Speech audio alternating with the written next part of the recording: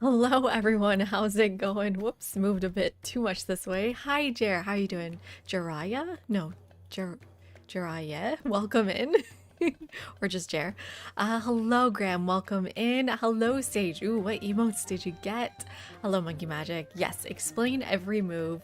I'm trying to do, like, I tried to do this on my own. I thought, like, I re-recorded it so many times. I thought if I stream it, I'll actually commit to getting this done, so hopefully we can make this into VODs later. Hi Strahotsky, welcome in. How are you doing? Oh, Graham, already claiming commander. That's 10,000 bits, or not bits, points. So expensive. You tried to be a tailor, but I just wasn't suited for it. I just did a so-so job. Oh my god. Okay, well, cheers to that joke. Welcome in, everyone. Let me know if you have any questions. I have over 1,000 hours now. Let me check how many hours I'm at. Can open up some Steam here. I have 1,200 hours into this game. That's quite a lot for a game that's not even out for a year. Hi Tears, welcome in. And hello Ski, how are you doing? Welcome in. How's everyone doing? I don't really have a plan. I've also turned off chat on the left. Let me turn that back on, so you guys can talk to each other if you'd like. Hello, Never Sure, you're up early or never went to bed. Welcome in, how's it going? Hello, Cripsis, oh my god. And hello, Eat My Shorts. Damn, we've got 2 commanders to name. Am I gonna remember this? What is the meaning of life, the universe, and everything? 42? 43? I forgot the answer. What's the answer? 42. Plans are overrated. Well, okay, I could play my favorite combination for this run, which is Xerxes Axum. I don't know if that's maybe a bit too powerful for the beginner's guide. We could also do, who's like a beginner-friendly leader? If you were to tell someone who's just picking up the game for the first time, who would you ask them to play? 42. Okay, 42 is the answer. Well, that's what I'm thinking about, Monkey. Do you have any suggestions? Also, this mic keeps like falling. There we go. Most people go Augustus on their first run. Yeah, but that's not a very good beginner-friendly one. You know what I mean? His kit is super custom because he does something really powerful that a lot of the other leaders don't. So you plan your game around Augustus versus someone like, you know, Confucius. You don't plan the game around him. He just benefits you no matter what.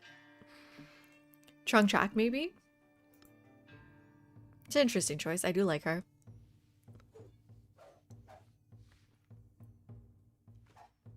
Frightski? Oh, Benjamin Franklin is probably the most vanilla, isn't it? Hi, Yogurt. Welcome in. Right? Welcome in, Prof. 2. Ah, I hate him, though. Also, I barely have any experience with Benjamin Franklin. Pachacuti, maybe? Ooh. He's pretty good. He's strong, but you don't plan too much around him. Well, you do. You have to plan around mountains. Tecumseh is a good one. Really strong as well. Hi, Jacob. How you doing? Welcome in. Vanilla, as in what? Himiko of Wa, but that's partially because she's your favorite. She's also versatile and works with every civ. She is very, very versatile. That's a good point.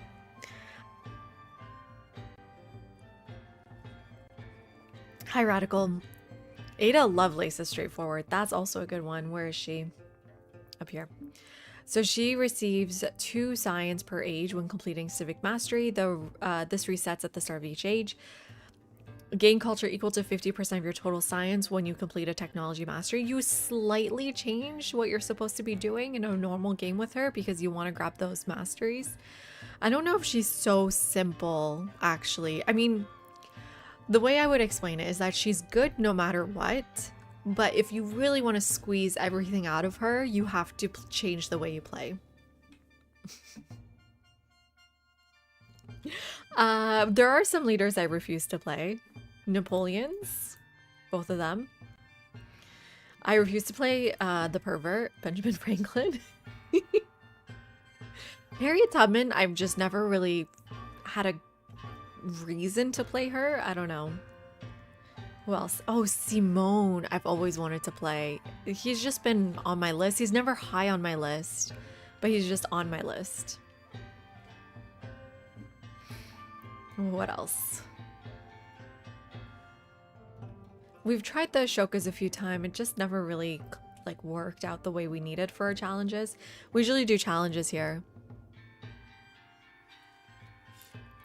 Simple mementos are going to be key here for what people have already unlocked. I don't know what people have unlocked. I don't know what's unlocked immediately. Exactly, Tears, exactly. Isabella is maybe a good, like, basic leader. Is everyone just telling me you don't like Xerxes? Which leaders are hard to optimize? Okay, good question. I think Harriet Tubman is one of them because you are really dependent on the AI or your neighbors doing what you need them to do, which is declaring war against you. You have no control over that. So she's going to be kind of hard to optimize. And then I think same thing goes with Himiko. Even though she's really strong, having alliances grant you your science can sometimes be difficult if the AI starts hating you, but you can usually get one friend. So things that rely on the other leader or the other players to work for you, I think become hard to optimize. And then otherwise, any other ones you guys think might be hard to optimize?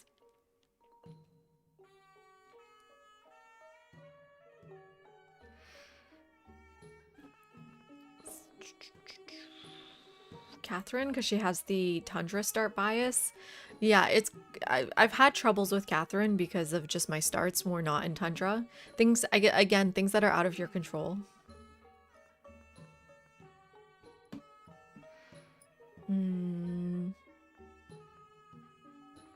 I think that's about it. Machiavelli's great. Yeah, that's about it. You know, someone like Hatshepsut is really good for a new player because you just need resources. It's very easy. Spy penalties for Diplo heard after a bit. Have you tried doing spying with the new leader? Mbob? Is that right? Because she gets the no influence penalty for your espionage being revealed. I wonder if you've tried it with her yet.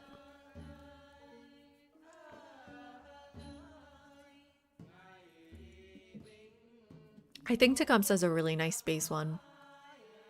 But he's DLC. But with Harriet, yeah. She gets influence towards initiating espionage. So they're about half off. They are half off. But she doesn't... but Saida gets no penalty for being revealed, which I think is actually more powerful here. Yeah, it's just not as fast as you would think it is, Googly, unfortunately. The espionage ones take 20 turns. It's not as quick as you might expect. Okay, Tecumseh I'm leaning towards if he wasn't DLC, I think.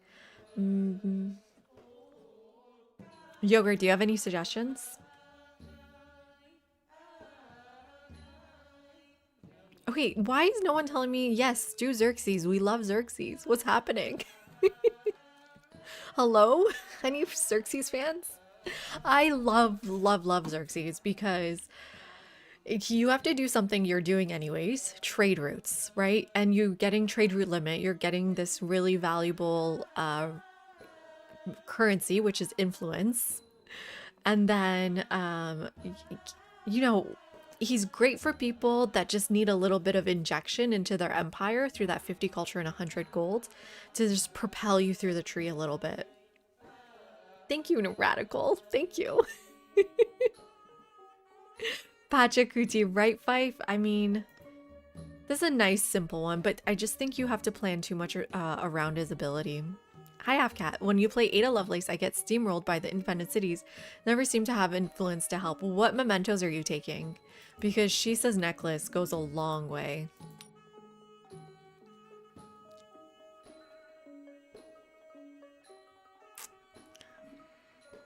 These are my favorite mementos. And you can see 3 of them are actually from Tecumseh, so that says a lot too. We should do like a Q&A session.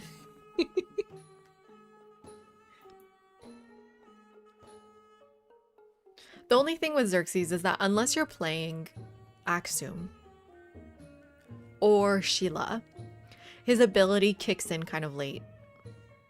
Right, pre-roll, thank you. Okay, we do also do mods here, Halfcat. So I have the mod that unlocks all mementos and lets you search them and lets you favorite them. So recommended. I have a child. I don't have time to unlock all the mementos. Okay, so I'm narrowing it down. We're thinking Xerxes, Tecumseh,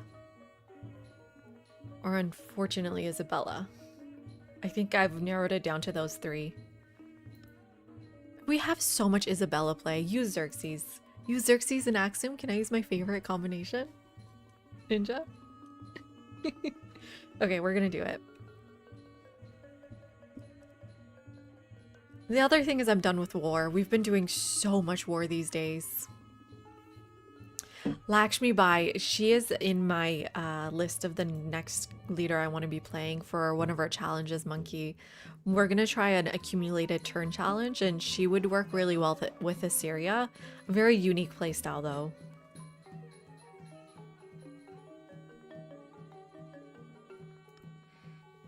Honestly, Hatshepsut, too. Very basic leader.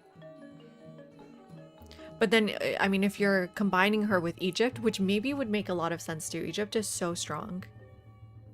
I did add the clear agendas mod. I didn't put it in my list yet, though. I want to see what it's like. Hi, Post. How you doing? Welcome in. And hello, Stealership. I didn't say hello to you, but welcome in to you, too. Okay, I'm adding Hatshepsut to the list. I'm taking out Tecumseh because I'm sick of war. You don't need to do war, but It is quite strong. Xerxes Axiom is too unique. Yeah. How about Hatshepsut Egypt? Holiday start tomorrow. Ooh, when is choir coming to visit you? I think we're gonna record it. We're gonna probably splice up the VOD here. Okay, pick 3 and let you guys vote. I mean, we're not really a democracy here, but okay. Oh, and cheers to you, Post. Oh, Jose, that's a good one. He is super basic. Too basic, no?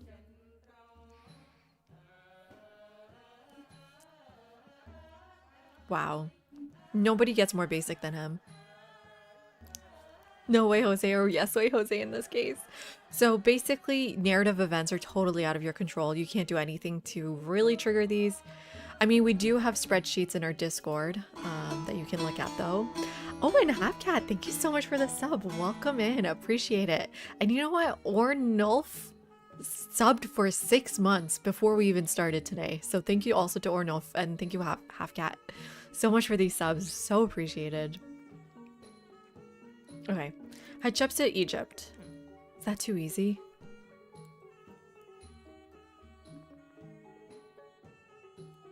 February 11th. Okay, sick. I'm so excited for you. We also just need to think about the civ we're picking.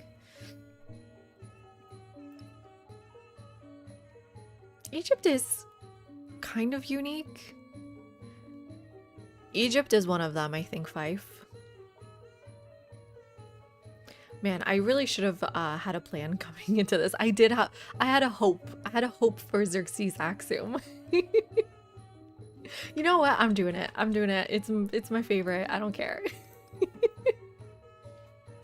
And then maybe we'll go more basic for the memento. So you guys are saying to pick the ones that are at the top, right? Ones that are already unlocked for everyone?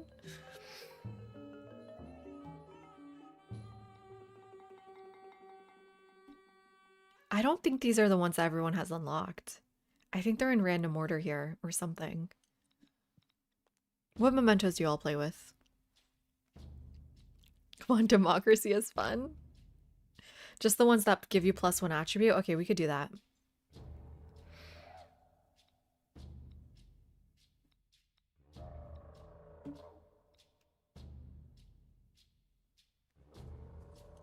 You like the Scout Vision Pew? I think that one is late to be unlocked. Okay, let me type in attribute. So we can do people get Jesus necklace early? Hi Flake Plunger, how you doing? Play with Xerxes mementos only? Oh, that I can do. He's got the strongest mementos. +1 trade route limit? Oh my god, Fife. Should we do this? And Chalcedony Seal? Should we just go all in on Xerxes? I think Incense Sensor is an early one. More early than Chalcedony Seal. Okay. I like it.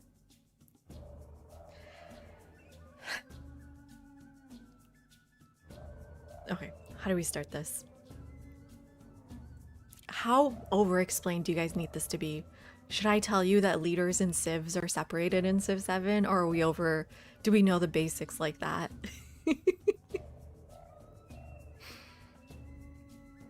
Okay, let me start here. So the first thing I need to mention is that I am playing a pretty heavily modded game with just UI mods. They add so much to the game. Hi Fuzzy, how you doing? Welcome in. Or Locky. Hi Locky.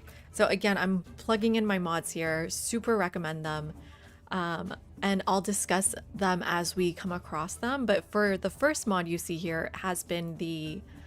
What is this one called? The Better Mementos Editor. It lets you search your mementos. It lets you favorite them. It unlocks all of them if you would like. You don't have to unlock all of them. That's just an option you can click, and you can watch my mods video to find out more about it. And then the second thing you want to do is first pick a leader. So in Civilization 7, leaders and civs are separated. and you try to synergize them as best you can. So that's what we're going to do here today. We're picking Xerxes because I've been playing a lot of war. I'd like to do something more diplomatic. And what you see here is that he gets +1 trade route limit with all other leaders. So in a general game, you can trade with every other leader once, and then you can spend this currency called influence to trade more with them. Xerxes doesn't need to use the influence. He gets a base of 2. On top of that, we're going to grab the gold fluted Fial, which gives us +1 trade route limit with all other leaders. So we're at a base of 3 trade routes with everyone for free, basically. I mean, it is taking up a memento spot, but still. And then you really want to play the strengths of your leaders. For Xerxes, that's going to be trade. You see here, he gets +10 trade route range. In a general game, in Antiquity Age, you have +10 trade route range base, so he's at 20 on land. And then for sea, I believe it's +30, but we'll double check that. When he sends out a trader, he gets a flat 50 culture and 100 gold. This is really strong because it's just a quick injection of currency into your economy. And then he also gets +1 culture and gold per age on unique buildings and improvements. The other memento we're taking here is the +2 culture for every active trade route. So again, doubling down on his strengths here. And what is exactly a unique building or improvement? So that is attached to your civilizations. A civilization like Axiom, that we're going to be playing here today, gets a unique improvement called the Hawit. This is kind of like if you've played Civ 6, you know city-states have the what do they have? What is it called? The Moa heads? You guys know what I'm talking about, right? So you can place these on rural tiles, and you're usually not limited to how many you can place in a settlement. So for the Hawit, you can place them anywhere as long as they're on flat terrain. Hi, Kindred.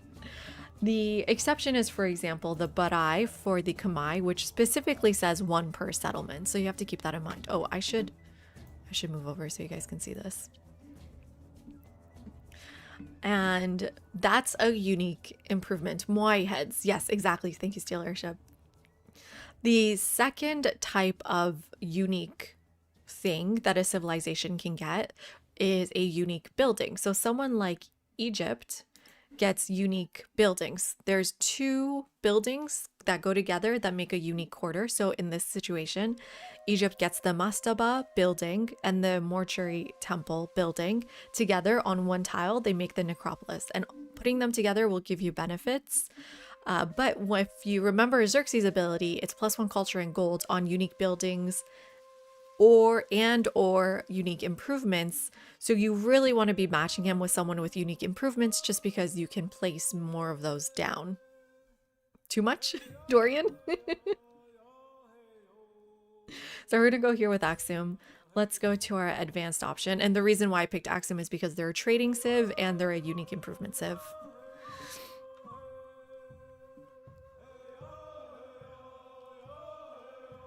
I barely played Humankind Intrepid. I don't really know how so.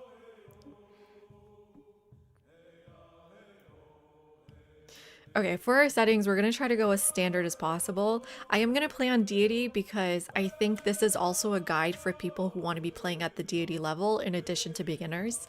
And also, I mean, the game is just different on different levels. Like, the AI behaves differently, and the more you play, the more you understand their behavior and their choices. And so the more you play on deity, the better you'll get at it, because you start to understand, oh, why are they moving this way? Why are they settling here? And so I think it's better just to stay on the level I'm used to. I know a lot of people prefer continuity over regroup. Let's talk about this. When the game first came out, it was on this setting where there was a harder reset on age transitions, meaning your units were capped to the amount of commander spaces available on age transition, meaning not every unit would come with you into the transition. Only if you had enough space for them would they come, and including city centers plus commanders. The second hard reset was you lose all boats. Oh my god, hype train. Thank you, everyone. The second thing was you lose all boats on age transitions. People really didn't like that. They also didn't like losing merchants, settlers, and scouts, and those are still available in the regroup setting. I personally prefer regroup. It's how the game was designed.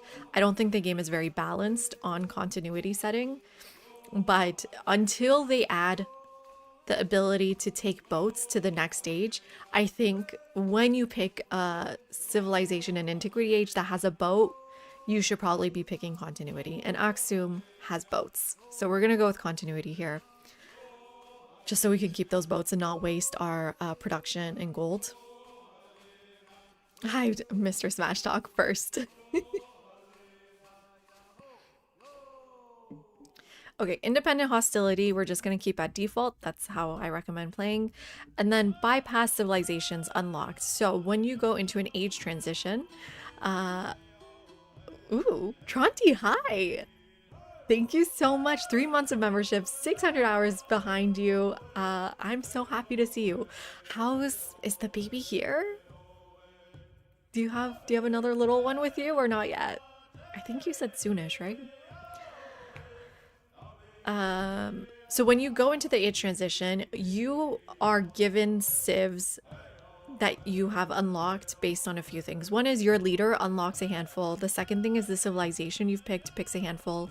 And then the third thing is there are activities you can do in the game to unlock civilizations. Things like settle camels for the Abbasids, or build temples for the, build altars for Bulgaria, things like that. What are your all's preference here? Disabled or enabled? So if you disable it, then you have to work to unlock civilizations. If you enable it, you bypass it. Hopefully it's not too confusing. Hi Willow, yep, back to the grind. Disabled. Okay, disabled it is. And then the next thing you need to choose is your map type. You want to usually pick ones that make sense for your civilization. So for example, if you're playing Tonga, who gets the ability to go to distant lands in Antiquity Age, you don't want to be playing Pangaea, which has very limited distant lands, or Shattered Seas. I think we are really flexible on our map type. Archipelago would be kind of very cheesy with a naval civ. So I don't want to do that.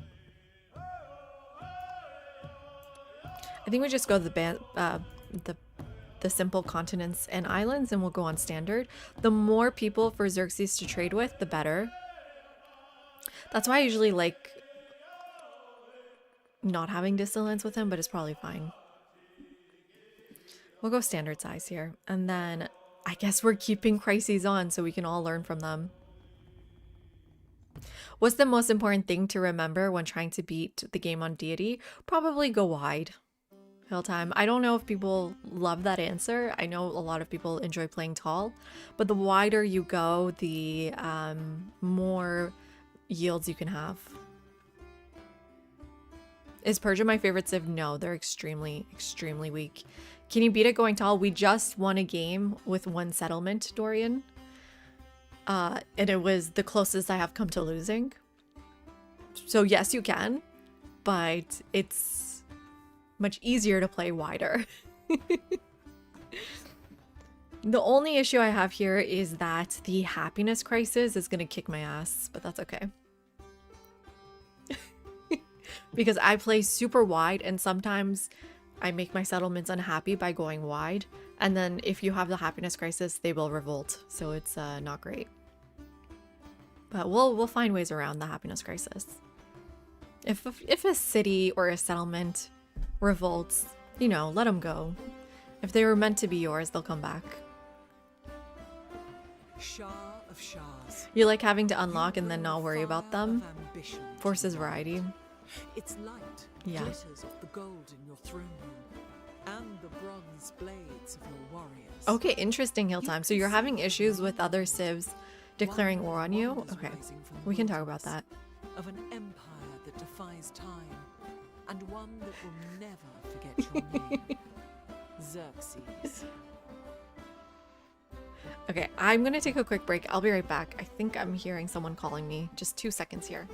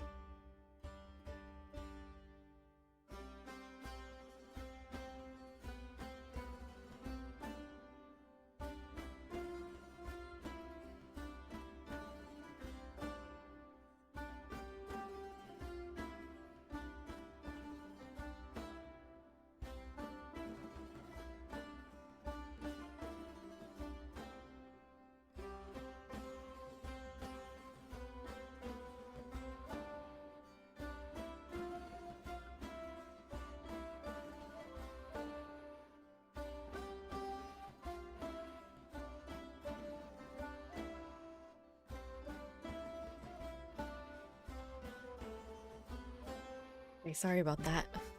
My daughter's apparently scared of the dark or something. I had to go turn on a nightlight. Hopefully she's okay though.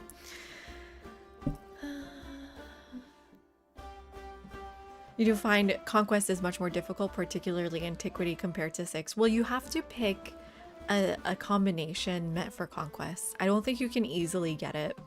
I mean, okay, what should we do? There's a few things we can talk about. Can you all remind me to talk about Conquest and relationships with other civs? Because I think those go hand in hand. But first, we should probably discuss this start. This is an amazing start, first of all.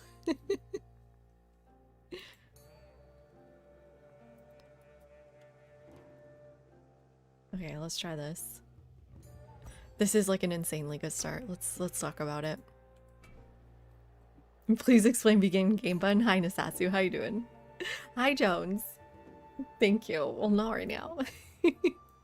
Okay, let's talk a little bit about this start and how it synergizes really well with Axum. So Axum is a civilization that wants to be settling adjacent to coast. Let me turn off chat for a second so you guys can see it. You see here it says +3 gold on resources in settlements adjacent to coast. What that specifically means is your settler and your palace, or your city hall in other situations, needs to be adjacent to coast. Not the resources, not just an urban tile, but specifically the palace. Every civilization gets production towards a wonder. Everyone can build that wonder. You just get a bonus to producing that wonder to give you a head start. So we get 30% towards the Great Stele. And then we also get a unique ship called the Dao. This gives us +4 combat strength on coast. So again, being coastal is super important. And then it can cross borders of other civilizations. This is a really unique ability of Axum, and it allows you to go into someone's borders and create a trade route. And then when you do create a trade route using the Dao, you can get the Tanqua, which is the unique trading boat, and it has +10 range, so you can go even further than other civilizations, and you get +2 gold from this trade route. So very, very strong to use Daos to trade. So that's going to be one of the first things we unlock here. We already discussed the Hawits, but one thing to keep in mind is that they get +1 culture and 2 gold for... Sorry, they get +1 culture for each adjacent wonder and other Hawiti. So you want to bunch them together. So we want to keep that in mind, but they can only go on flat land. And then the last thing you want to keep in mind is that civilizations get unique traditions. These stick with you through the eras. And Axum has, pretty good ones. They get +2 culture and gold for every active trade route. Again, really great with Xerxes. They also get 15% gold in cities adjacent to coast. You want to keep an eye out for this term, cities versus settlements. Not every settlement is a city, and any bonus you see towards only cities is going to be kind of weak. You're not going to have too many cities in a game. And then the last one is 2 culture and resources on or adjacent to coast. Okay. So you hopefully have seen my planning how to plan your first city video, but we'll go over some of the basics again. There are, how do I explain it? There are 3 types of adjacencies to keep in mind. For science buildings, like the library and the academy, you want to put these next to resources. So something next to the camel and the elephant is a really good spot. However, urban districts need to touch each other. So I can't just plop my library here and nothing in between. I'm gonna have to grow towards this spot or this one. They're pretty equal. So instead of planning my library, which you can see is unlocked in writing, that far from my palace, it makes a lot more sense to plan my academy there. Even though it's going to be quite a while before I actually unlock it and get to place it, it's also going to be quite a while before I have 2 other districts to actually reach this tile. Then we kind of want to see, okay, what's second best spot for the library? Something that's going to be unlocked quite quickly. You want to preferably next to your palace if possible, and next to a resource. So this is a +4 library. The second type of adjacency you want to think about are your mountains. And is it just mountains? Yeah, mountains and natural wonders for your culture buildings. So if I put my culture building next to my palace here, I get no real good benefits. Instead, you're going to want it next to these two mountain tiles, getting +5 culture, +2 influence on it. And those are the two main things you want to think about when planning districts.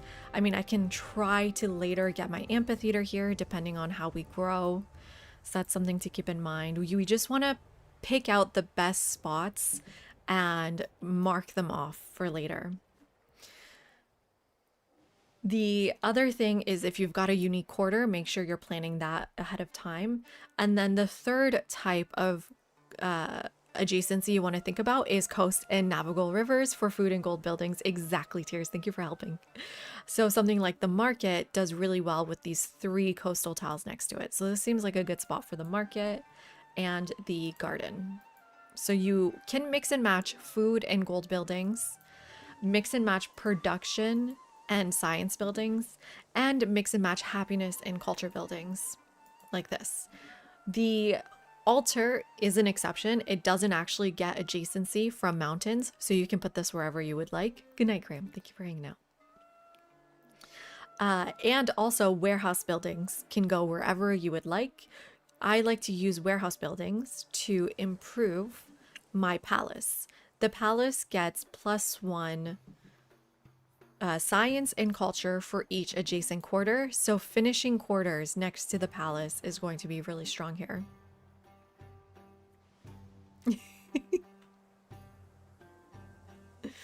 And then I'm separating out my fishing quay and my harbor because there's not a lot of buildings that actually go in the water. You know what? I don't even think there are 4 buildings. Yeah, I'm gonna actually put these together because no matter what, this will not be a quarter. And then this leaves 2 empty spots next to my palace, perfect for warehouse buildings. So the granary can go, well, depending on which way we want to grow first. And I'm deciding that based off of my resources. I think I'd like probably the tin first. So granary's going to go here.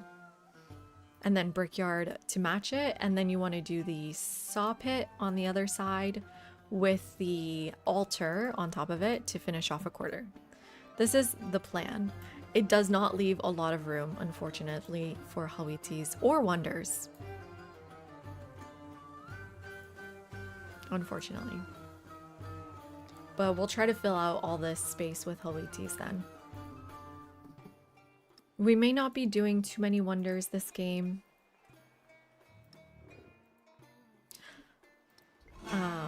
But we'll see. Oh my god, Sassy, welcome in. Thank you so much for the raid. Welcome into you and yours. Cheers. How's it going, Sassy? Shout out to Sassy. Another awesome streamer, plays a lot of variety games, Valheim, sometimes Civ, same games that I like to play. And thank you for the sub being today. Welcome in. Oh, did I miss Tronti's message? Hopefully not.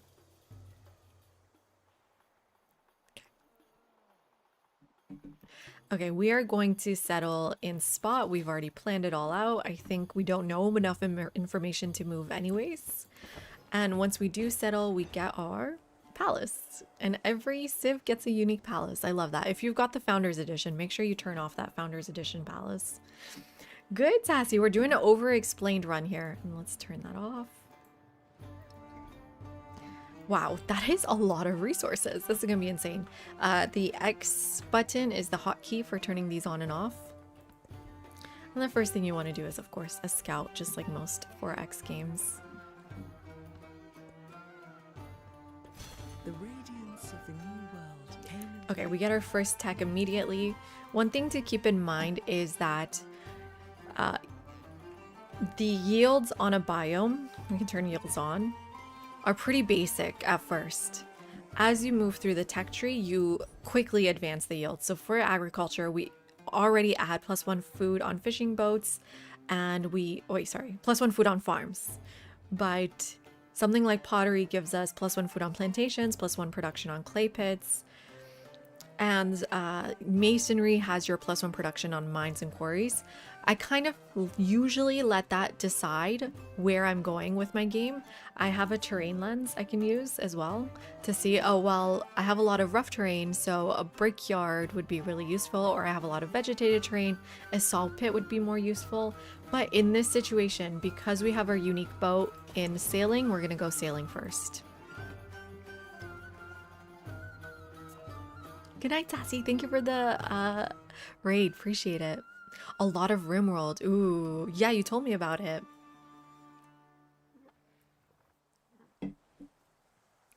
I would try to at least get 2, if not 3 scouts. You want to move 1 tile and then do your search to give you a sense of which direction you want to head out into. And then you want to go towards these discoveries.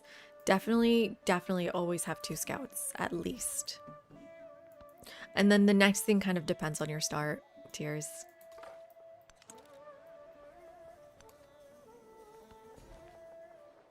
Okay, let's go for our first growth event. So you can see we have a few options. Usually I like to direct my rural tiles towards resources that I think will be helpful.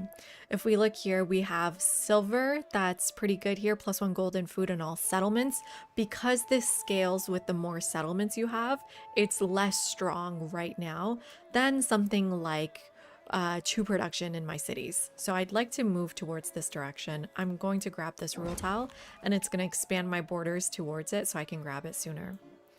We also have 4 golden cities. You know what? That would have not have been a bad one either. And pearls, I don't need happiness right now. Well, not so desperately as I need production. Hey, Witty, welcome in. Why is it so laggy? Are you guys noticing that? Oh man, I think one of my mods must be doing it. I did recently get a couple of new mods. I got the new, what's it called? I got the new Civlopedia Plus mod. Could that be it? So for example, I don't know, pillaging? Yeah, I have more information with this mod. This is so good though, look at this. Oh my god, and AJ, thank you so much for becoming a sponsor. Welcome in.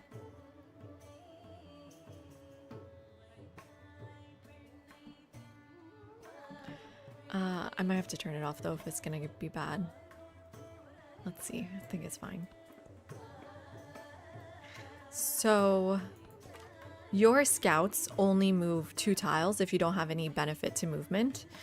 What you want to do then is you're not going to reach this tile right this turn anyways. So instead of moving to this next tile, you want to search while you can. Because no matter what, I'm going to grab this next turn anyways. Oh, is that what happened? Tronti bought it? Oh, I was like looking through. I was like, I don't see what's happening here. Thank you, Tronti. Thank you, Yogurt, for pointing that out. And thank you so much, Tronti. Appreciate it. And grabbing these discoveries ends your movement. So keep that in mind too. So you get 2 decisions from these discoveries. Well, usually you want to focus on culture and on science to boost you through the tree. And you know what? It's not so bad getting a bit of happiness here too. So we're going to grab that. You want happiness to speed up your celebrations. So you see here it went from 30 to 22 turns.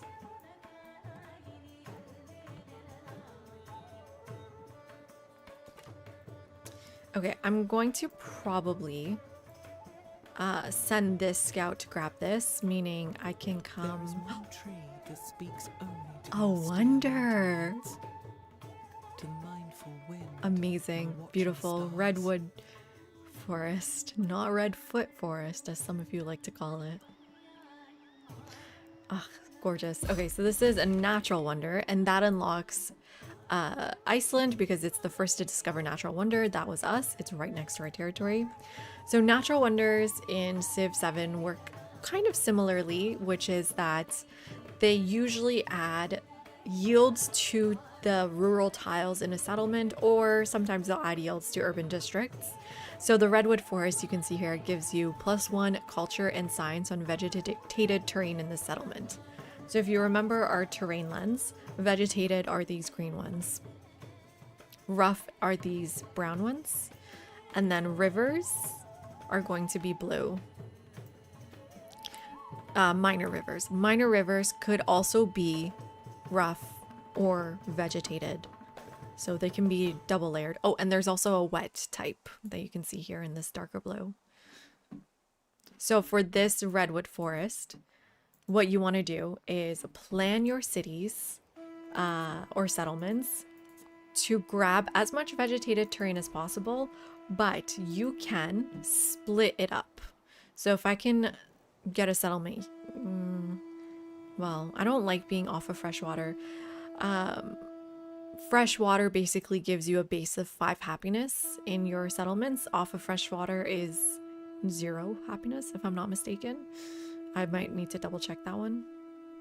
So I could settle something like this, and then settle something like this, and then you see 2 settlements get to grab it, giving you a wider range of tiles to get vegetation and the bonus.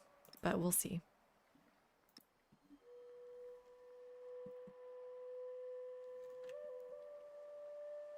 But then Axum, you want to be coast. It's Truski. Uh-oh, what is happening in chat? So let's get closer here. Zazie abandoned you. Oh no, welcome in, Gothic. Sorry you've been abandoned by your mother. I could go through the north and hope there's a way around. It's hard to use appeal to know if there's a way through. Should we risk it? Let's risk it. There might not be a way around. Okay, we're 7 turns from our boat. I think I can squeeze in 1 more scout before we need to start making boats here. We're working our way towards that tin.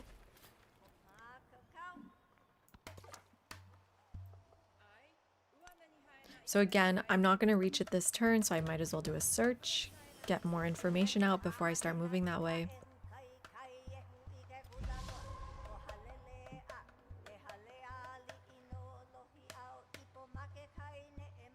Tall means your cities are huge. It means you have a lot of population. It doesn't mean you stack them on top of each other.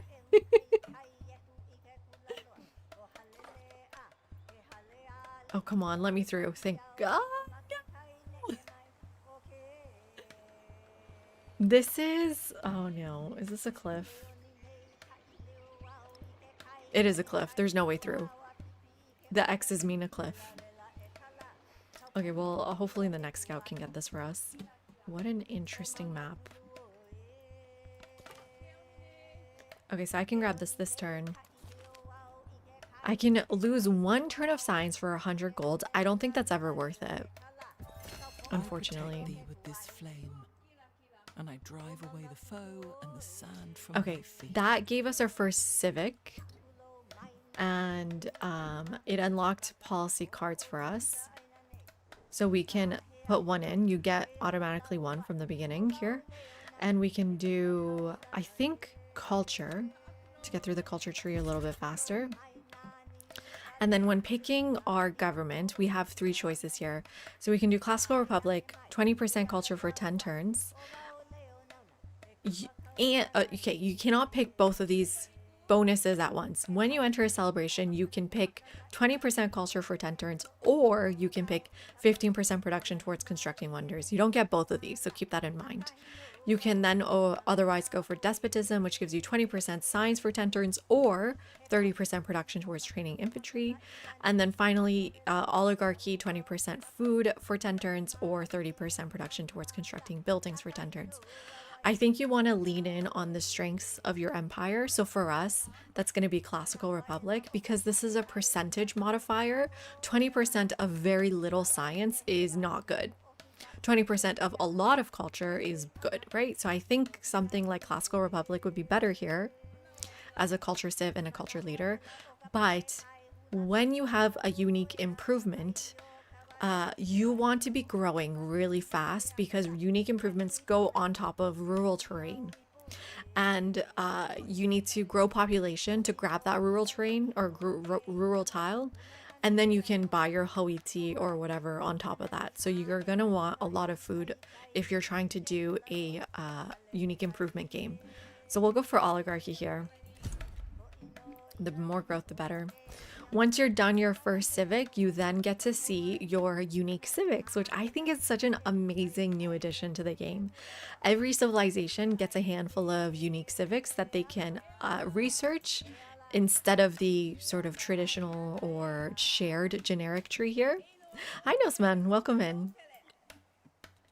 And sometimes it can be a very hard decision to know, are you going for something like discipline that gives you your unique commander, or sorry, your army commander, they're not unique, and also survey, one of my favorite cards for the early game, which is +1 movement and sight on your scouts. The more information, the better.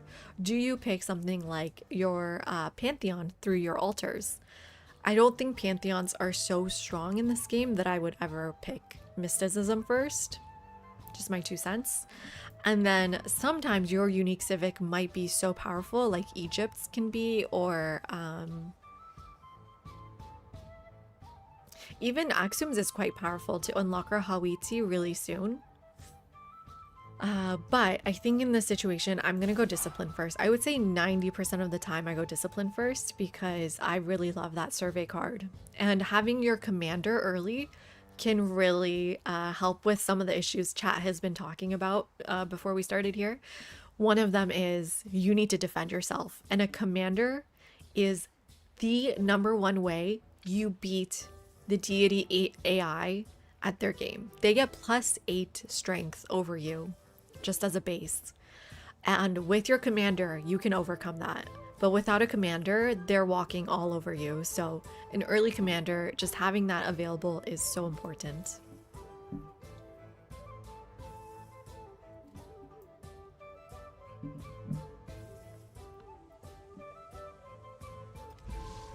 Okay, it kind of looks like we're coming across a dead end here. Let's do a search. So in 5 turns, I can grab this in the water. Until I get sailing, I can't hop into coastal terrain. So here, I want to move another time. I don't want to do a search because I want to get to this next turn.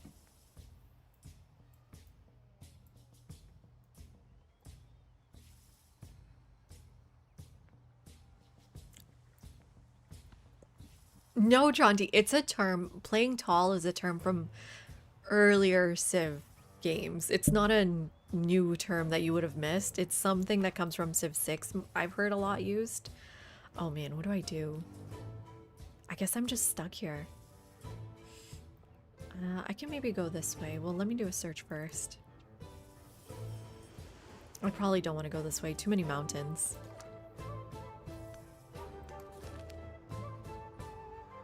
Yeah, we have the same narrative event again, or discovery event.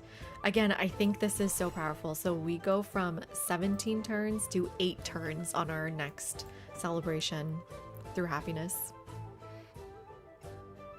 It's an old 4x term in general. Okay, good to know. Never sure.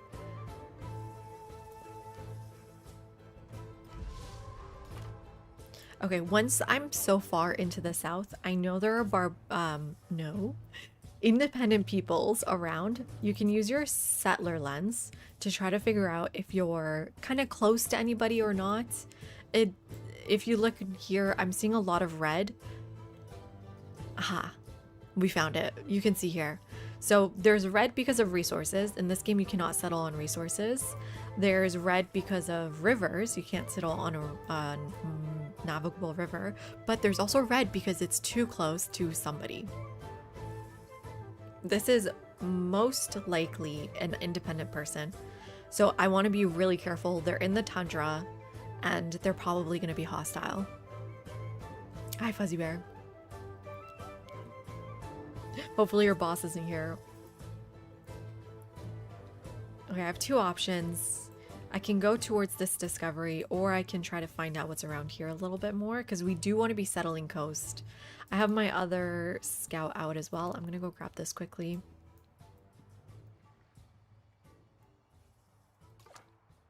Okay, I think it's early enough in the game that I can move this way and be pretty safe.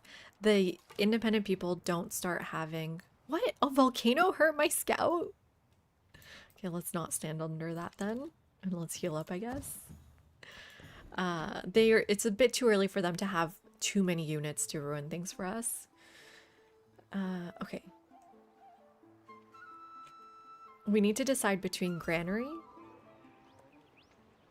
and Fishing Key now.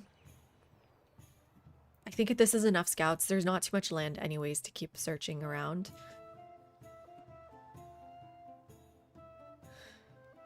Here's what we're gonna do. We're gonna put down the Granary. We have a plant on top of this farm. What this is gonna do is it's going to return that population to us. However, when I grow... Well, I shouldn't be able to grow here. Never mind. I can grow to the 10. So it returned the population. We can grow to 10. We're now at 3 population. The Granary is what is going to add a population for us. And you want to get to 5 population as fast as possible, because with 5 population you can build a settler. Hi Codemon, welcome in. Okay, next turn. Yes, we're ready. Oh, break time.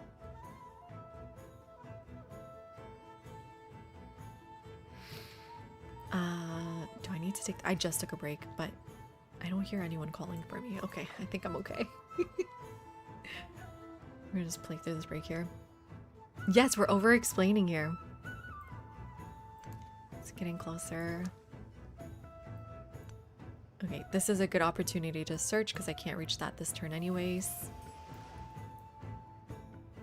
Okay, maybe I'll take this break. Are there any questions? Class, any questions? Can I answer anything for you while we're in the break here? I don't want people to miss it. Or also get a good sense of where we're going. Is this too much information, everyone? I don't know. You do both in Stellaris. Wait, okay. Playing tall is fun in Stellaris. You do both in Stellaris and doing a wide run with Galactic Defender at the moment. Half the galaxy are my vassals. They're asking, or diplomacy methods. You mean aggressive diplomacy? Well, Yogurt, if you have questions, let me know. You don't have to think for questions for other people. Okay, so I'm gonna jot this down in my brain. I need to talk about relationships with other people. How to defend yourself.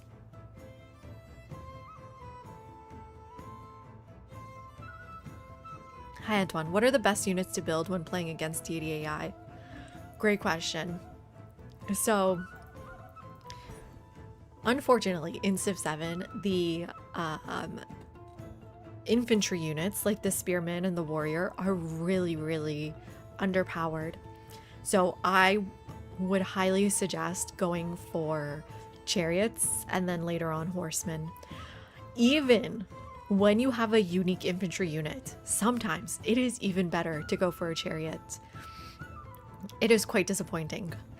The reason why I think they made infantry kind of weak is because they're very cheap to produce. I wonder what's the difference.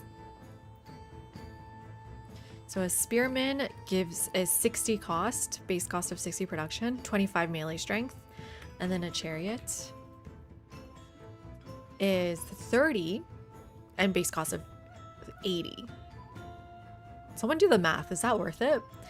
But they are much harder to kill, and so it doesn't matter that infantry are cheaper to produce because they just die, unlike chariots. So it's better to invest that little bit extra into a chariot.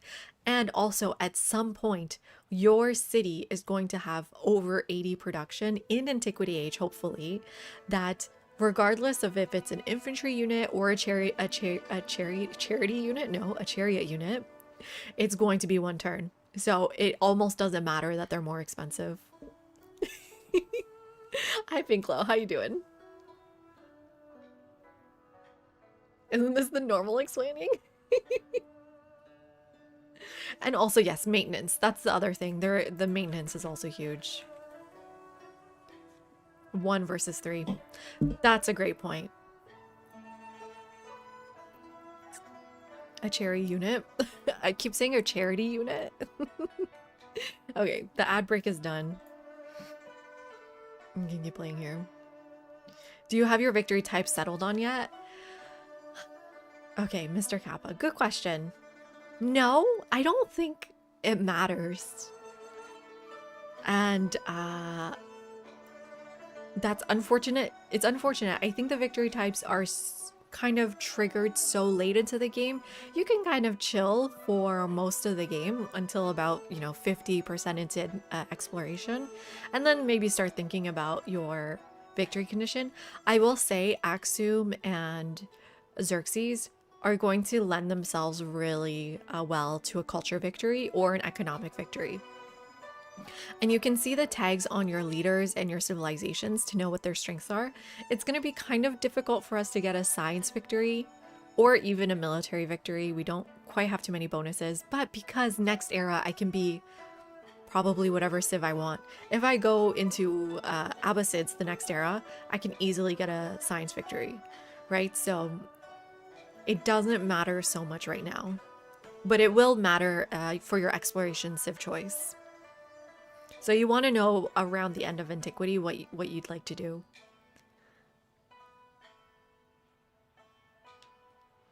Yes, okay, no, yes, Witty. That's something I was super concerned about too. The happiness does accumulate and lets you chain celebrations. So don't worry about grabbing happiness when you're in a celebration.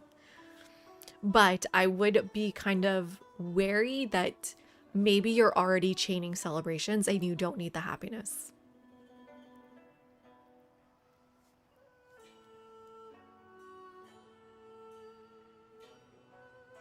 You were playing Civ 5 earlier. Civ 7 is more fun. Well, definitely the combat's improved. That's a good point.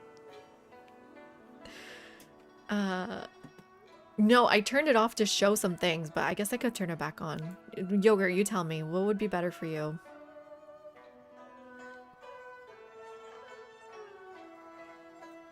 Maybe on is better? Just let me know if it's blocking any information. Okay, let's get started here. Mom aggro. Hello to Yogurt's mom. What is the mom of Yogurt? So for example here, I'm so close to my celebration, 5 turns away. This gold could be quite valuable for us. I think I'm gonna grab the gold. I don't really value happiness. Not too much, just a little bit. You don't need to be too happy. You just need to be happy enough. Okay, we can finally grab this one. Okay, so losing 2 turns of culture for 60 influence. No, never. Not this early on. Every turn matters right now.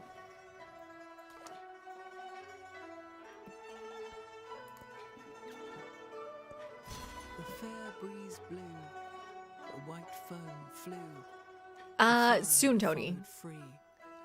But I can't say when. I don't think so. Okay, we got sailing here, so that gives us our dhow. It gives us our harbor as well, a new unit that's been added, or building to the game. A new building that's been added to the game if you haven't been playing since the recent patch. And then also allows my units to embark into the water. So we're gonna go in here. Oh, stupid cliff.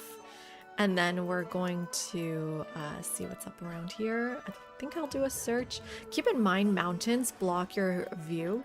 So searches sometimes are not that valuable if there's too many mountains. Like here, I can't see to the right.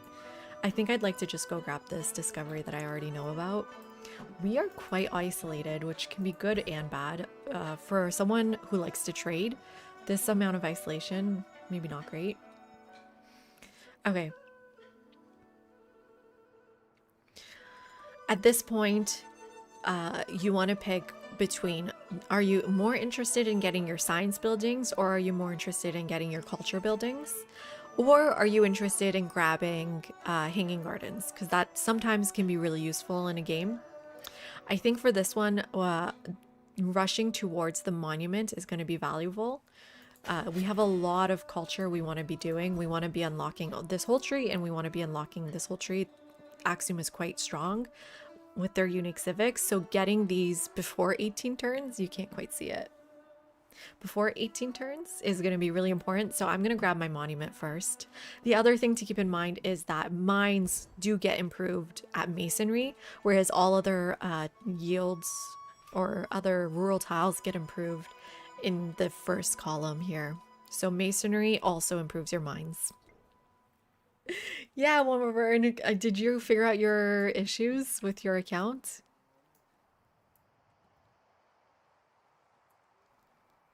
Nice. It's been lovely having you around. I've been playing Red Dead Redemption, everyone, on Twitch. If you guys are mostly know me on YouTube. Okay, let's grab this. So yeah, definitely science is way more valuable than happiness. IRL too, I guess. Let's go grab this one here. Okay, one more turn till survey. I hope I remember to put that in. Let's go to the next turn here. So here's a little bit of a trick. Do nothing which is of note. I am 1 turn away from producing my granary, and I am at 4 population. I want to be building settlers as soon as possible, and to do that, I want to have 5 population. You can buy the granary here for just 16 gold because it accounts for the production you've already put into it, and it's really cheap sometimes to buy it on that final turn. 16 gold is nothing. And now I can go back into my production and see I can actually build a settler this turn. And I don't have to wait 17 turns for growth. If you look over here, my city hall mod, I believe, is telling me I've got 2 urban population, my palace, and my granary, and I've got 3 rural population. This, and... What?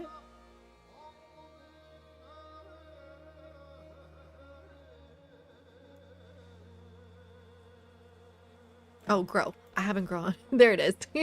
And whatever we pick here. Okay. So I am building a settler. Production could be quite valuable here.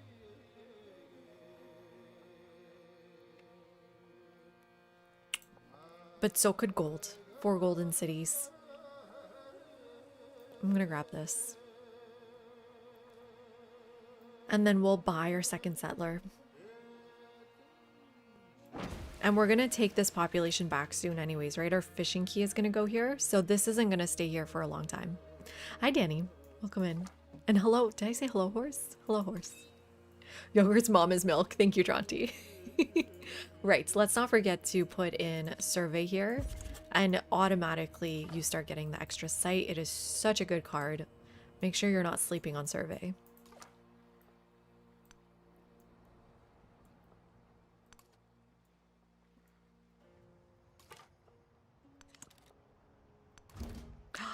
Our first neighbor. Okay, let's meet her. मी राणी लक्ष्मीबाई आहे स्वातंत्र्याची रक्षक व माझ्या जनतेची माता. So when you meet a civilization, you can be friendly or neutral. Don't be hostile. I don't think there's ever a time you want to be hostile in D&D AI. You're not ready for that war. You want to be friendly if you meet a civilization you're scared of and they're very close to you. So if I'm meeting Frederick, who I know loves to go to war, if I'm meeting Assyria, Genghis Khan, I'm gonna probably pick friendly. Otherwise, your influence is so valuable, especially early on. A neutral greeting is fine for someone who's playing Maria. She's kind of far away. She's not that strong of a military leader, not early on at least. The second thing to keep in mind is when you meet someone, they have an agenda. We just got a new mod that clearly outlines what happens for their agenda. They like people with the highest yield and they don't like people with the lowest yield. So just be better is what she's saying. We can definitely be friendly with her. With other leaders, you can run endeavors. If you're having trouble with civs attacking you, as you all mentioned earlier, what you can do is firstly do a friendly greeting. Secondly, you can run an endeavor with them early on so that they support it. And the third thing is to look at their agenda and play towards keeping them friendly. The fourth thing you can do is send them trade routes. It's going to be a little bit of while before we can do that, but that's definitely an option. The fifth thing we can do to avoid them declaring on us is having a high military score as a deterrence. I have a mod here that tells me their military score and mine, we're about even here. We're 30 and 44. It's the bottom number. It's the bottom number. So if you get too weak, they will see you as a target. You don't want no scrubs.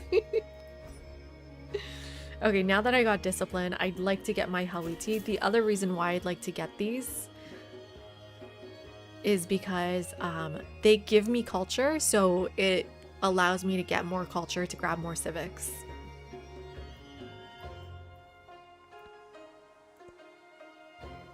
Okay, here's an unfriendly civilized independent people, Longcheng.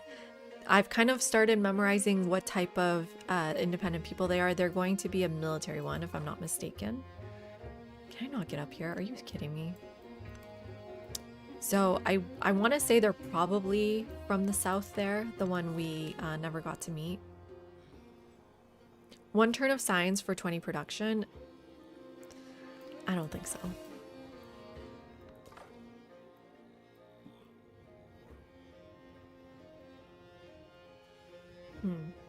Which way should we go from here? I'd like to go on this new continent here, or the new land here. Continents do exist in this game and they are important, but we'll talk about that later. This is a different continent. And this is the same. This is all Colombia. This is not Colombia.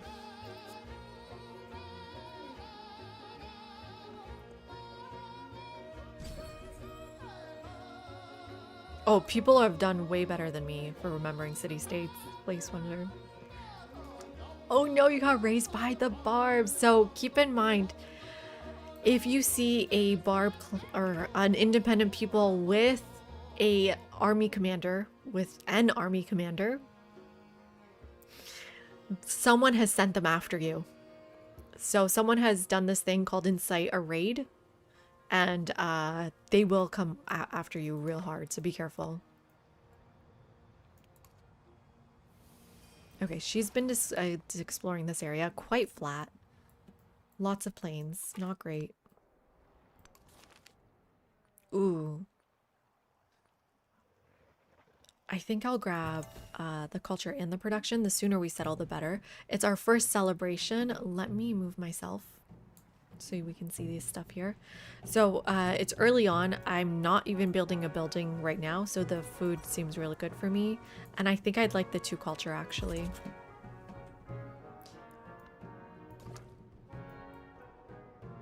So the way movement works in this game is that civilian units don't get stopped by vegetation or rough terrain.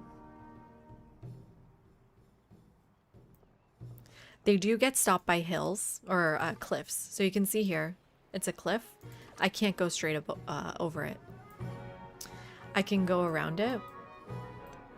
And they also get stopped by minor rivers. Military units get stopped by rough terrain and vegetated terrain. And wet terrain? I think my scout does get stopped by wet terrain. I'm going to double check this in a minute.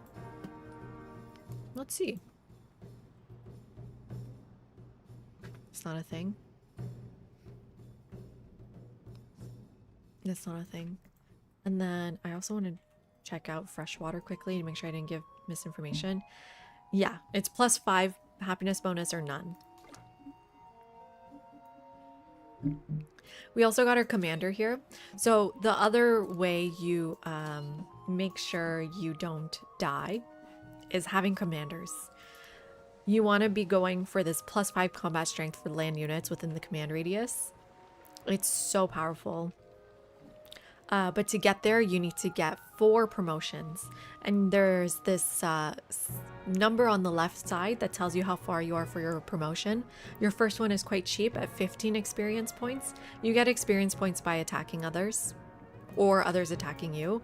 Within the 6 hexes the commander is attached to. I think it depends on the type of wet terrain. That's why it's so confusing, right? Are raids worth the diplomacy?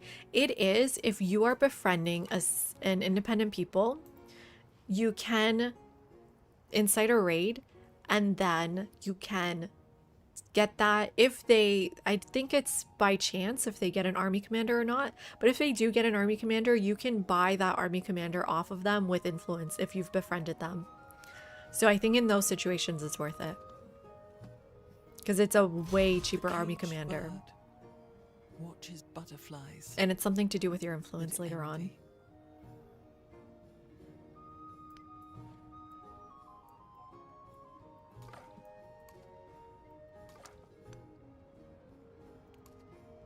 Yeah, so she's over here. Where's my other unit? Here. So this type of wet terrain doesn't. The oasis doesn't stop our movement. I'd like to move towards this. I'm kind of scared because I'm already low health. So let's go to our settler lens. Make sure we're not walking into any traps. We are. I think. Wait, are we? No, we're not. Okay, good. There's no one around. I don't want to stand under a volcano again. I'm going to just do a search. Spring flowers fade. Ooh, Valley of Flowers, everyone. It is not for the beast.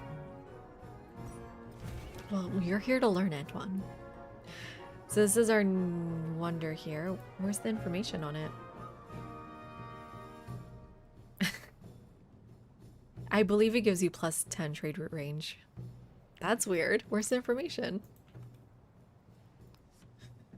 10 land trade route range. If you are in that settlement. And Vernock, thank you so much for the follow. Welcome in. Appreciate it. Let's keep searching. Interesting. I'd like to see the coast here for potential settlement locations.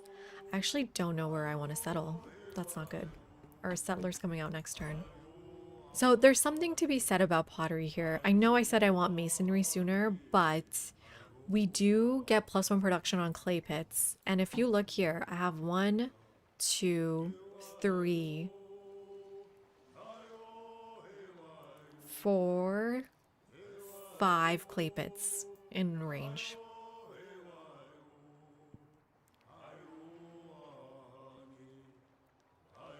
I'm only working 1 of them though. Probably 2 soon or 3 soon. I'm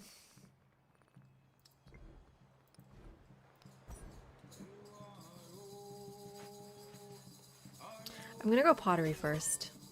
That production is gonna be valuable. The brickyard's gonna be valuable, and the Halwiti in 9 turns will give me a way to grab culture sooner anyways. Okay, here's our settler.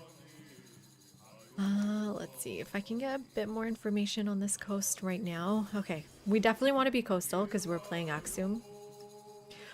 The things I like to look for when settling my next city, or probably hopefully my city, is resources, really good resources. Secondly, production, because it's going to hopefully be a city. And then thirdly, adjacencies. So resources where science buildings can go and mountains for culture buildings. I'm looking at this here that gets us a coastal city. It gets us the redwood. It gets us a really strong library. It's low on production. It's okay on production. It has an extremely strong monument right there.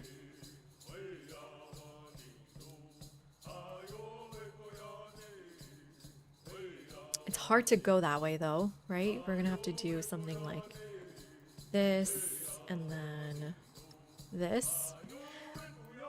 You don't need to be planning quarters next to city halls. There's no benefit, so you can spread these out if you'd like. It's got a pretty good coastal tile too if we'd like. And then we can do Fishing Key Harbor.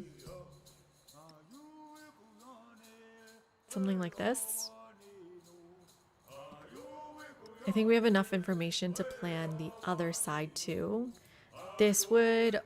Oh, I don't know how I can get 3 settlements in range of the redwood. I might just do... I don't really see a difference between settling here or settling here. But if I settle here, I leave it the possibility of another settlement grabbing this open. Right? So I think I'll do that for now.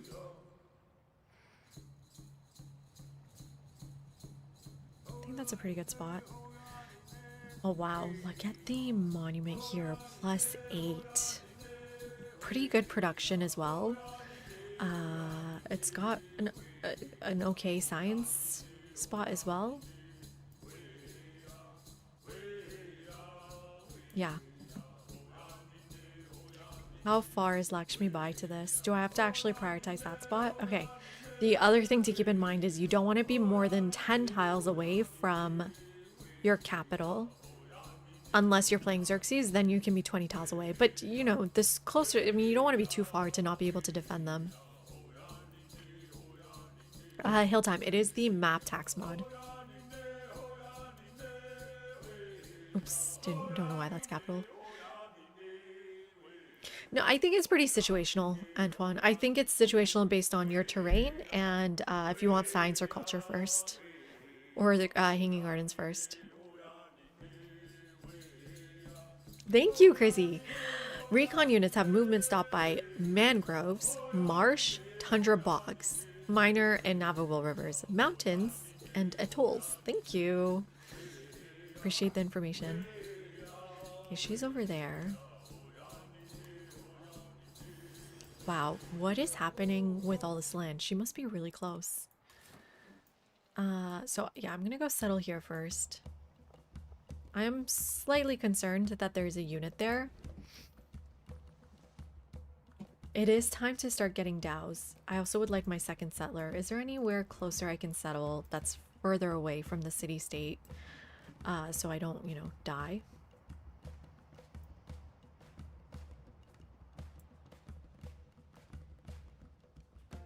This is too much overlap with my capital. This wouldn't be coastal, so it feels kind of a waste of a settlement. This is our continent. Go somewhere. Oh wait, who's this? Oh, there's someone right there. Is that her? And Ribbit, thank you for the sub. Welcome in. So appreciated. Thank you, everyone. Thank you, Ribbit.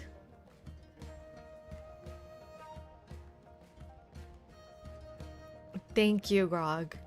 Yeah. I'm not seeing many other places to settle at the moment. I'm wondering what's behind the fog here.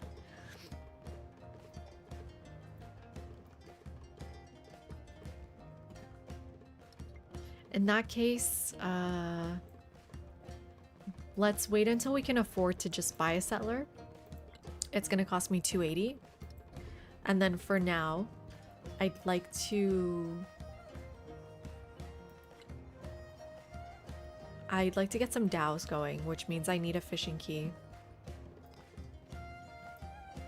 So I'm going to place this down. You cannot buy boats until you get your fishing key or harbor down. If you're wondering, I can produce them, but I can't buy them. And I like to buy my things. And then, okay, so this is what I was talking about. When you place down a building and you haven't completed it yet, you cannot grab the adjacent tiles. So this is why I cannot get this tile right now, is because my fishing key isn't actually done. So I'm gonna have to grab a different tile right now. I'm thinking silver is about to get kind of useful. I'm about to get my second settlement. And I'm hopefully gonna be boosting these wet tiles soon. Okay, move very carefully through here.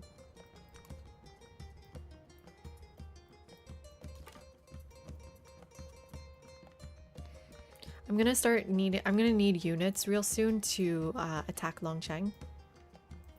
it's really valuable to attack in independent people to get commander experience. So go ahead and do it. But if it's going to be a militaristic one, they're gonna have a lot of units. Yulan is a gold one, so I'm actually guessing Yulan is up here. Ooh, a friendly one. Oh, we have 200 influence. We need to find a city-state ASAP. Gungnai, also gold. Okay, move slowly in case there's units around. Move up this way. So I can't grab this this turn. I guess I'll do a search. Might as well. Oh, they can't grab it either, thank God.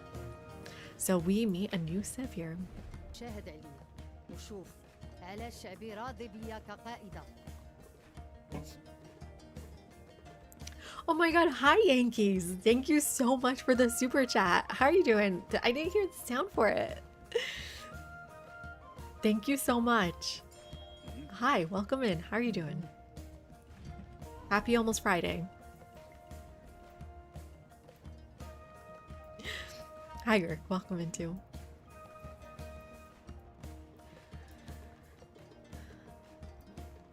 Okay. I really need to meet a city-state. It costs 170 to befriend city-states. So I'm at that number and I'd like to befriend them ASAP. Ooh, Harriet Tubman. Ooh, this is kind of hard choice. Is this culture or science? Is this culture and food? Two things is better than one thing. So here we meet. She's Now playing gotta Sheila. ask myself, There's no synergy you there. gonna be my friend Right? or my foe? Why is she playing Sheila? Let's be neutral. The voice actor for Harriet Tubman is amazing. It's getting to the point where I might just send an endeavor if I don't find a city-state soon. Ooh. We found our first independent people, Tioma. Okay, interesting.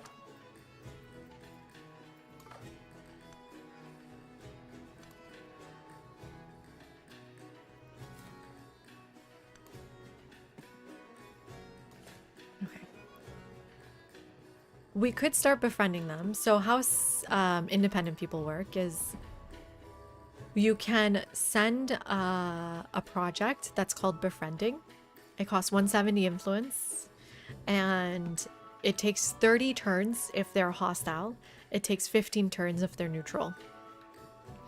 Harriet Tubman has already started befriending them. You can see it here. She is just started. So for us to befriend them, it would take 170 plus 100 influence to get ahead of her. She's at turn 29. She's got 29 turns to go. So we could beat her to it, but we're gonna have to invest more than usual. And when you beat another AI, or I think in multiplayer too, at befriending a city-state, they lose 30 relationship with you. So you can check out your relationships here. We're at plus 10. You can see her agenda. She likes people who declare formal war, hates people that do surprise wars. If we get minus 30 with her, it's not going to be the end of the world, honestly. It's not that big of a deal. But I'm not sure if we want to be investing so much into our first city-state. What do you all think? Did I grow? Oh no. Am I too big? Well, now that it's going to look weird for the VOD. I am too big. I feel like I'm taking up too much of the map. Sorry. Hi, Afrosax. Yeah, we were bigger for the Cowboys. No, I'm sorry, Kindred. I forgot my daughter has a doctor's appointment. My hair got very big.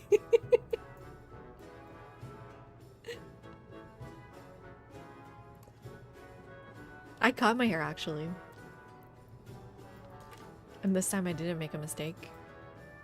Okay, I think I'm deciding against investing in Tioma. It's already too late. I've already wasted too many turns. I'm gonna go this way. There she is. We found her. Not quite sure which way to go here. Unfortunately, they're like ahead of me here. I'm not seeing many places to go. Where is that friendly city-state? Where are the city-states? Okay, this is good information though. They're over here. I need to find people to the left here, which hopefully there is someone. So I'm going to send this guy to the left because I need to trade with them. I mean, maybe I do try to get ahead of this. This might be a bad choice, but I don't see anyone else to befriend yet. Okay, we're gonna have to double invest in them to get that.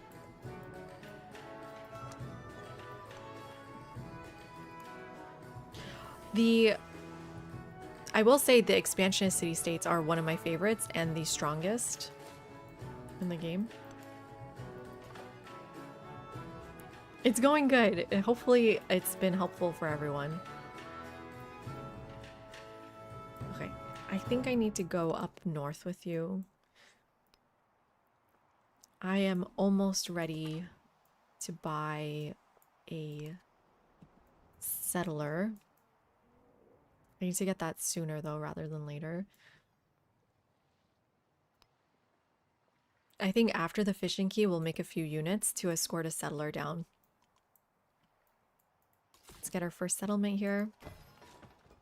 Okay, and we get an automatic road because we're within trade range. And in towns, you cannot produce anything. You can only buy buildings. I'm saving my money for a settler, so I'm not going to do that right now. But it's something to keep in mind. We can grow. Okay, great. Ooh. Well, this is better, right? 4 gold versus 2 gold right now. So let's get this.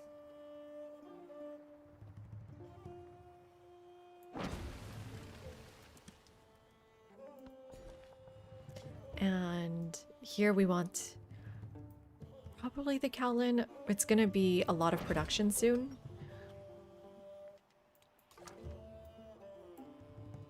You need to actually see their city center to know if you can trade with them or not. Once you see it, then you can go to your trade lens and see she's too far for us, unfortunately. She's actually not coastal. I'm curious if she was coastal, if we could reach her. So yeah, we're going to send this scout more north to find someone else for us to trade with. For now, let's just get a couple of units. Oh man, a production building would be really strong for us though. I'd like the brickyard, but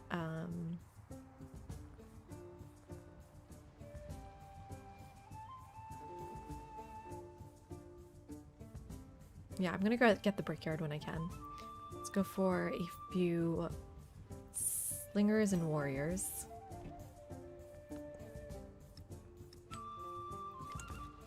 We're making 20 gold per turn now. Aksum, one of their strengths is that they can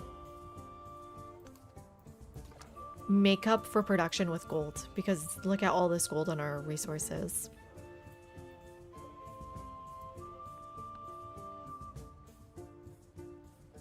It was 280 for a settler, I think. To that place, Okay, we've unlocked our all the Hawiti. ivory is We've also unlocked 1 resource capacity. That doesn't quite matter for us. The more important thing was the Hawiti. We can now do 1 gold on districts adjacent to coast. A district is just a single building or 2 buildings on 1 tile. Not a rural improvement, basically. But we're so far from trade routes. Ooh, getting +1 movement on the Dao this early on seems really strong. +2 culture on resources is also really good. It's gonna take forever, but as we get Hawiti, it's gonna be a lot faster. Should get a few units and then think about the Hawiti. And yeah, it's like a self-fulfilling prophecy, Crizzy.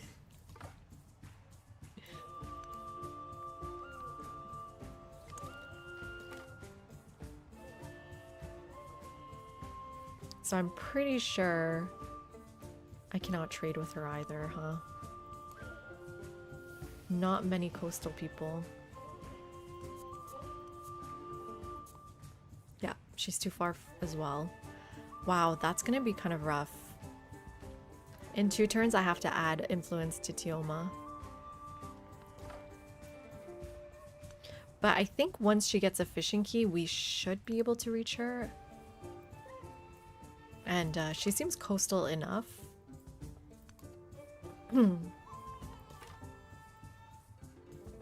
We like doubled down on trade, so this is not going to be great. I'm going to send you to the right since I already have someone coming up this way.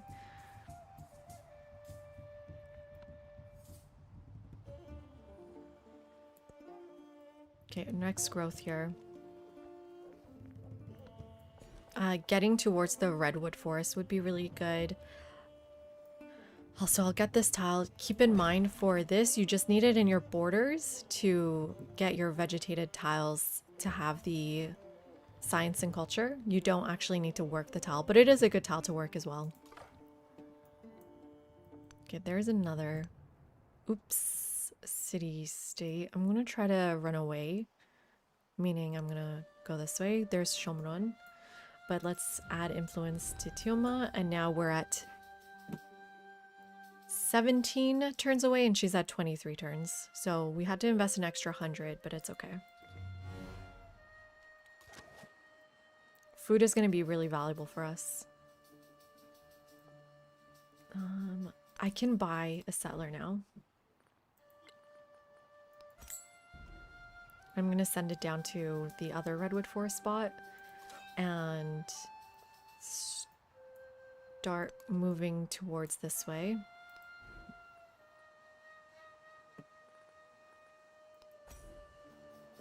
I don't know if I want my Halwiti in spots I've already planned for other things. Oh wait, no, this is fine.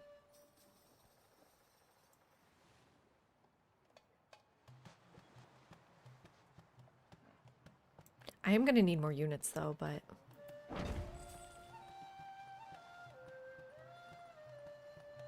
we can maybe buy that by the time they get down this way. Buy it from Kole. Oops, don't do that. Hi, Jazz. You love playing Axiom. Maybe not early on. Maybe later on you can do that, but not early.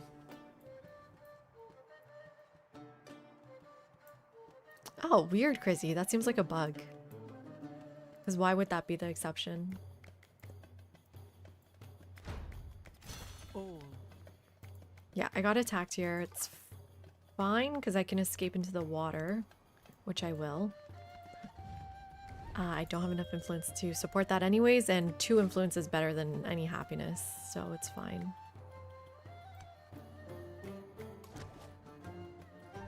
So we're trying to get to this tile. And this is the fastest way? Okay. So hopefully by the time we're here, we'll have enough gold for another unit to help clear out that city-state. Ooh, what's over here? Some more land?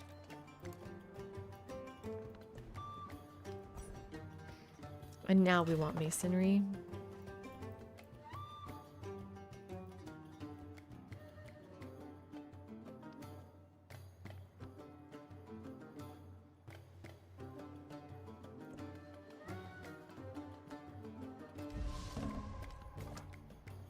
Okay, we're moving this way. Oh, they can hit me in the water, I think. Yeah, they can see through this. Whoops, I think that unit's dead. That's okay. There's another hostile city-state. Oops, I didn't see who it was. So, fastest is like this.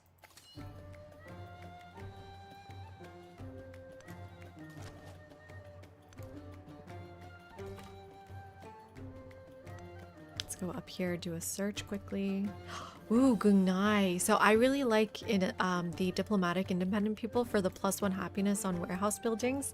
That really allows you to go over your settlement limit without facing too many penalties, especially with a civ like Axiom that has a lot of gold to maintain purchasing warehouse buildings. Wow, Yilan is all the way over here. Well, I think I'm gonna take the culture. It's not much, but it's still worth it. Okay, I did say I want the brickyard. Let's put it in here and finish a quarter. The sooner you finish a quarter, the better. And then that's gonna just help our production a lot more here.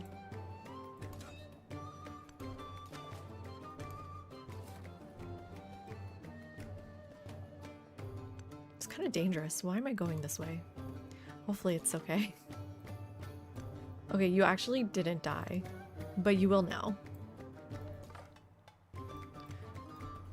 I'd like to cross the river first. Or there's no way, huh? Because then I have to move that way next time anyways. So let's just go to the north here. Making lots and lots of gold. Got Met Yilan as well. I don't really value gold city-states too much. I think there's better options, but I'd like to get one of every kind.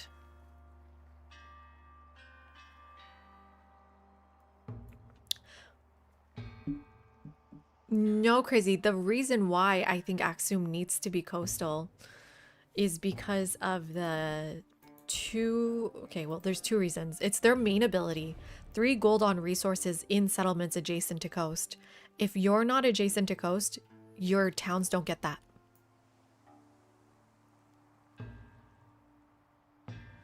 I think that's huge. Because this isn't cities either, it's settlements. Just look at how much gold we're already generating in this town even.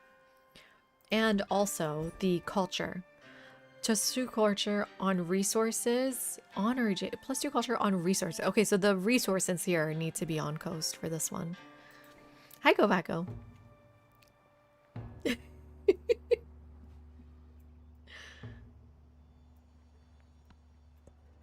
I'm trying to be more thoughtful than usual, so I'm thinking about every move. Sorry, Slinger. I mean, they did a good job. They saw a lot. We're almost at the point where survey is going to be less useful, but I'd love to meet someone on this side of the world.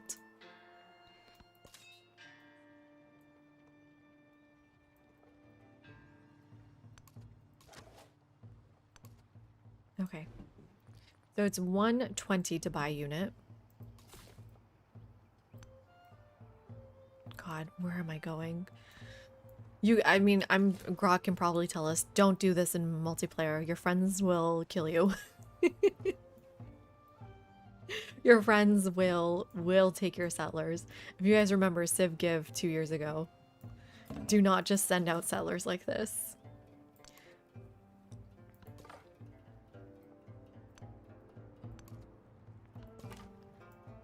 Okay, let's try to find a safe passage through.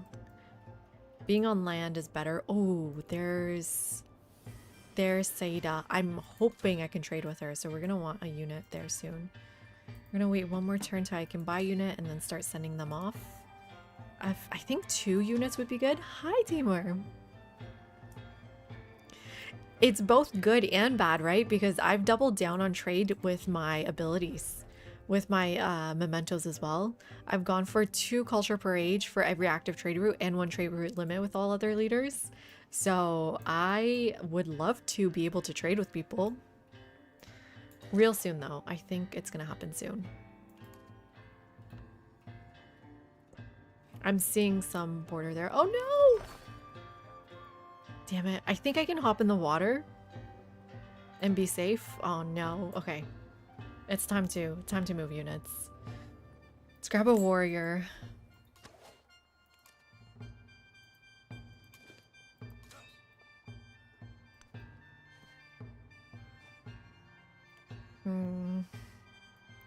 I'd like to grab this warrior. I'm gonna skip this turn so I can grab it and then hopefully we'll be okay. Do I want this? I think, oh man. This is kind of a hard choice. We have a lot of good options. We have the Redwood Forest option, which is 2 food, 2 production, 2 happiness. A pretty good solid tile. We have vegetated tiles. I think I like the idea of getting vegetated tiles and moving towards more resources in the north. And that +1 science and culture is huge for us right now.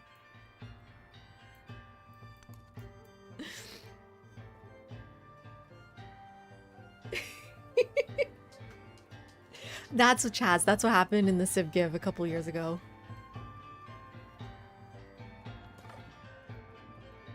People can be evil. AI, I would say in this game, AI is less evil than your friends. Okay, let's see. Can we trade with Carthage? That's going to be really important. Yes. First trade route available. We're going to need a boat to send off there. Again, we'd love to purchase this. Damn, I'm short just 4 gold. I'm so poor. Or I'm just spending a lot of money. Okay, they're coming to me. Actually, that's great.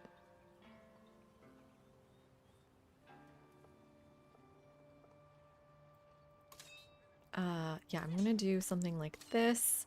Move my slinger. Oh man. I want to put the slinger out here, but it's gonna get hit. So you have to look at your terrain here when you're deciding where to put units. I want to go on rough terrain because you get a bonus to your combat strength when you're on rough terrain. They can move through flat terrain very fast. So if I put a slinger over here, they're going to stand on this tile and hit my slinger. If I'm remembering correctly, in Civ 6, if you're on a hill, they can't hit you? I don't remember. But here they can hit me if I put the slinger there. My army commander, if it moves on this rough terrain, will end its movement. So I don't have a lot of great options. I'm just going to have to move this way and protect my commander. Well, they're not going to kill my slinger. I want to move it out this turn so that next turn I can actually get a hit on them, right? Okay, let's get that silver this time.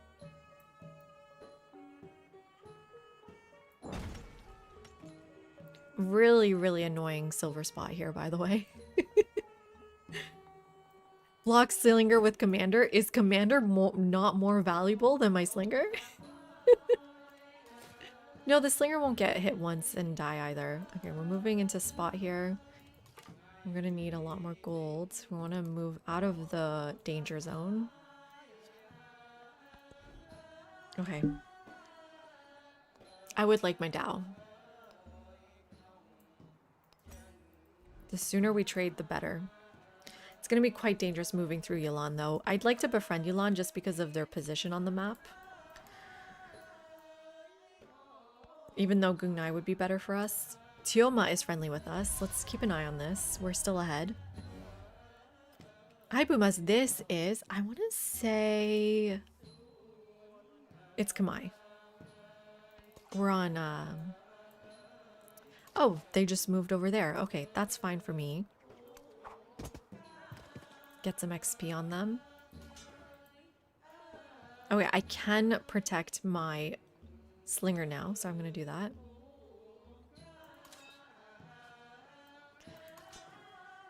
I think I'll take this hit. Get some XP. The more XP, the faster we kill units, the better. A settler does not die in one turn. So I can go up here and it'll be okay. Embarking and disembarking takes movement. Takes your full movement, so that's why I don't have any movement. Except with scouts, I find. Scouts, they can disembark quite with a lot of movement. But it's just too dangerous. What do I do? I'm going to try to go around and see how safe it is for my boat to move through. The other option is that maybe my boat can just kill Yulan. And that could be a settlement spot for us. Hi Zeus, how you doing? What's my take on Civ 6? 7? 6 is my favorite game ever, and 7 has a lot of potential to become as good as 6.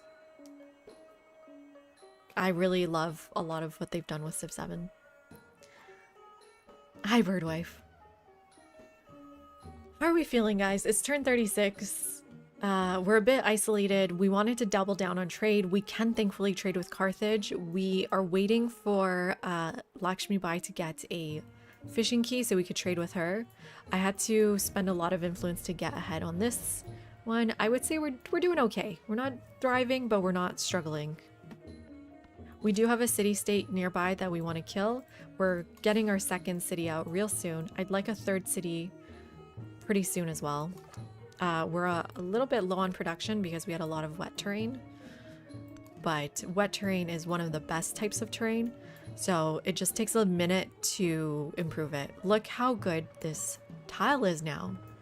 3 production, 1 food, 1 happiness. And keep in mind, when you build a Hawiti or a unique improvement on top of a rural terrain or a rural tile, you keep the base yields of that, whatever, clay pit, mine, farm. So this is why my Hawiti here is giving me 3 production as well. I mean, I guess I might as well fortify. I'm probably going to buy 1 more unit here. I don't think I have enough units to go take on a city-state. I don't know what they're doing, though. I guess they're trying to go for my slinger. So I'm going to rest for 1 turn. I am quite concerned about this. If you are within 5 tiles of independent people, they will hate you. So this is where they are. We can see from the settlement lens.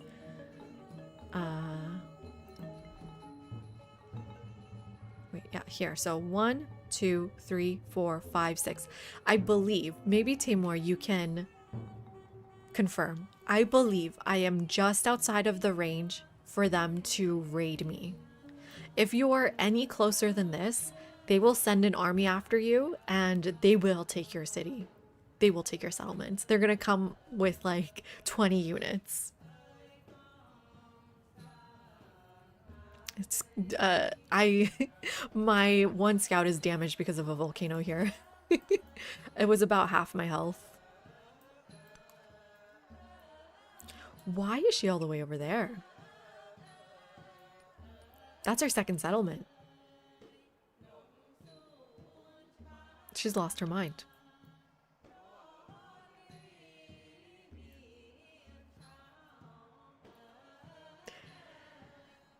Are there any advantages to keeping towns instead of cities? Glegor, if you have not been following the patch notes that closely, one of the major changes that has been added is that when you convert to a city, every other city gains 10% costs to production and gold purchasing other non-warehouse buildings.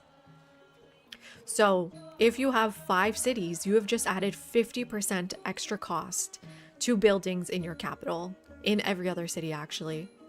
So you are really, that's going to be your limit, is how much are you willing to slow down your other cities.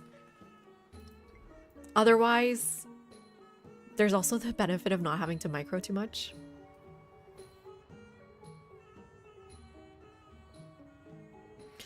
I try to build everything, but sometimes there's just no time, Hill.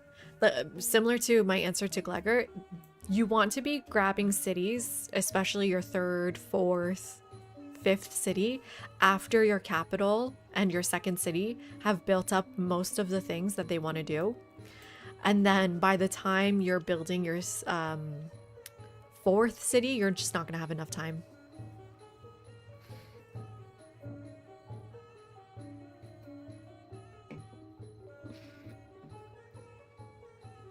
Yes, that's also true what Birdwife is saying. Your towns will grow faster. So you can see here 50% growth in your towns.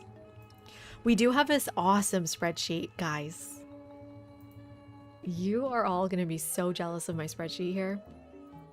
Tamer, I wonder if you got to see the spreadsheet. It is one of my favorite things ever.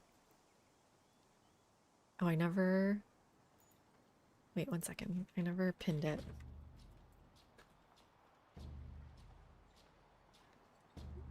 We have lots of spreadsheets in our Discord.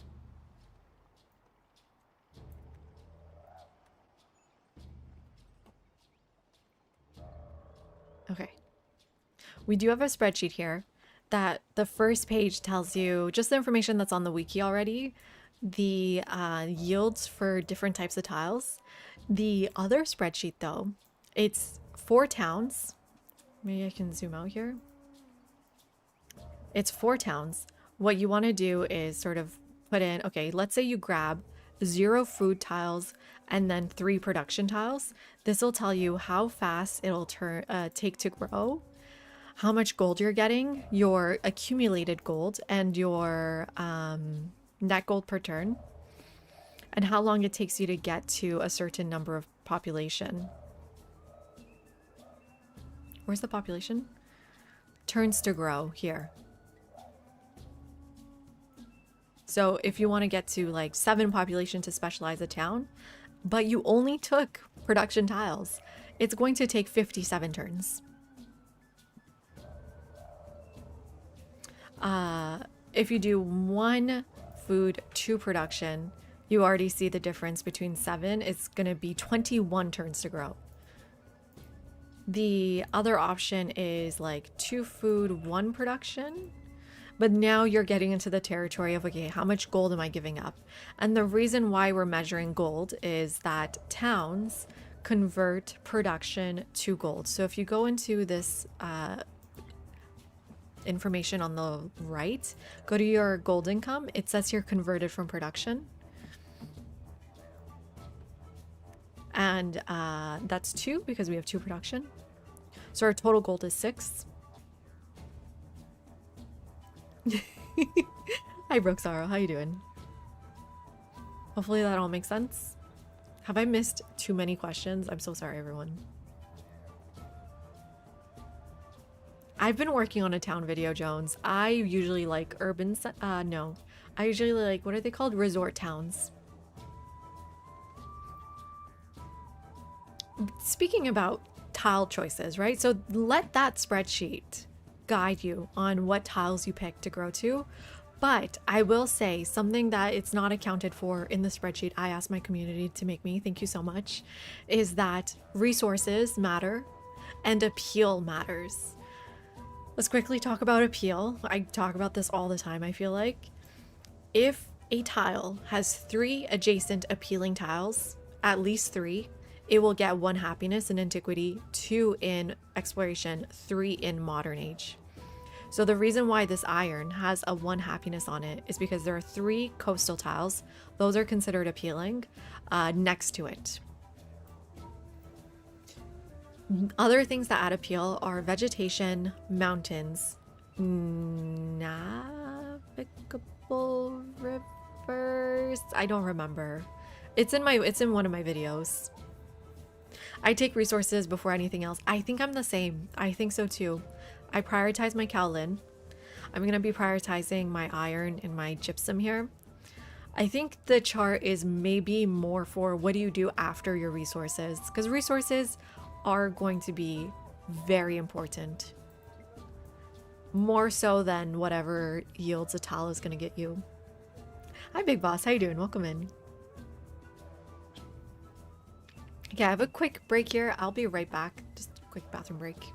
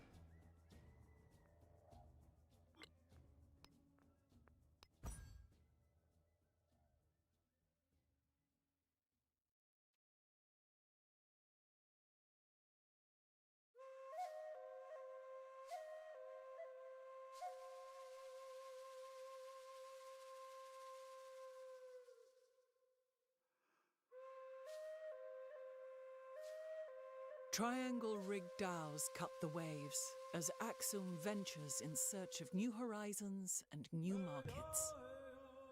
In their walled cities, the rulers of Axum carve their legacy in stone, and raise it to the heavens.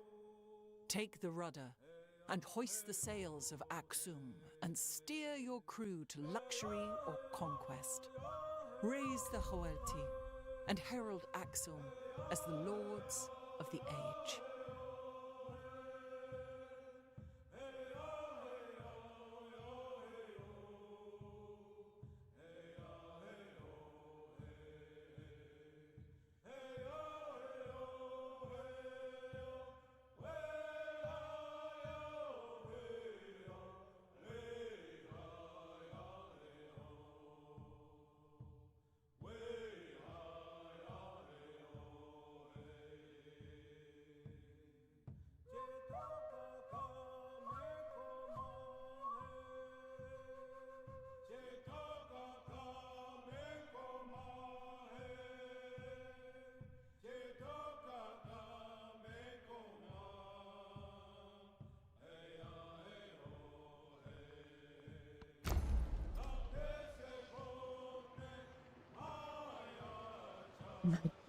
My game just crashed.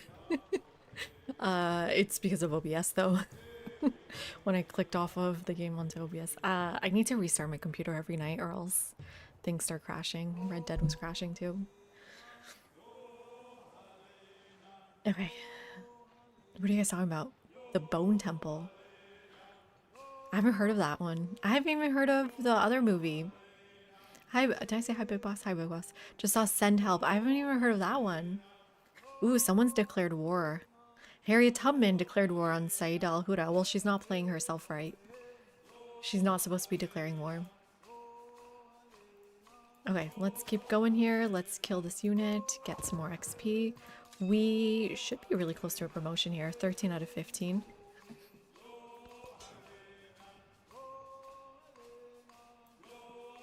Let's heal for one more turn. Next turn I can buy one more unit. Is 3 units going to be enough to send over here to kill the city-state? We'll see. Okay, here's our third settlement. Now, this is something I really don't love, is that it created a road through Kaloi. There's no like direct route it created. I don't even know what that would look like. Like something like this.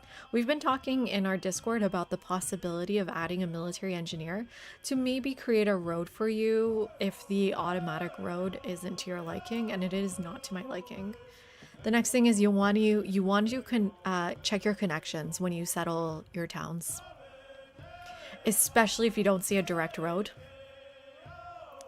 You want to make sure that your capital is connected to that town. Hi, Y. How you doing? Welcome in. You can, but it's an automatically created road. It is not one you can pick the exact pathing of.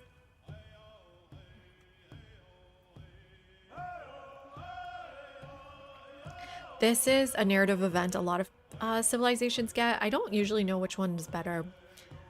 I think if you're planning on cities, this 10% can be good, but I mean, I just have one capital and this is better now versus later.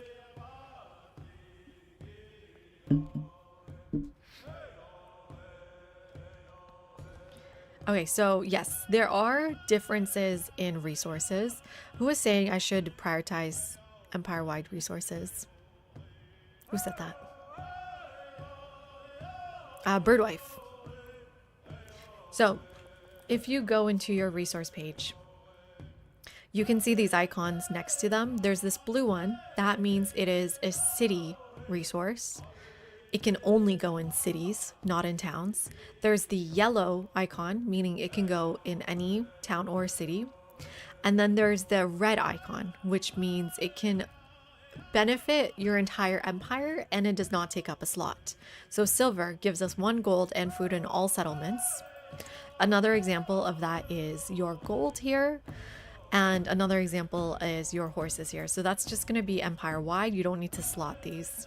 They're usually very strong, especially gold and silver for a wide player like me. So I do like to prioritize these. This is going to be a lot of gold. We're going to go from 31 gold to 38 gold because there's also the yields underneath and the 3 gold on top of that. There's something else I wanted to say. I forgot. In some ways, they can be better. They're maybe more situational. For example, I would say tin is always good. You know, gypsum is always good. It's not going to be that situational.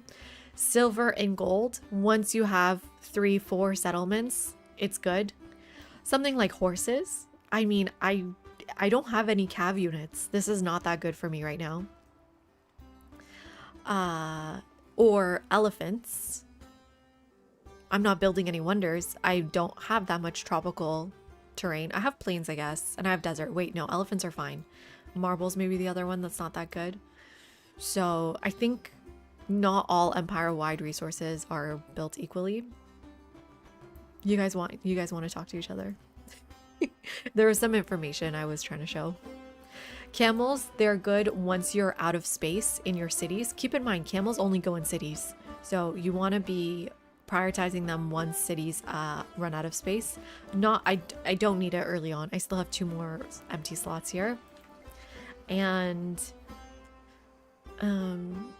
that's also true for something like jade. Where is it? Incense. I don't see incense. Jade, incense, and silk. Silk here, 10% culture. And incense here, 10% science. These are in your cities only. Okay, so don't get it mixed up. My city, well, okay, I'm making 20 gold in this city specifically, but usually you're making like 1 or -5 gold, right? Something like that. And then think about that, 10% science to 1 science, that's going to be nothing. 10% culture to 4 culture, it's getting a little bit better, but do not prioritize those percentage modifiers until halfway or even later into the game. There is something to be said for their base yields though. Okay, gotta be very careful here. There, I saw a slinger there, so I'm gonna move this way.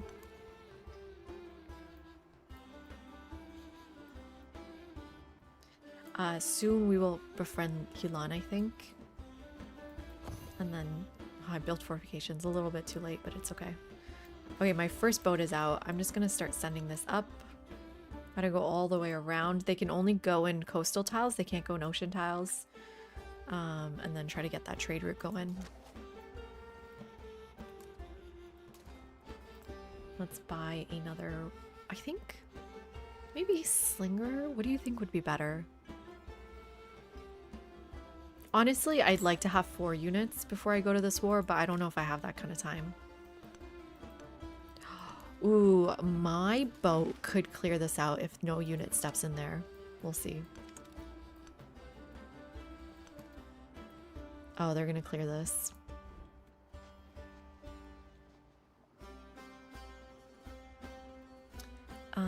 We want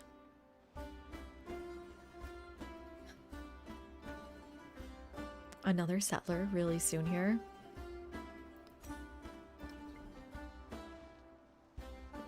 Maybe not that soon. Maybe a harbor or a saw pit. Wait, where else are we gonna settle?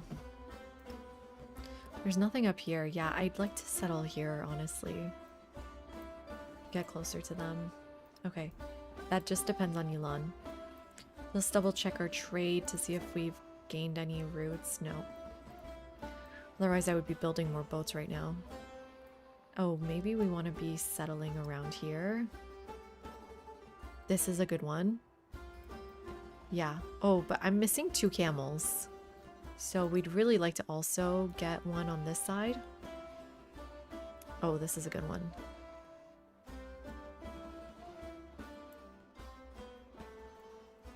Yeah, something like that. Okay, let's go get some settlers then.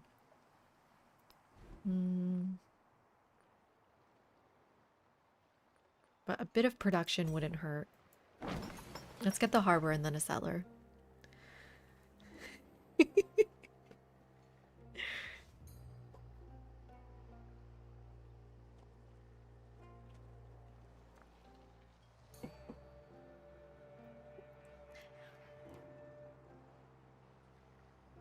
Yeah, I think I'm just thinking about specifically Birdwife, what do they provide me? So Birdwife is asking like, why did I pick Cowlin here instead of iron or instead of pearls? And I think that decision was based off two things. One is a wet tile is going to be really valuable once I get a brickyard here. Secondly, I want to be going towards the wonder. And thirdly, food is really good early on. When I'm not at war, what's the point of this +1 strength? What's the point of this happiness when I'm not that unhappy? I prioritize food and production over happiness.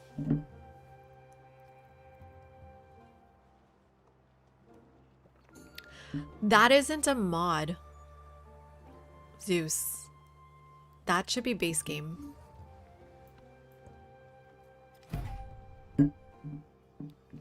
At least be one settlement ahead of your settlement limit, Paper Tiger. So at this point, I want to be around 4 out of 3 because your next settlement should be around the corner.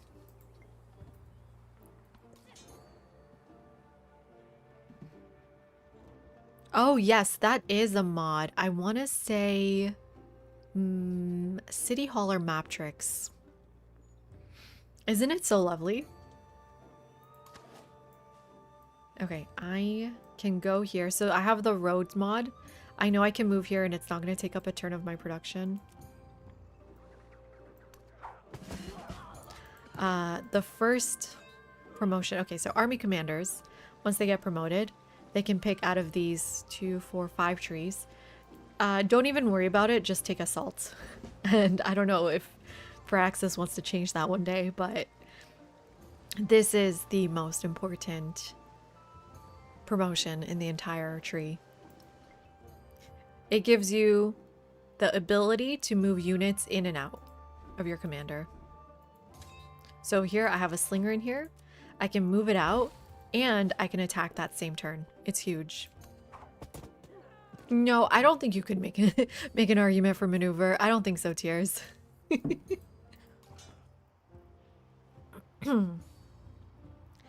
And I believe they have fixed the issue where this wouldn't give my commander XP. Let's see. Oh, well, anyways, I didn't kill it. Okay, they got a unit on Yilan. Unfortunately. I have no idea what she's up to here. I think she's just probably has been suffering. I want to say wanted to settle somewhere closer and just got blocked. Let's see. Probably. She probably wanted to settle here. Couldn't. Kept going up.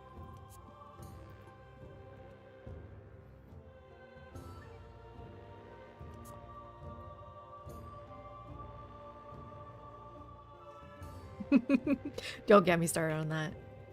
Tiger.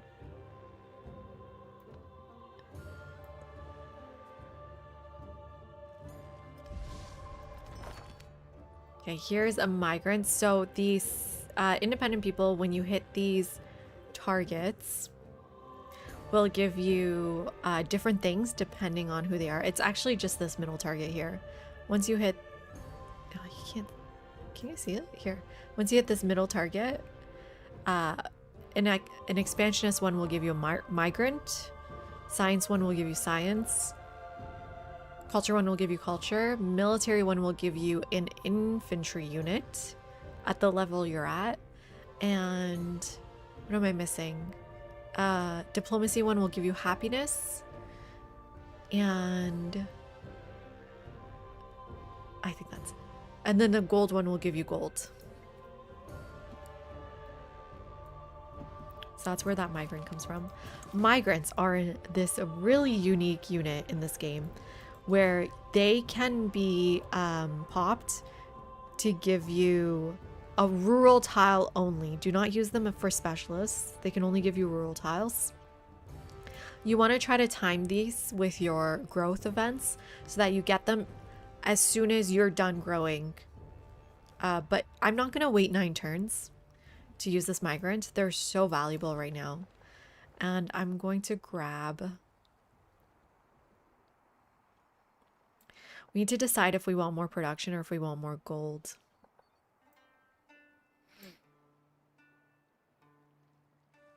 Man, this pearl actually is kind of speaking to me. But growing my borders, it was always good too. So I'm gonna grab this production.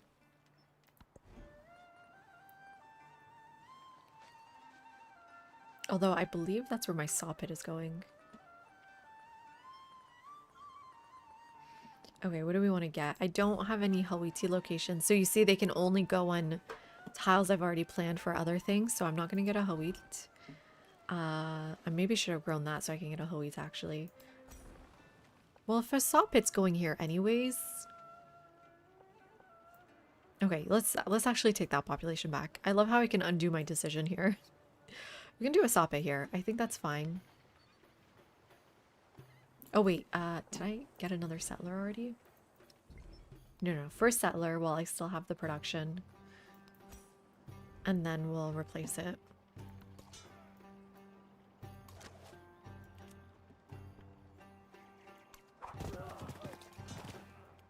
Okay, next turn we are out of here.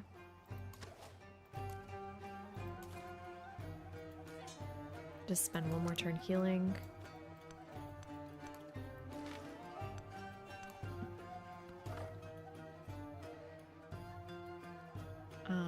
Need to be careful for hostile units, but I think she's pretty much cleared them out. Gungnai's already been taken. Oh man, okay. Where are all the city-states? That makes me consider not stealing Yilan and just incorporating them.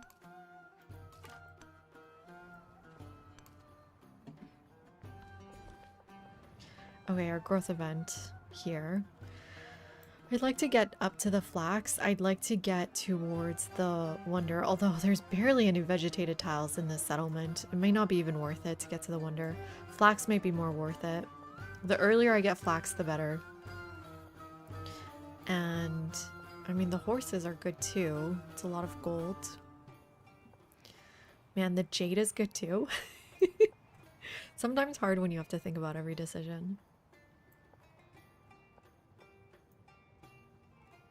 Let's go towards the flax and grab a food tile.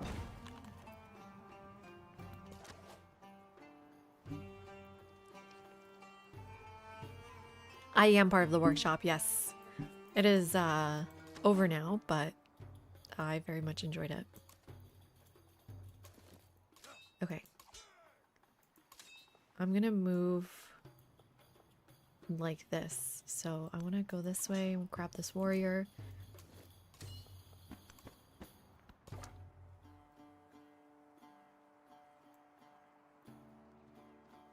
Is there anywhere else I can go searching with you? There's not many other places, huh? We were playing continents and islands if you've joined us a bit later. I guess just reveal all these tiles. Be careful though.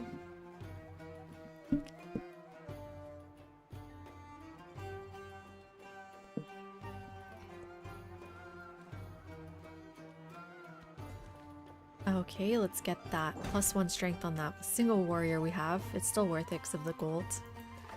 And yeah, I don't know where else I would go here. Pretty much revealed everything I need. Is she befriending them? She's standing on there and waiting to befriend them. Interesting.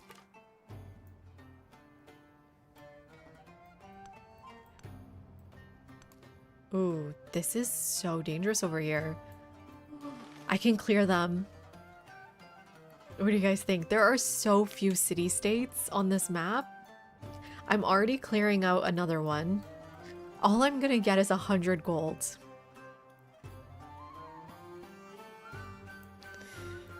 They're already befriending two. I'm befriending one here. Whoa, it's hard to know. It's so not worth it to clear them out. But I can press this button and disperse these people.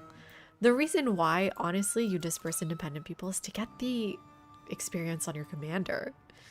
It's not really for that 100 gold, is it? I'm gonna befriend them.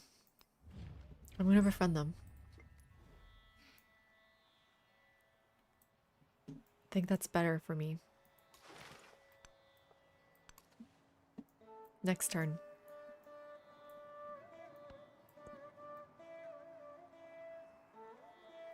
Like, this would be a good candidate as well to incite raid. But for now, let's just befriend them.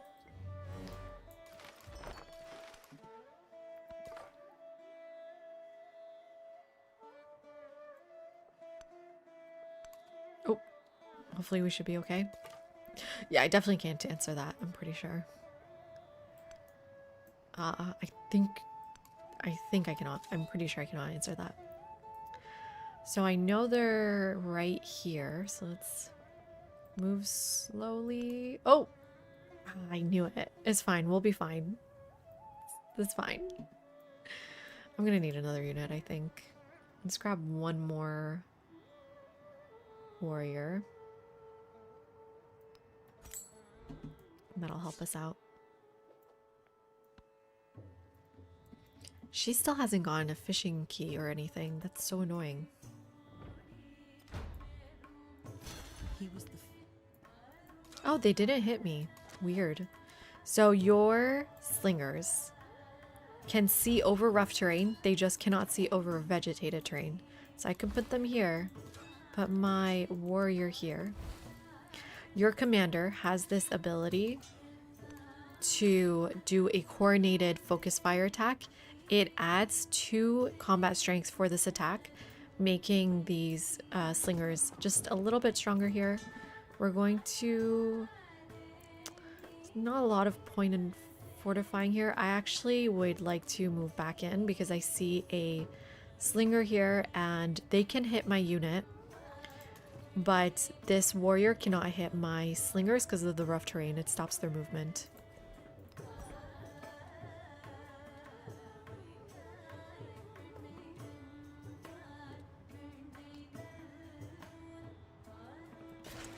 Guess we either want their settlement limit or we want writing.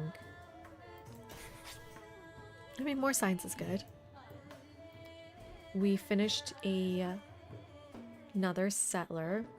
Let's go for the monument. Monuments are really strong because they also give influence. And yeah, this seems fine to go forward now.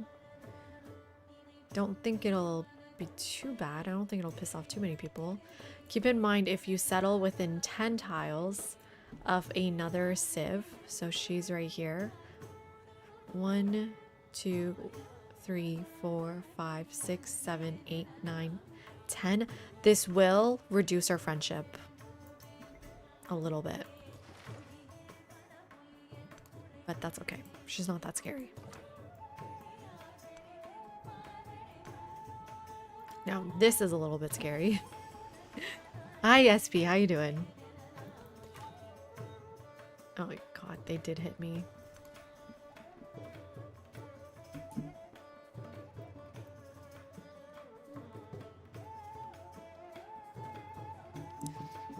Okay, I got a bit of gold, but not enough to do anything. Double checking my trade routes here. Ah, I can reach Risila. Which is where? Who is she? Who is she and where is she? Oh, all the way up here. That's so hard to get to. I think the best way to get there is gonna be this settlement, grabbing a boat and going up. Yeah, there's not any other way through. I could grab one here. It's just gonna require a fishing key now. So let's save up for a fishing key and a boat to go send a trader to her. Are tiger snakes scary?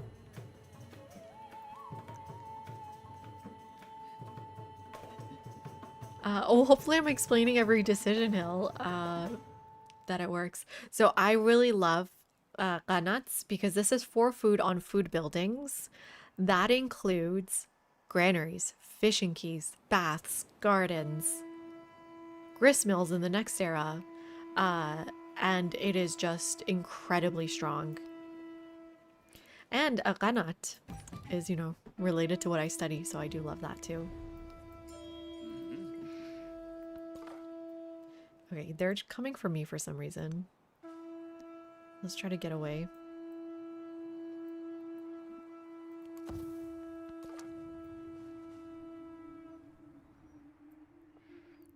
Let's try to get, oh no, better information on what's going on here. So my Dao next turn can make our first trade route. I'm so excited for that.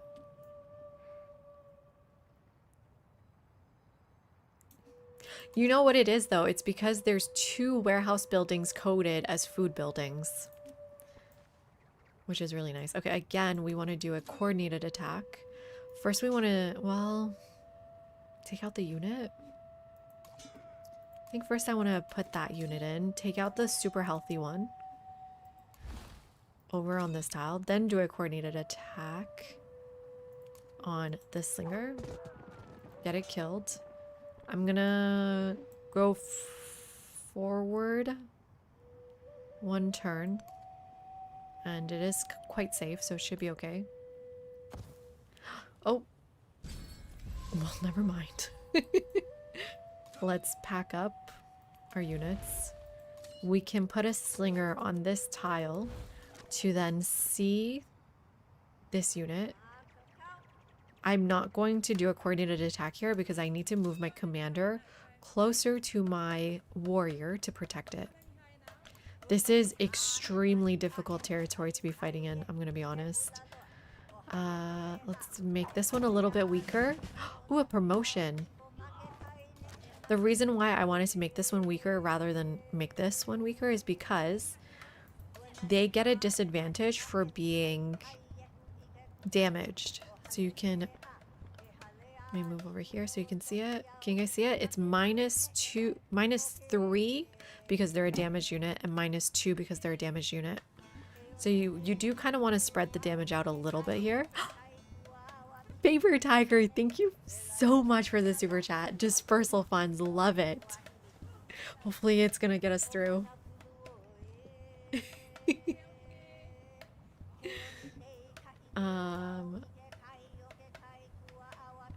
I don't know if I should hit here. I don't think I will. I'm gonna fortify quickly. And then that's gonna help our swordmen stay alive. You want to now go down the assault tree. The reason why is because once you get to this bottom promotion on any of these 5 trees, you then get to pick a commendation point. So you don't want to be spreading out your promotions. You want to go down a tree. You want to decide between, are you going for more ranged units, so to the right side of this one, or more melee units to the left side. I think we don't have a unique ranged unit. We're most likely going to be fighting with cav units if we do end up fighting. So the left side is usually my default.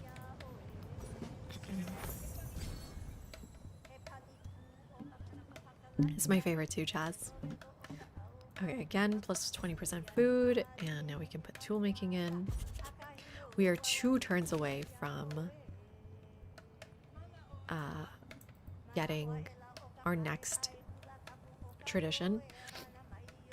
I have a narrative event to choose between happiness and gold.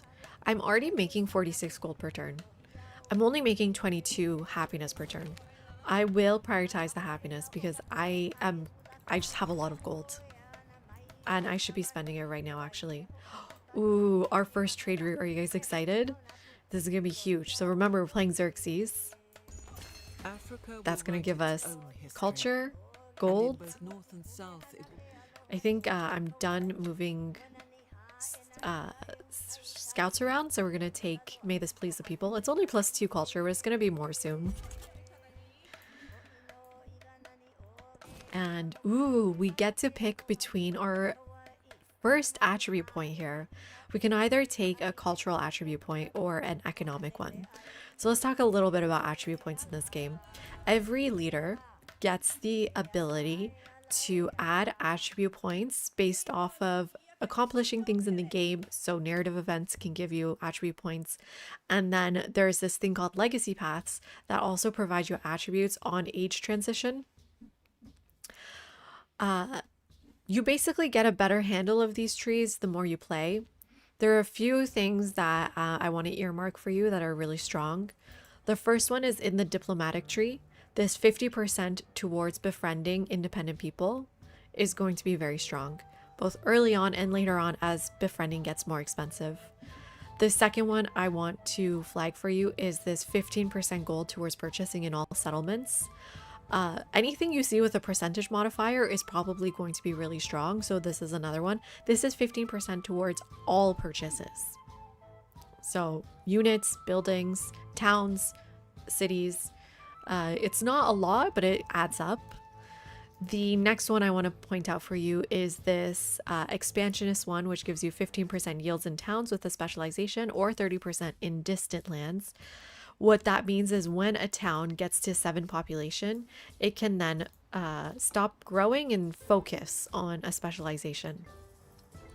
Once you do that, that attribute, it's just incredibly strong. It is quite far down the tree, and it's not that important in antiquity. It becomes extremely important in exploration age when you start settling distant lands as well. So keep that in mind for later. If you're going for a war game, honestly nothing. I guess the one war support, but there's nothing really here that stands out to me. I don't know, maybe someone disagrees. And then in the science and culture one, when you're especially going for a science victory, there's some really strong ones here, some strong nodes. I really like the +1 science on specialists or +2 if you have 3 or fewer cities. Because in a science game, you want to have a lot of specialists. So this synergizes really well for a plan for the types of science games I play. +1 science on each quarter. This doesn't include obsolete quarters, but it does include warehouse buildings. So that's one reason to put your warehouse buildings in quarters and towns so that it can get that science. Yeah, these are just generally fine. People really like the 25% towards tech masteries. You have the equivalent in the culture tree, 25% towards studying civic masteries. You're not really doing too many masteries early on. You just want the main techs early on. A mastery is what you see below a tech. So like concrete here or archives here. I believe my mod is naming these, right? I don't think they added that to the base game yet. I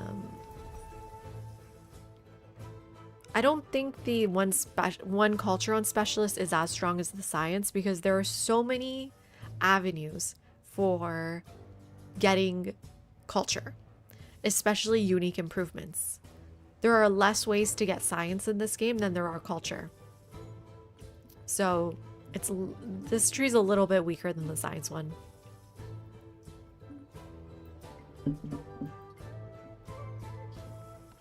Okay, I'm gonna be taking the economic one just based off what I've just said. That 15%, especially when we're buying so much, is going to be very, very valuable.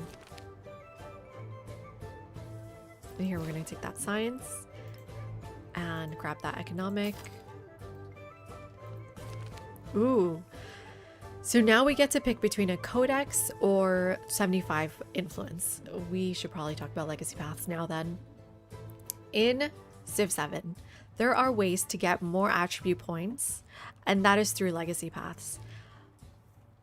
I'm gonna go on my spiel because I think legacy paths got a bit of a too much of a negative reputation in this game. People looked at this and thought, oh, this is how I win the game by doing legacy paths. No, this is just ways to gain attribute points and bonuses on age transitions. Thank you, Witty. Appreciate it. Hopefully, I'm starting to lose my voice because I'm talking so much. It's a really fun way to make yourself stronger. You do not have to do these. And actually, I recommend you do not do the cultural legacy path, at least not to the Golden Age standard. Because what are you really getting? if you take this Golden Age. You cannot pick multiple Golden Age bonuses, so you have to pick between culture, science, military, or economic. Okay? So if you already have another one in mind that you prefer, then there's no point. That's one thing that it gives you. The second thing that it gives you is that it gives you a legacy point. These legacy points can be used towards bonuses and attributes. Like I said, the culture ones are not that strong. I don't think it's worth it to take up an extra 3 tiles space to build wonders that can get stolen from you, that can derail your plans, that may not even be that strong. Not all wonders are created equally. I don't think there's 7 must-have wonders in the game. And if you've ever played Civ 6, you know building wonders is not how you win the game, right? So at most, go for 4, unless, you know, you just want to have fun and build more wonders. It is probably the more fun legacy path. The issue is you can get them all pretty easily. It's true. So you feel like you have to. I think this is the one exception I have for that.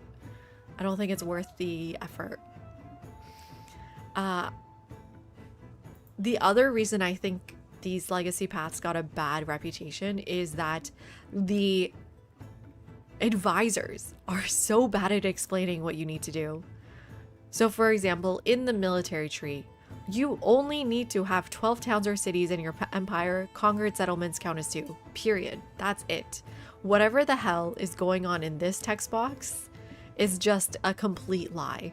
Don't even read this. You do not need to train 4 military units. You do not need to assemble an army. You don't need to create a siege unit. You don't need to capture a settlement.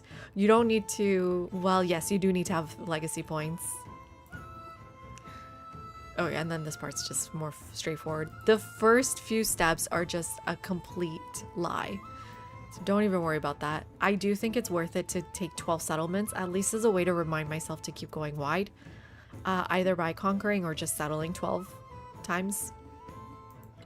For the science one, this is why we ended up here. You need to have 10 codices in your empire, and that's it. No, it's not a bug. It's for beginners to sort of learn the mechanics of the game. It's like the advisors in Civ 6. They never tell you anything useful.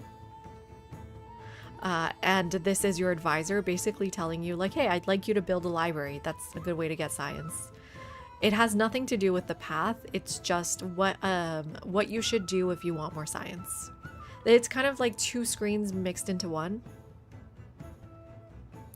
So this box is just how to do good in science, and this legacy path is just its own thing.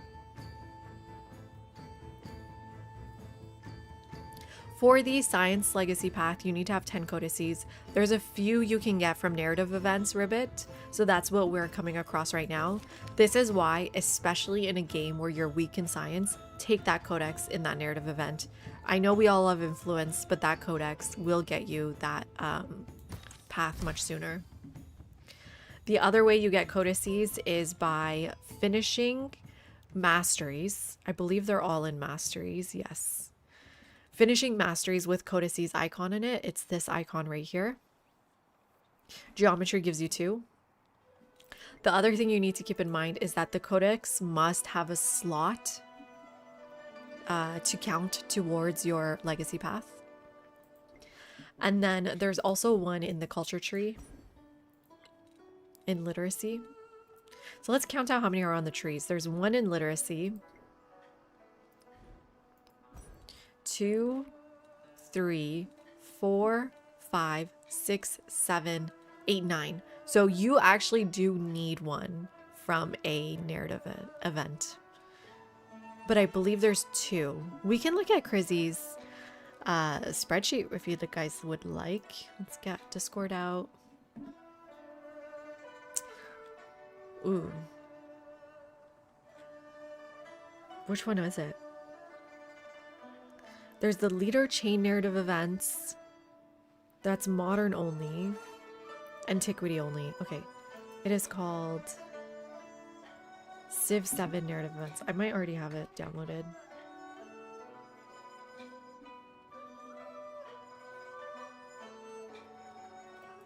Okay. Let's see if this helps us out. So in our Discord, we also have this spreadsheet that lovely Crizzy has made for us. Well, you can see it.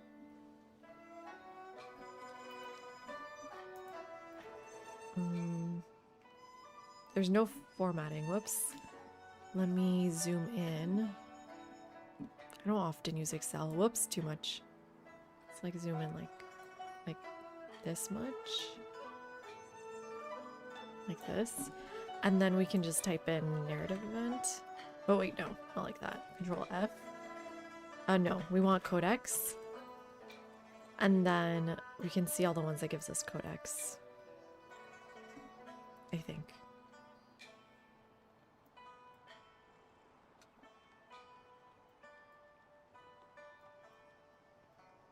So if you complete 4 narrative events, am I missing a column here? No, okay. If you complete 4 narrative events, you get 1 codex. If you have a specialist on an amphitheater, no way, you get a codex. If you pilot, oh no, that's it. If you research 4 text masteries, you get a codex. Okay. This is specifically for Axum. Having 2 trade routes will get me 1. Specifically as Assyria, capture a settlement. So you can go through these, search where codices come from. Yeah, they're on Discord. Go to Discord. So yeah, I mean, maybe we should look through the Axum ones. I'm curious. I'd like to know, what do you all think about narrative events being hidden to the player? Do you guys find that that adds some nice surprise and variety to your games? Or are you a control freak and you need to know every single narrative event available to you? Just curious. Well, we know which one Crizzy is.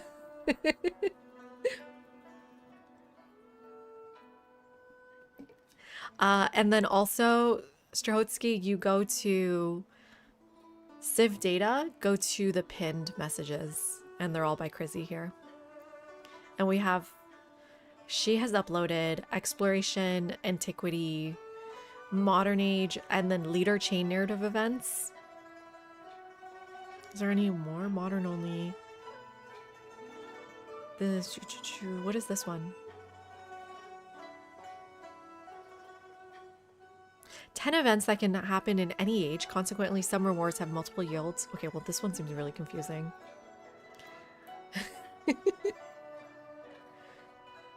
Thank you so much, Match. Welcome in.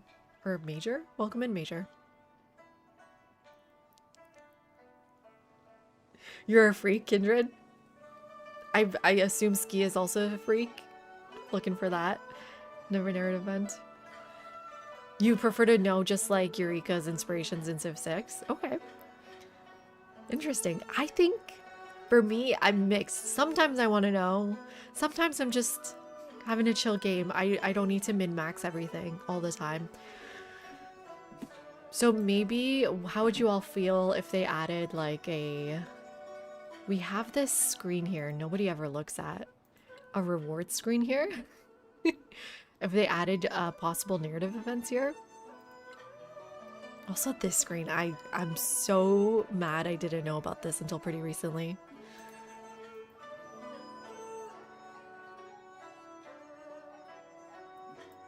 Yeah, but Yogurt, you also like the religion in this game, so I'm not gonna take you seriously. Okay, I need to settle here before she starts doing it.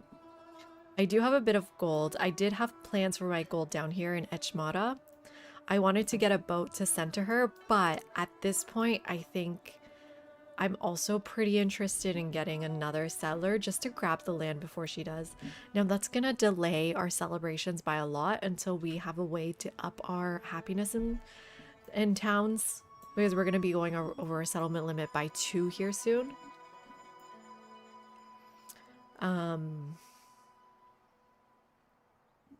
But I don't want her to grab this land, basically.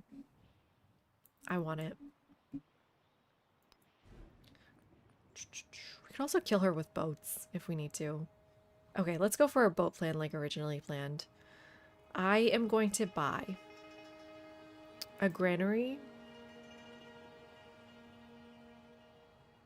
No, I think a brickyard. On this tile. Replace this farm. And then I'm gonna buy a fishing key soon. I'm going to grow this way towards this. Look how nice this tile is. Hi, William. Please tell me Ed Beach.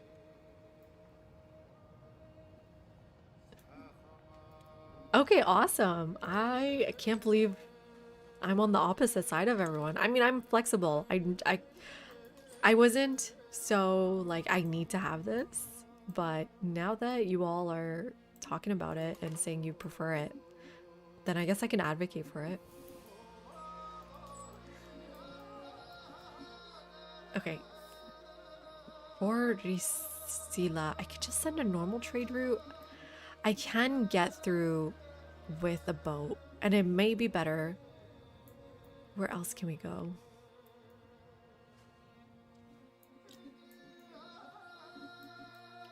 Man, I don't know where I want to go with this. Maybe I do go to Risal. That is so far away, you know? For a boat to get there. Let's just take the trader there. We want the mastery? No. No, I think we want our Pantheon now.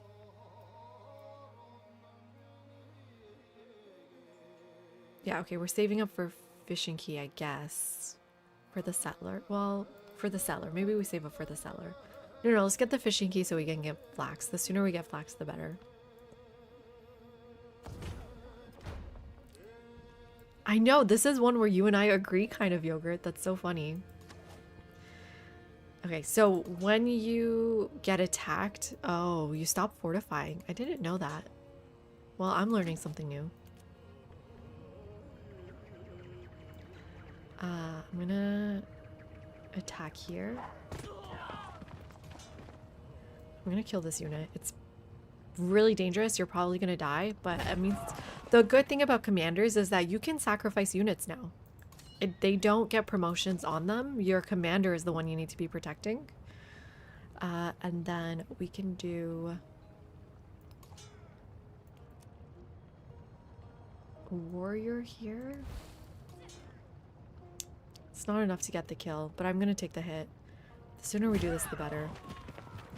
And then move this here. The volcano is extremely concerning, though.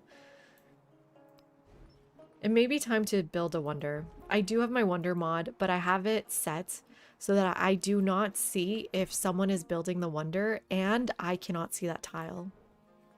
If you go to add-ons, exclude non-visible. Controls of constructing wonders displayed to the player includes information that wouldn't be available from looking at the map. So I have it to the one where if I cannot see the tile, I cannot know.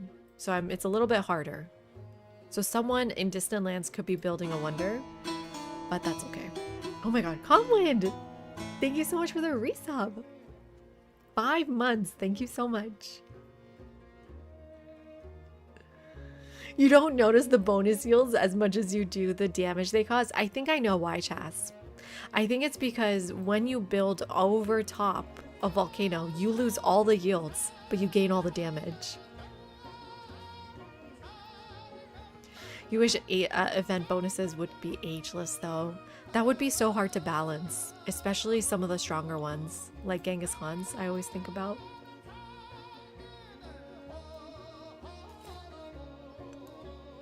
Only pain then. What was I thinking about? Right, should we build a wonder now? I mean, maybe we just go for Great Stele. Let's see, what's our plan? We don't really have a lot of room, do we?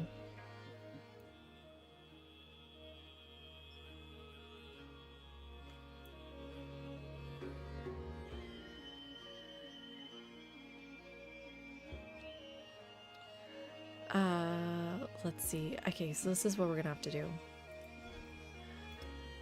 Great Stele is empire-wide, so it's not the worst to get, even in this kind of game. Can go here, boosting the future culture building. We remove this Hawiti, unfortunately. Put our academy here.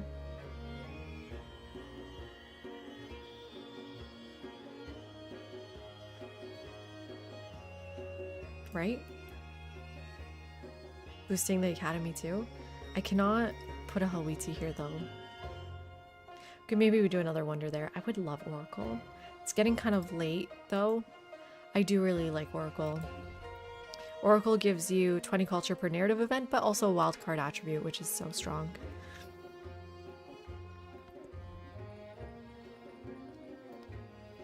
So let's start Great Stella here.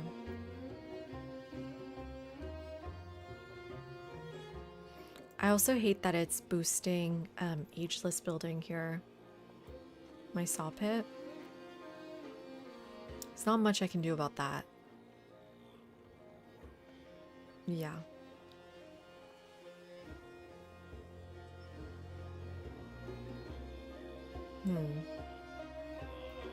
Just double checking if this is the good choice.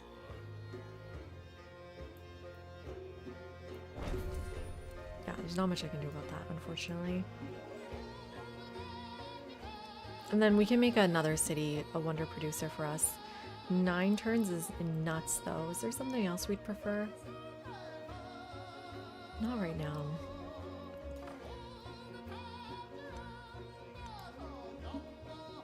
How's this going? Okay, we're still ahead.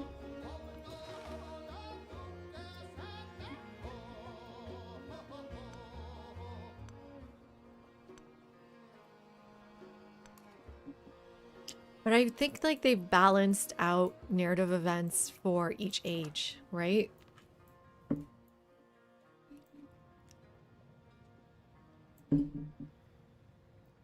Oh, I should get another boat. I'm pretty sure I can trade with this city. Okay.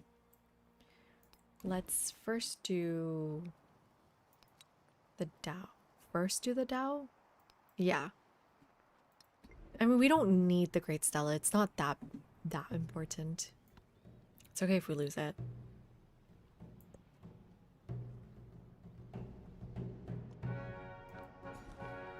Ah, there's the flax. Awesome. Make sure we put that in our city. Okay. We need to get the kill here. I'm actually going to wait 1 turn before before I disperse long check. Misclick, everyone. I wanted to attack the unit. Damn it. Well, there's my boat. It's fine. Thankfully, the production did go into the Great Stella. We overproduced into the Stella. Man.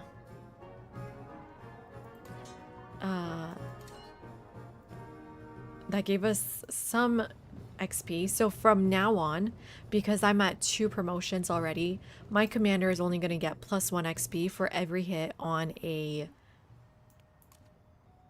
What are they called? Independent people unit. So there's no point in sacrificing my units. I'm not going to get that much XP anyways. I'm going to hide you guys anyways because there's a volcano there. I'm going to wait here so I can grab my slinger anyways too. But whoops. It's fine. It's not the worst thing. So I'm pretty sure I can trade here.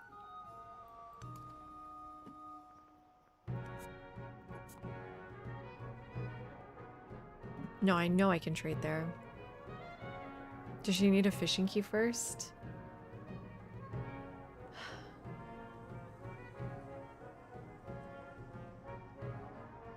Oh, she doesn't have any resources. Okay, never mind. That's fine. She'll hopefully have a resource by the time we get there. Okay, there's writing. We can get some more science. Our science is the weakest, so using narrative events to boost what we're weak at I think is good. Let's grab irrigation for the settlement limit. And grab... Man, those pearls look really juicy. Pearls. So now I am actually out of space here. Thankfully, Tin can go somewhere else. Same with Cowrie. I think I'm going to move my Cowrie, get extra science, move my pearls in, get more happiness.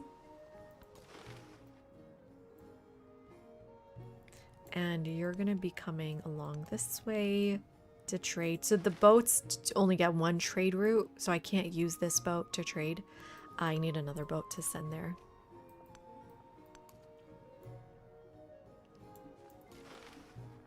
Where else can I trade?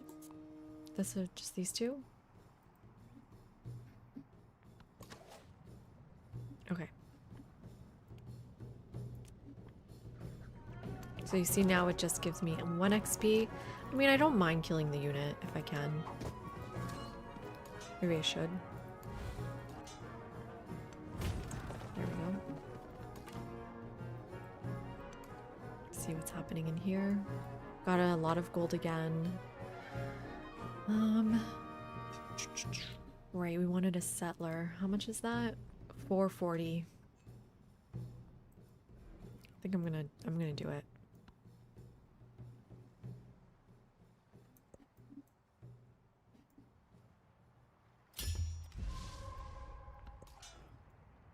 Okay. Everyone pack up.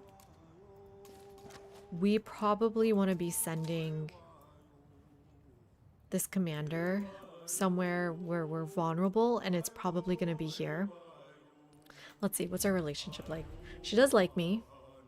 Leader agenda, shared government.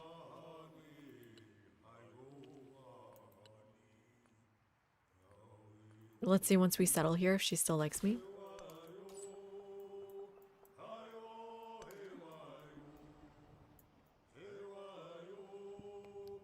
Sending a boat this way would be really good too. For trade with Tioma.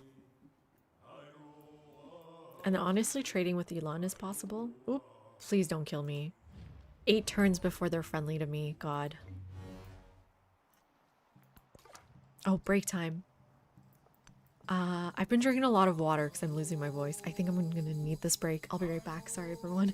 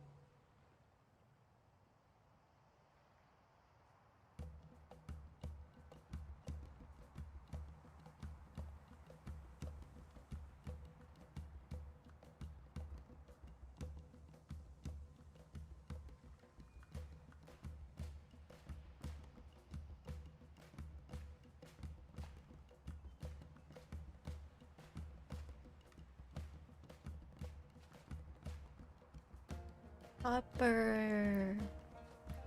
Hi. I'm so sorry. I would never have gone up if I knew you were here.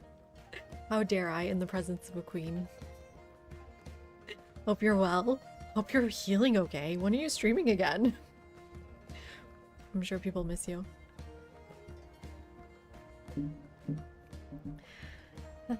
Yeah, we're doing some Civ 7 over-explained.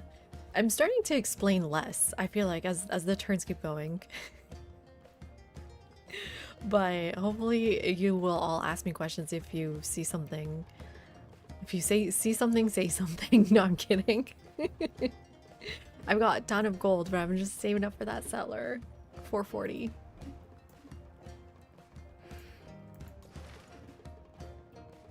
And then I'm just using this boat to explore a little bit. Maybe not the best use of this boat, but more information is always good.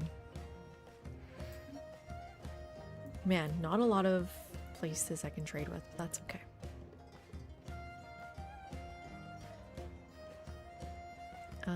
Yeah, I think we're good. Back from the break, I'm feeling a little bit like scatterbrained. I think we're good.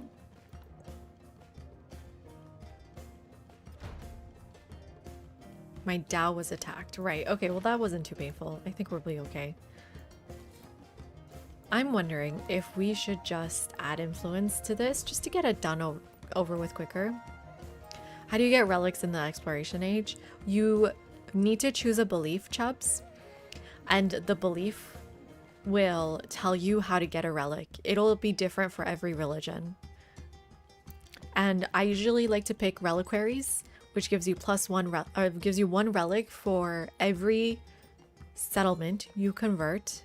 Every other people's every settlement you convert of other people's civilizations that have a temple or altar. So you need to pick a good belief kindred if you're having struggle with that. Pick one that you think is the most common. And I think most civilizations either have an altar or a temple, or will be building a temple in their settlements. Yeah, do we just add here?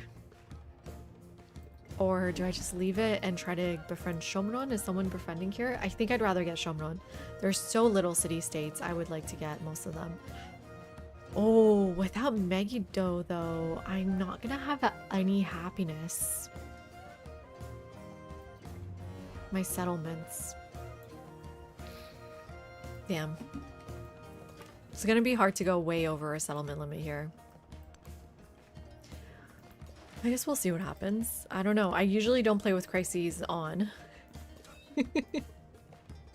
So, wish me luck, everyone. Let's go in here for now.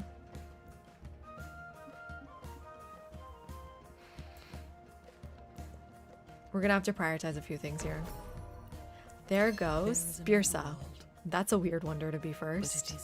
That is extremely strange to be the first wonder to go.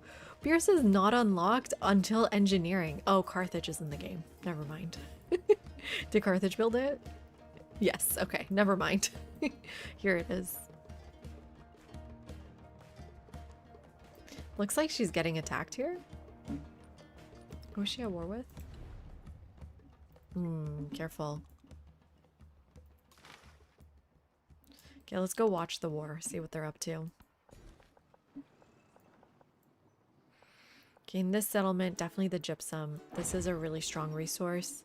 It's a lot of production, especially in other cities, which we should be probably planning our other cities soon here.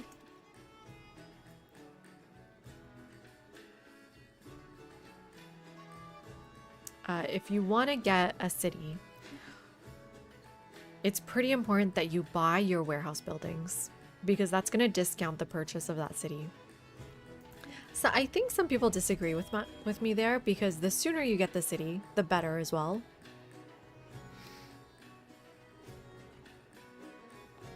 But you're getting 50 gold off of the brickyard if you buy it now.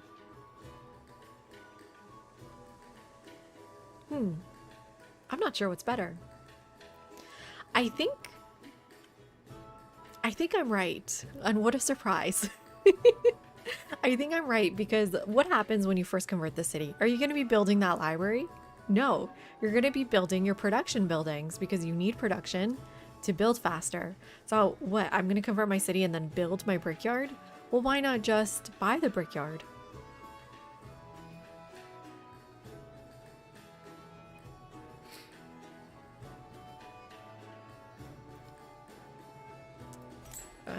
And that's how I'm going to justify this.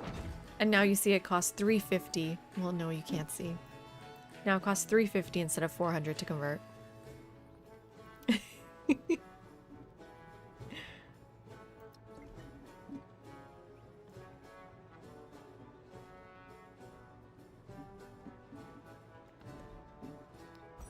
Okay, I would love public life for Oracle. I do love this wonder. The sooner we get it, the better too. How many attributes do I need to get to this 15%? I need 2 more economic ones. So getting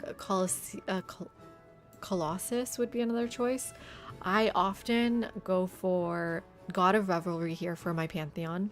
So we just finished our Civic that lets us pick our Pantheon. God of Revelry gives me 1 happiness on resources and settlements with an altar.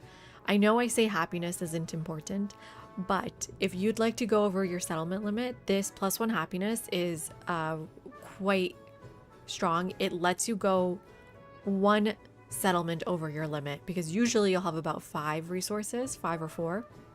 So here it's 1, 2, 3, 4, 5 if we ever get to the silver. 1, 2, 3, 4, 5. Yeah. So let's talk a little bit about settlement limit. I know there's some of you in this chat that disagree with me, Grog, but it is quite easy to go over your settlement limit if you know exactly what the penalties are. If you read at the top left, it's -5 happiness in all settlements per settlement over the limits. That has a cap of -35. So once you're 7 over, go settle that 8th city, that 9th city. It doesn't matter, except when you have crises on. In the Antiquity Age, there is one crisis that will make unhappy settlements flip. Okay, that's not so great. But if you have crises off, then go ahead and over settle as much as you want. The penalty for being unhappy is quite limited. It is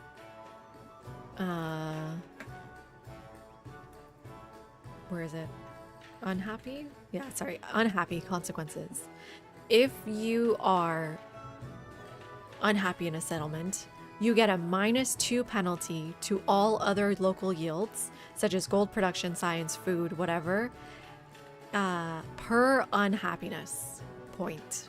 So -1 is -2%, -2 is -4%, -3 is -6%. The reason why that doesn't matter is because it's only local effects.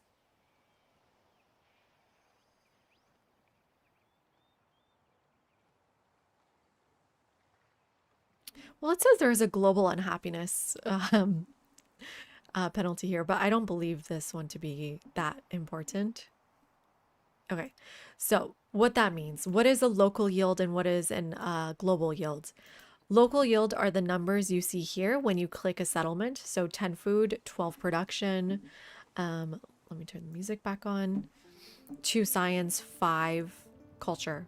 So really, what is -2% of like 2 science? Who cares?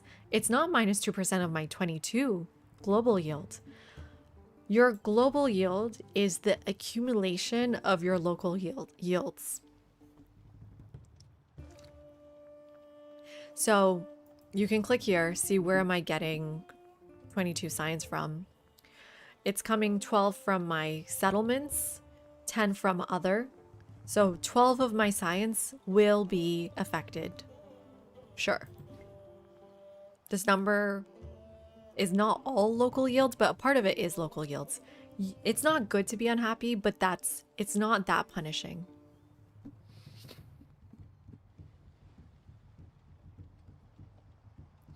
Warehouse buildings do not scale with the amount of buildings, William. Non-warehouse buildings do. So if I were to buy an altar, it does scale. It's specifically because towns usually are buying warehouse buildings, so you might not notice it. But if you get an urban center or if you get an altar, you'll start noticing it.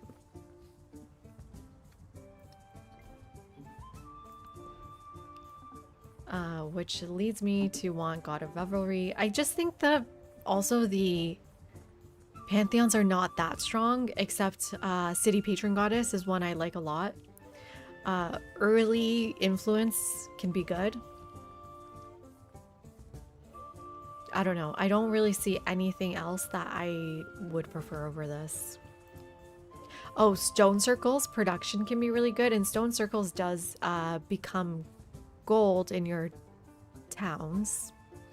So the way I like to think about Stone Circles is like yes, it would highly benefit my capital. Well, not really, because I don't have that many tiles. This is a very weak capital. But in your altars, you can buy in towns. What does it get me in a town? It gets me plus... how much gold?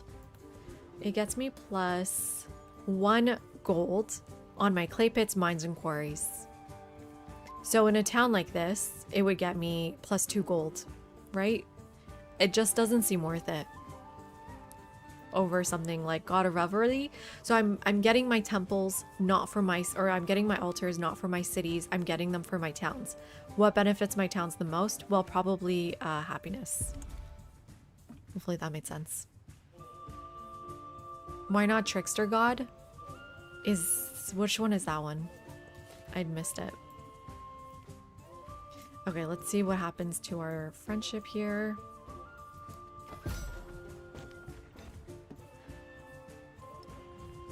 We did settle too close, so it's minus 20. So you need to be, I need it to be 1 tile away.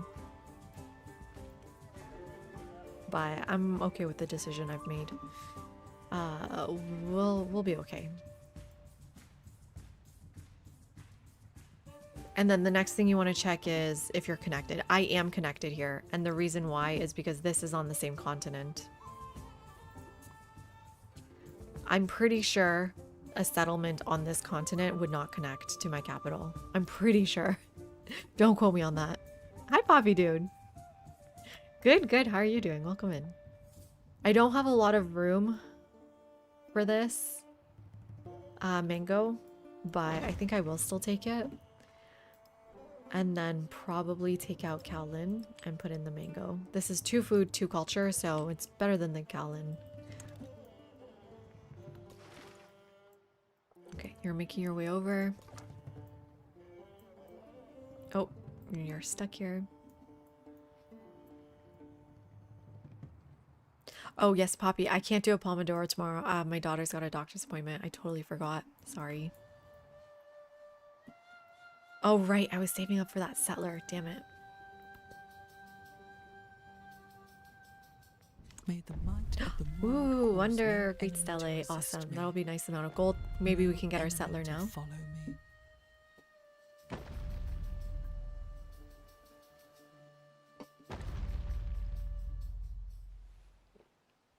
Well, maybe you should work, Poppy. Great. There we go. And what do we want now? I think a library could be good. Get some more science. We do have a pretty good library planned here.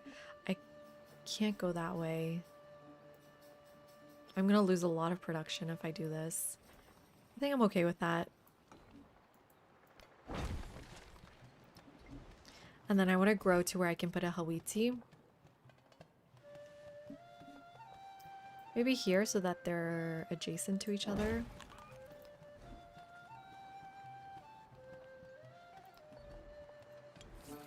I need to do this first and then do the library second.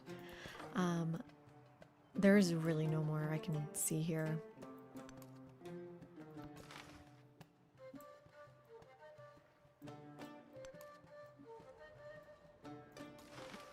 What's our trade looking like right now? Ooh, This is a completely inland settlement, so actually I want to send you this way.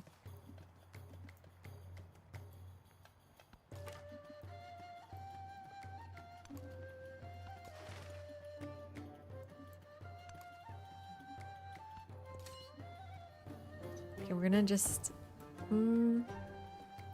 let's go closer to here just in case and maybe reveal these tiles. I'm guessing that's a mountain though. Okay, settler time.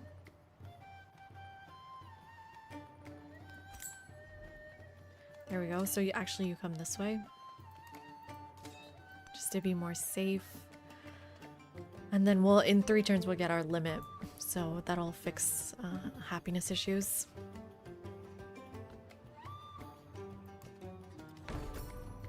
There goes Hanging Gardens. Yeah, that's usually the first one I see go, not Birsa. And I think time to just go exploring on your own. Still 4 turns before they're friendly to me. Still can't do Shomron. Just gonna go see what they're up to here.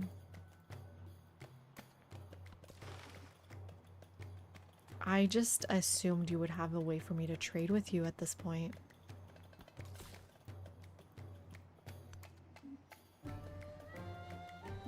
I want my fishing key here soon so I can start buying boats this way. Ooh, another boat here would be good too. Why don't I do that?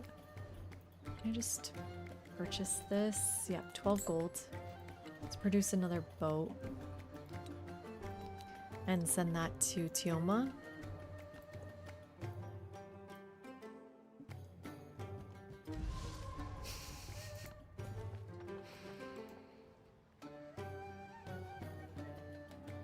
Yeah, I'm thinking there's not too many vegetated tiles for me to take this, is there? Maybe the horse is better? Yeah.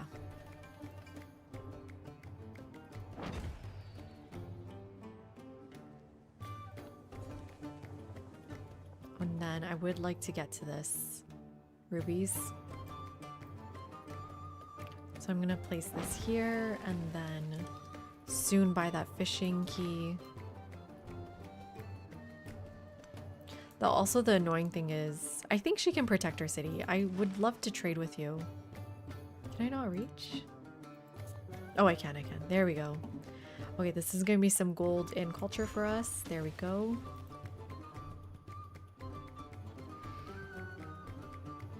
Man, I need another city. Or I need a camel. Hi, Avarice. How you doing? Ooh, economic attribute point. Love to see that. We are going towards this. I'm going to be trading a lot, so I'll take that. And then another codex. Sick. But I don't have room for it, so it doesn't actually count towards my legacy path. I'm going to need that library real soon here. Let's buy that fishing key. I prefer the fishing key over the harbor because growing is better than not growing.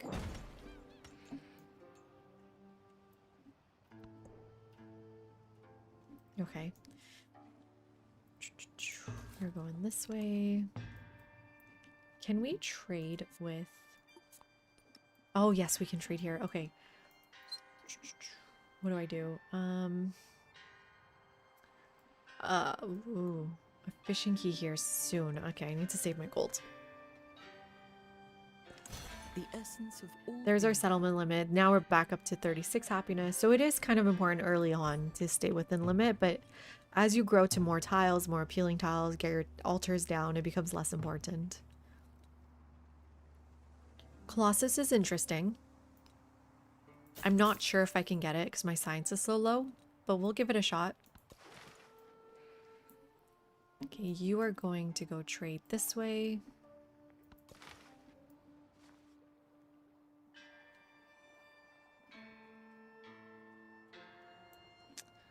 I have nothing to do with these boats. I guess just watch what's happening? No. There's gotta be something better to do. I guess just come home. Okay, I have enough influence to befriend Shomron now. Which we will do. Man, I'm so sad I don't get to keep them or get them at all. I know, Poppy, my favorite combo too. Highly recommend this combo to everyone. So I said I'm settling here.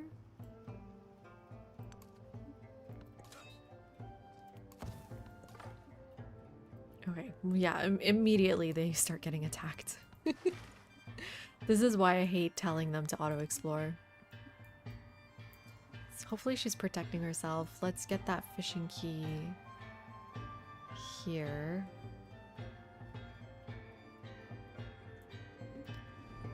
And I want to get it on top of this boat. So I get that population back and then I can grow wherever I would like. Preferably to the Jade.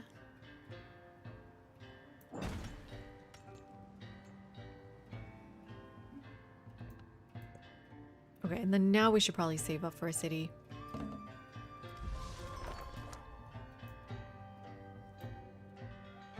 Alright, now you can auto-explore. Yulan is friendly. You come home.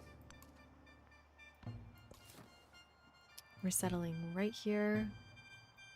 Why not one to the right? Just to get more resources faster? I think I'd like to go to the right one. Getting to resources faster seems worth it. I'm gonna grab this tile, and honestly, I know I'm saving up for other things, but I'd like to buy a building further faster.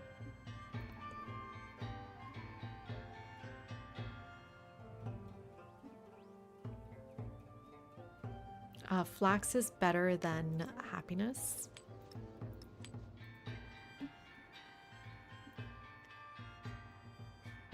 To the right?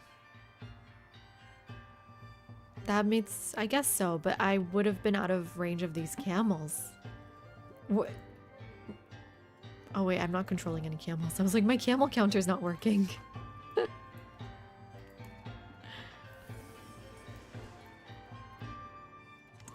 Remain less interested. Okay, there's the oracle. I would like to get that.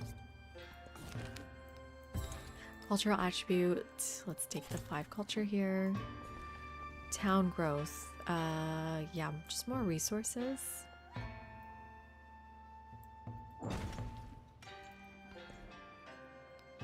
I'm wondering if this combination's too strong for a beginner guide, though. But I mean, you want to do strong combinations when you're just starting.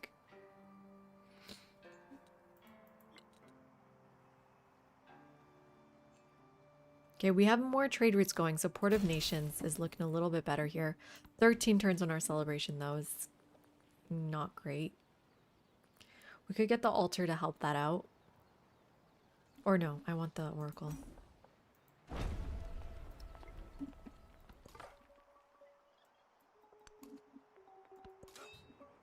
Did I start befriending Shomron? I did. Okay, you're waiting here. A boat. Let's get that Dow. Let's get another trade route going.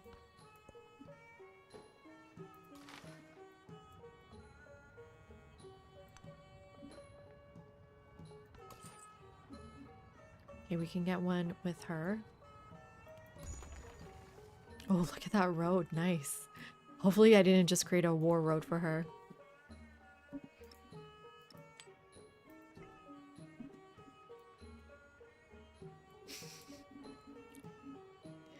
I like that idea. Okay, wonder building now. 2 turns still growth in my capital. I think I need the elephants to help with my production. Tropical plains and desert. What did I put it on? Plains. Okay, good. Yeah, the elephant would be good.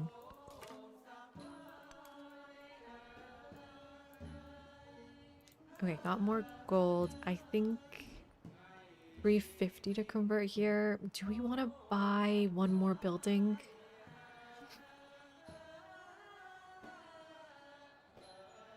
A granary?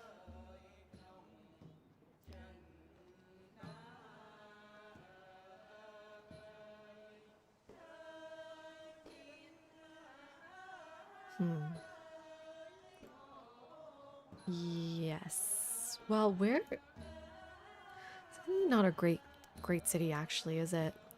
Because where's my amphitheater going? I guess I can go here. Yeah, let's just get that granary. And then we just need to save up 300 gold to buy it or convert it. Or in 4 turns. Okay, we're going to buy it in 4 turns. We're going to convert it in 4 turns. Let's do another trade route here. There we go. Time to take out Charismatic Leader. Put in Port of Nations. Ooh, take out Toolmaking. Put in Priesthood. How are we doing against the AI now? We're behind in science. Our science needs to improve here.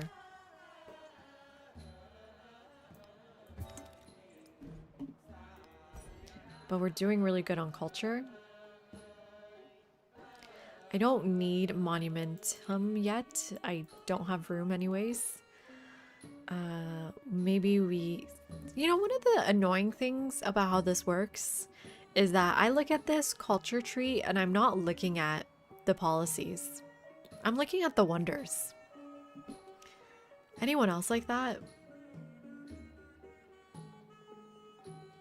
Or maybe sometimes I'm looking at the settlement limit. The policies are just not... I don't know, not that strong. And I guess they're not competitive versus wonders are competitive. So if you want a wonder, you need to go for it. Right? Strangely enough, I might go for entertainment here and keep settling. When I'm trying to teach people the game, Darth. When I have my happiness crisis on.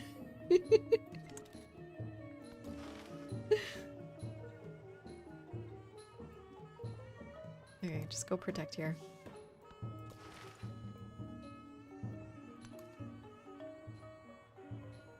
Let's take a look at trade routes here. So yeah, I need to get one to Risila too. And maybe one to Gungnai.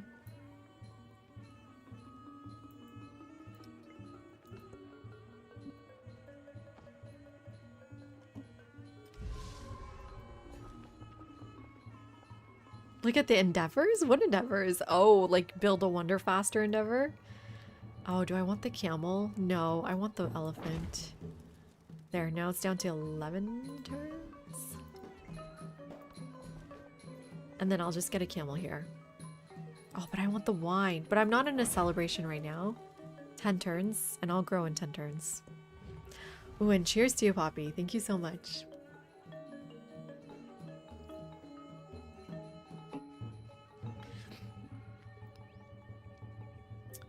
No, I'm gonna take that influence, even though our happiness is at 16 now.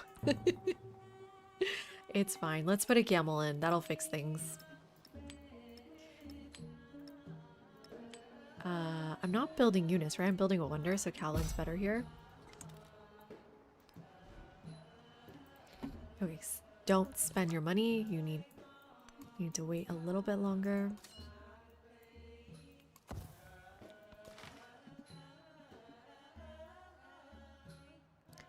I don't know. I'm guessing they're gonna have to double up on techs. How many more? They can put them in the science tree, but right now, does every civic has a wonder? That's a great question. But not every tech does.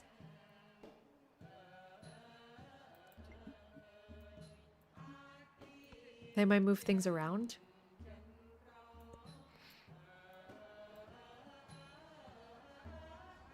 Okay, we are rich. Let's convert this to a city now. And now we can start producing things here. So that's the main benefit. I think immediately going for the monument makes sense. Get more influence.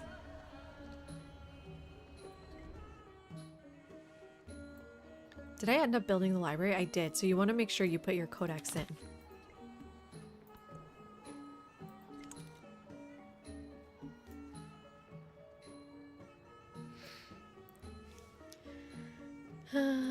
Do I ever skip tier 2 buildings to save room for tier 3 ones with the same adjacency requirement? Like tenement versus cannery. Okay. I'm glad you clarified which ones, because I was going to say no, but that's a good example. So I think we're in that situation kind of here now, aren't we? We are quite limited because of mountains and coastal terrain. I will definitely be getting my tier 1 and 2 culture, science, and production buildings. I may skip my tier 1 or tier 2. Sometimes tier 2 is worse. I think like garden at least gives you happiness versus the bath. I may skip a tier 1 or 2 food tile. And that's about it. Maybe a gold one. I'm probably not going to be skipping the arena because that gives you one. It should be giving me 1 happiness for every quarter. You see that effect? That's the other thing people, including myself, sometimes forget is that buildings give you their yields, but they also sometimes have a special effect. Like the arena has the +1 happiness on quarters. The academy has a no. Sorry, that's in the next era. The amphitheater has 10% towards wonders. Is there any other ones? Markia has +1 resource capacity. Lighthouse is 2. Bath has 10% growth. Oh, I didn't know that one. Villa, I don't see anything. It has the influence. Yeah, but that's not what I'm talking about. I'm talking about the one on top. So it's not the base yield, but that yield that's called the effect, that goes away on era transition.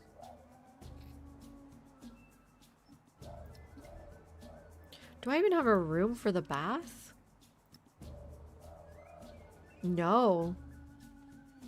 I don't have any rivers. I do have room here.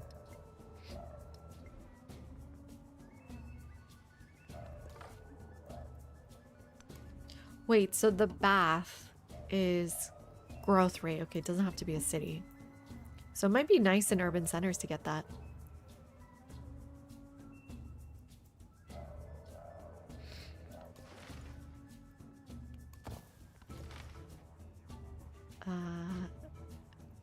You're coming. I guess just go this way. You can come home.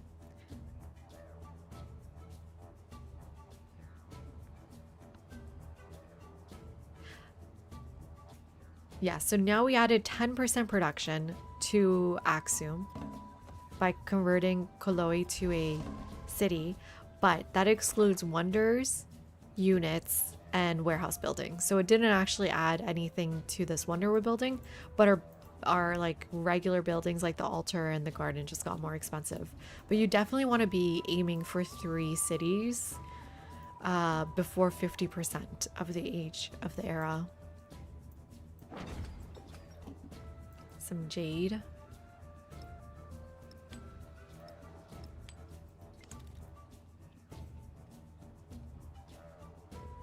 Where are we at? We're at 34%. So soon I'd like to convert this. It's kind of a weird one, but I think it's going to be worth it. Not how you spell it. Don't you have spell check?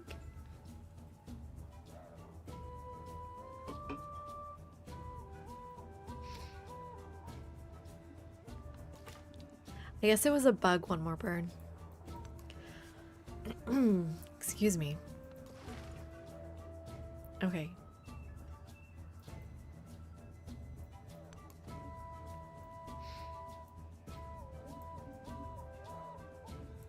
I could kill someone with my boats, but I don't know if that's worth it. when I can just trade with them. Should we just go diplomacy route only?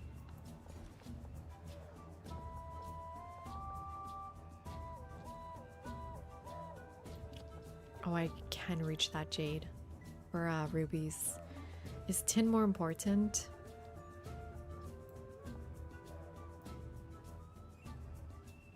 Well, the tin is closer, but this is food. Guess I'll go for the rubies first.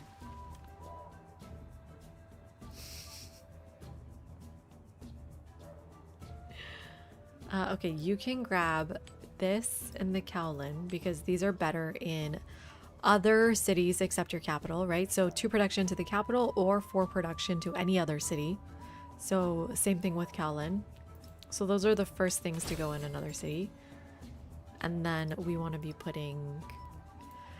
So if you're not producing units, I don't think there's a point in putting salt in the city, because outside of the city, when unassigned, it's +1 gold and +1 happiness. I find that more valuable.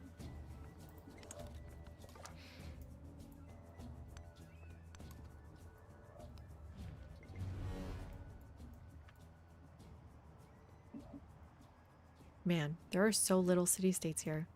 Curious what's down here. I don't think there's anything down there, but sometimes there is. It just feels like a very strange map. Can I send you down there? No, no, you're gonna die.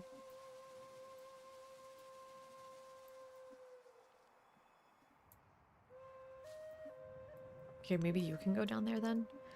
And then, what was I gonna do? I needed to get another boat up that way. Would like to first get the fishing key.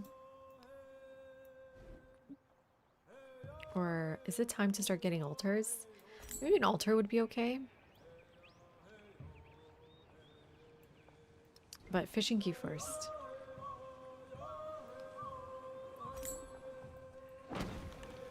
And then get a dhow to send that all the way up to Rusila for the trade route.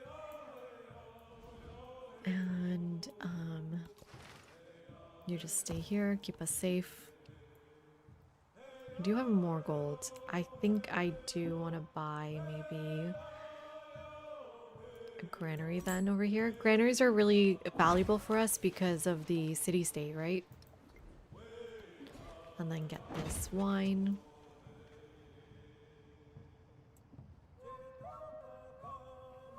Five turns on celebration is good.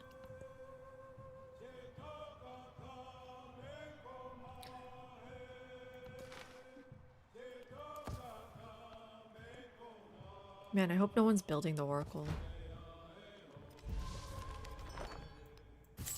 Okay, finally they're becoming my friend. And over here, yeah, just keep getting resources, maybe. Maybe more camels, actually.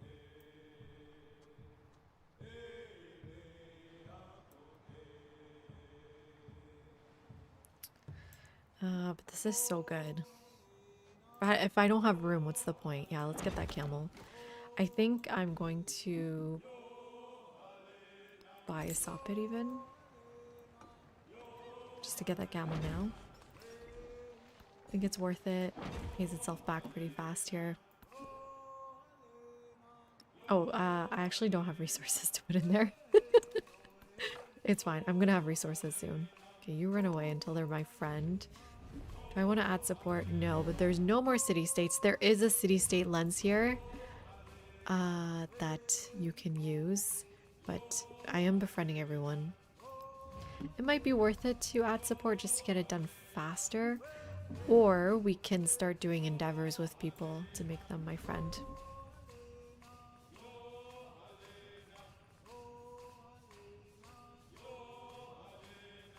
So yeah, that's the other way you make friends and make sure people don't come after you.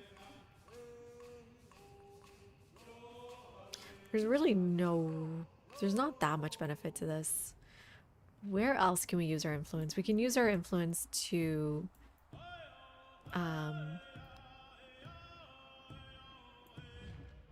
levy units, bolster military, promote growth here. If I bolster military, Can I use Insight Raid? Yes. We can Insight a raid against Harriet Tubman. Did you guys ever think I would say that sentence? Let's try inciting a raid so that let's see if we can get a unique commander out of them. Or just a commander out of them. Hi Sigurd, how are you doing?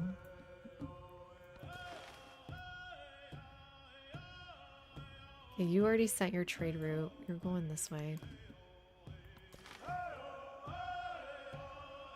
Into a cooking mini game? I do like that idea. Okay, you're going all the way up here.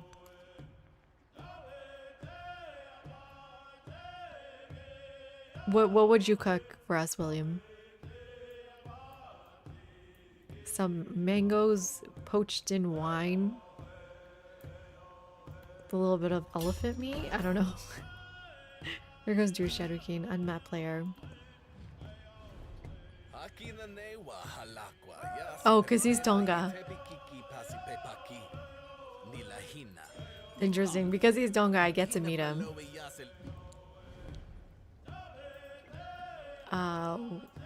Why? Oh, if I did a friendly, would I see his capital? I don't think so. Oh shoot, you need to go. Yeah, okay.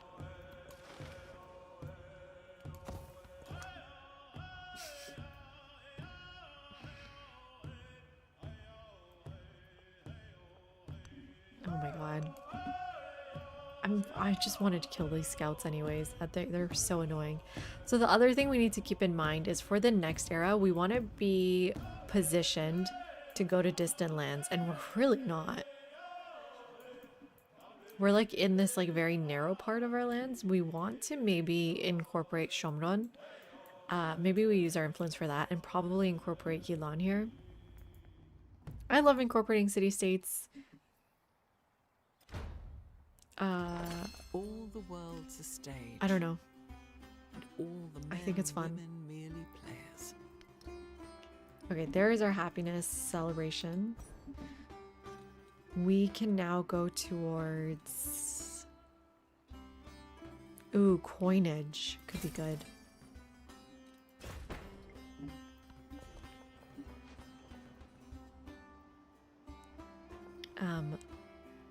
Ooh, so many good tiles. You think we grab this pearl while it still benefits us? Let's just take that influence and we can keep growing. I need to start building my Hawiti. That's something we haven't really been prioritizing. Grab rituals, and then we need to grab flatland.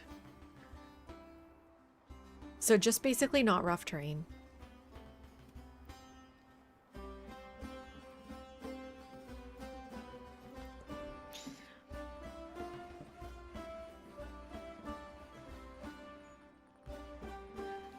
Would like to prioritize my library here too.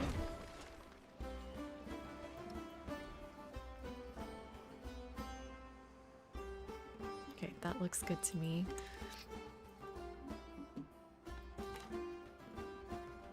Let's get out of here.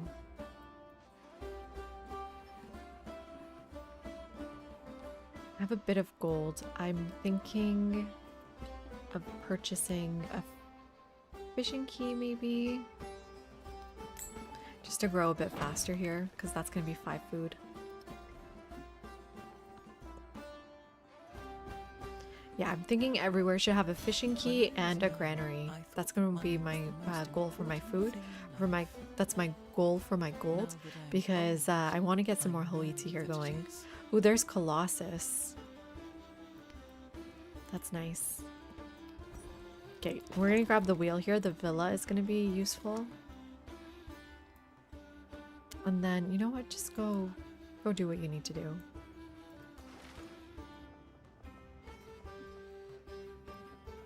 Okay, so do you have a granary? No.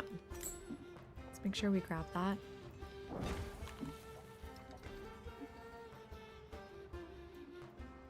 This scout has been staying here the whole time. I might need a boat to clear it out. Wait, I have one.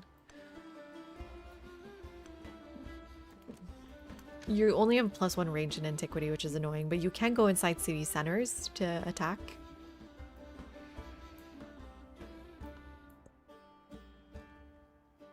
Man, a lot of volcanoes on this map. I didn't realize Elon has one too. And then we're trying to get to this. And making sure everyone's got their granary. Yes, you too. No.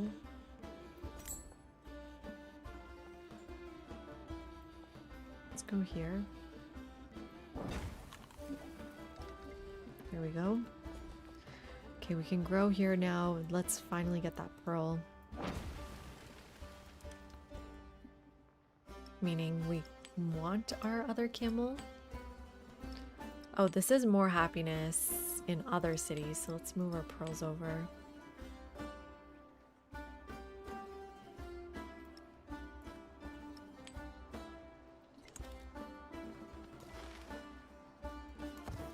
Oh god, okay. Kill this guy, please. There we go. Oh no, his little dog's all alone. Sorry. Oh, let me tell you 1 second here. 25% to production towards training DAOs. It's not that useful, but it's better than just 50 gold right now.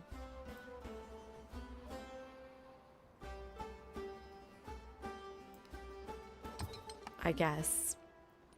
I am using... We decided to go on Xerxes mementos, incense censer, and gold fluted fiale. Gold fluted fiale?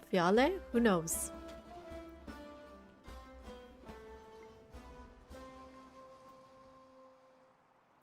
Okay, we're broke, but we got some influence. We're gonna save that up for incorporating. So every turn I take a look at my global yields to make sure I'm doing everything I possibly can.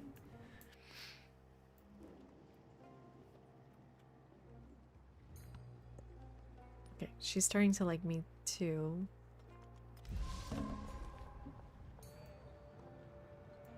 If I grab that, I grab my wonder, and now this is even better. I'm not fighting anyone, so I'm just gonna take that gold from her. Ooh, 1 turn for our wonder. I am so excited for this. Okay, yeah, it was not worth coming all the way here.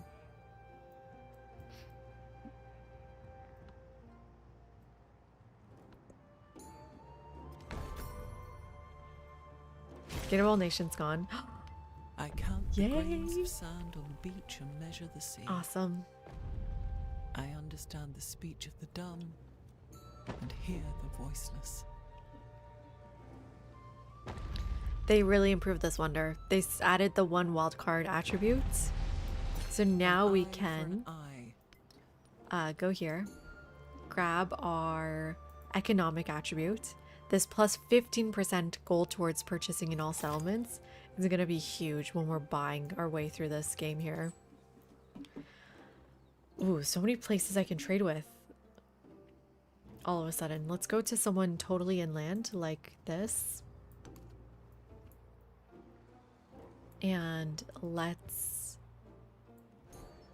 I want to get a few more boats. I also want to get all these buildings, obviously. Colossus, though? Oh man, that's an economic attribute point. I didn't have to use my wildcard one. I really like Colossus. Okay, let's check. Pyramids is going, that's fine. Ooh, a Hamanga could be fun. 2 culture, 1 culture, and food on fishing boats in the settlement. Man, I barely have room though for wonders.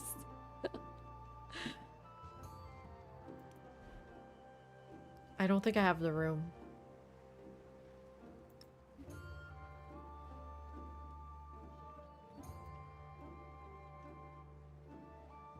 It might even be worth it in this settlement, maybe.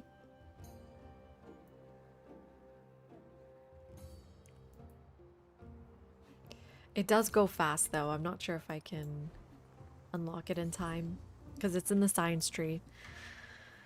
Okay, is it a time for citizenship? So what do you like here? You like stealing government secrets? You like wonder construction?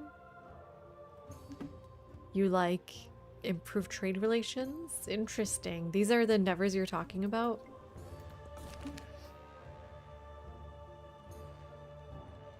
Just have 2 monuments. I think yeah, 2 monuments. I already do. Some more happiness.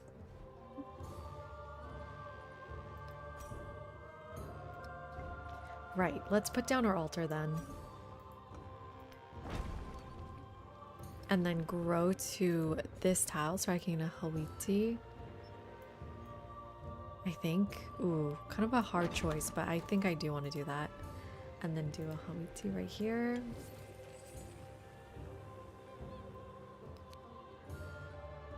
And then maybe just buy boats. Go trading with everyone. Where else can I trade? Resila I'm going to. Them I can't reach by boat. Okay, I'm going here. And I can't reach there. Okay. Majito. I can reach with a boat. Okay, good to know. And Gungnai, I cannot reach with a boat. So I just need regular merchants as well. So I need 1 more boat for this here.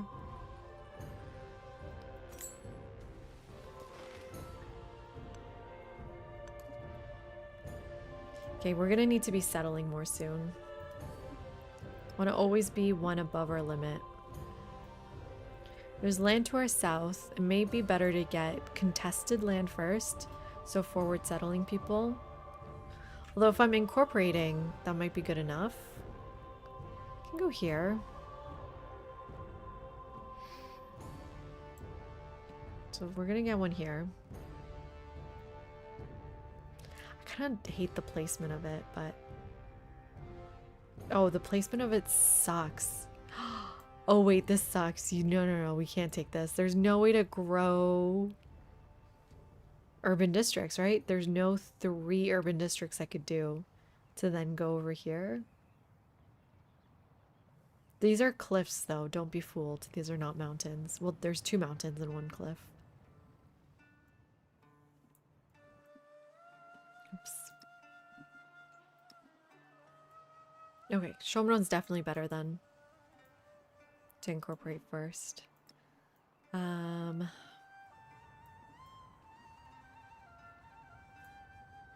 Maybe just something over here is fine. Not a lot of resources. Maybe something more resource heavy. This is okay. It's not on fresh water, but we could overcome that with just resources.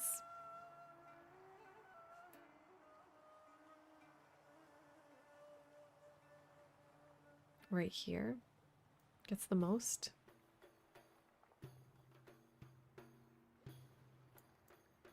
But we won't be coastal. What's better, dyes or silver? I think the silver's better. Okay, let's keep settling.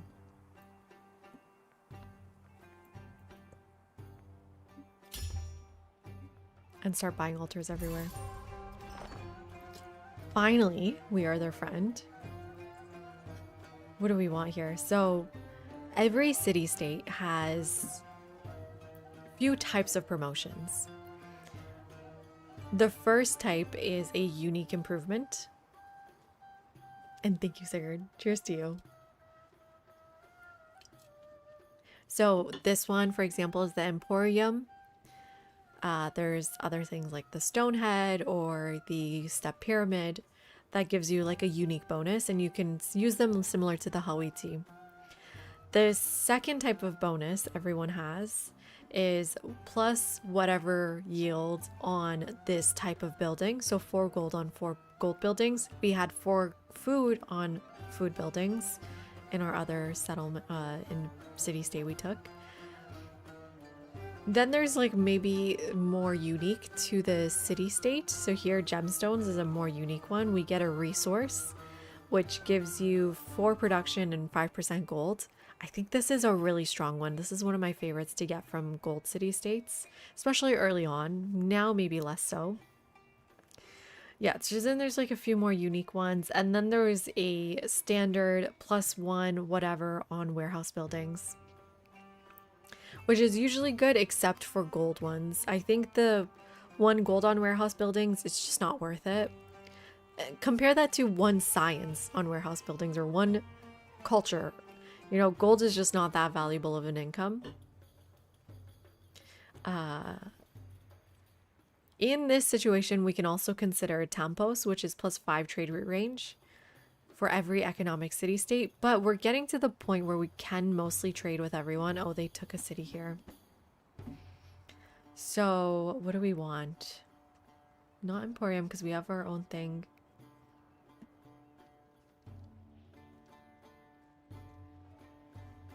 I'm thinking gemstones. Let's take a look at our production and our capital. We're at 27 production, so that does actually go a long way. Let's take gemstones. Except militaristic city-states don't have options for yields on buildings. They get +1 war support is their general ability, right? That's a good point. Imagine +1 production. I mean, what would be the point? Because production is already gold in towns. Hi Reza, how you doing? Welcome in. Let's just buy this library for 0 gold. That's why you should always check. And then we want to make sure we're keeping up with production. So a harbor and a soppit could be good. We want to make sure we're growing.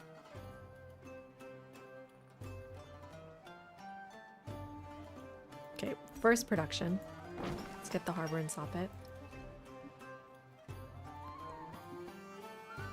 And then we can take out the tin again and put the lapis in here. It's actually not bad for our gold too. We're kind of a rich city here. Okay, you go trade here. Man, I think she's getting kind of dangerous. Saida's getting dangerous here. Maybe we should kill her? Or take a couple cities. We could do it with boats.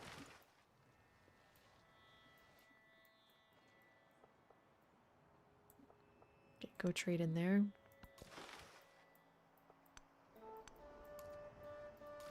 Let's check out her yields. Yeah, her science is high. Her culture is low, which is funny because that's her ability. We're gonna have to have better boats if we're gonna go after her, so not until much later into the era. Let's check out her friendships too. Everyone else does hate her, so they won't be mad at me for going after her. Okay, final oh no, there's 2 more camels to take. Let's take a camel here. Our camel counter is now at 3. What a useful mod we have there. And I want to be growing towards resources still.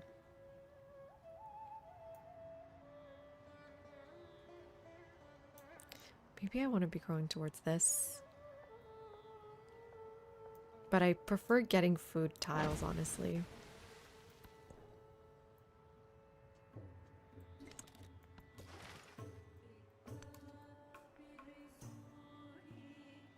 Okay, got tons of gold again. Let's set this city up. Or, you know what? Let's get our altars everywhere. I like to get my altars in the tile next to the city hall. Or the tile with the city hall. Because then I'm less likely to overbuild it next era. And it's really important that I keep my happiness up in my towns. There goes the pyramids. Oh, shoot. I forgot about Colossus.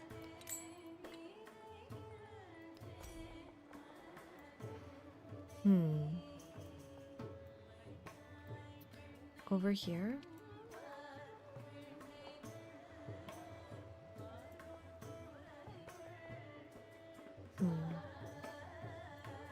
Sure.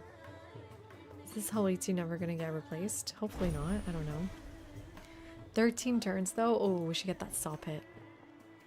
I think I can just buy it. Yes. There we go. 11 turns, much better. Let's grab more gold, make sure that's put in somewhere. Nice. I'm just gonna do that. We want to make sure, since we're getting 5% to the gold, we put the rubies in Axum. Does that make sense? Break? Oh, I missed a break? Oh no! I wanted to refill my water. Oops. Well, I'll just take a break in a few minutes here. Okay, we need to keep settling wider and making more cities. That's the main goals right now. See, I'm tempted to grab specialists, but I think it's more valuable to grab rural tiles, especially when you can do the Haliti stuff. So we want to be grabbing flat rural tiles with happiness on it.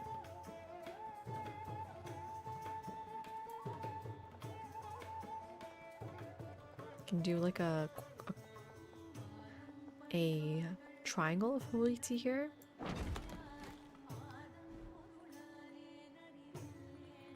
So focus on production first. We can just buy these. They're so cheap. Oh wait, I need to buy my altars.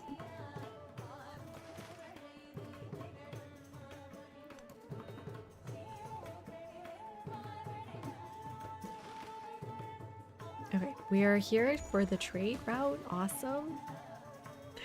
Oh my god. Ooh, all this silk. What do I take out? Take pearls out, put in silk. Maybe take jade out, put in silk. There we go. We broke 100 culture.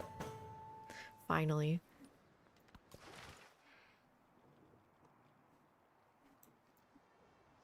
And then yeah, just send them home in case we decide to do war stuff.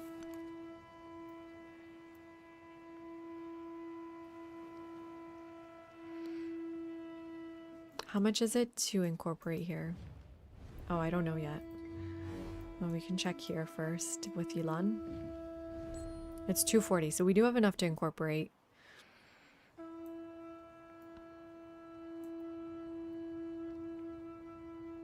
They never got a commander for us to target, unfortunately.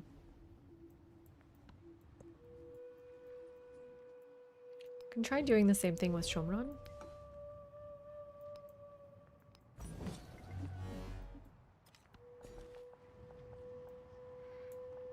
Yes, and we can do some Hawiti stuff around here, but it's not a lot of land in this territory. We already have a couple of buildings planned. Oops.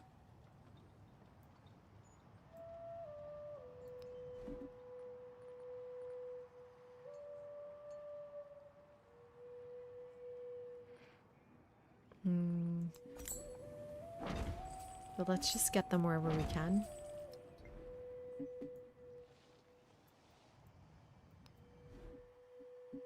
Ooh, a harbor here would be good.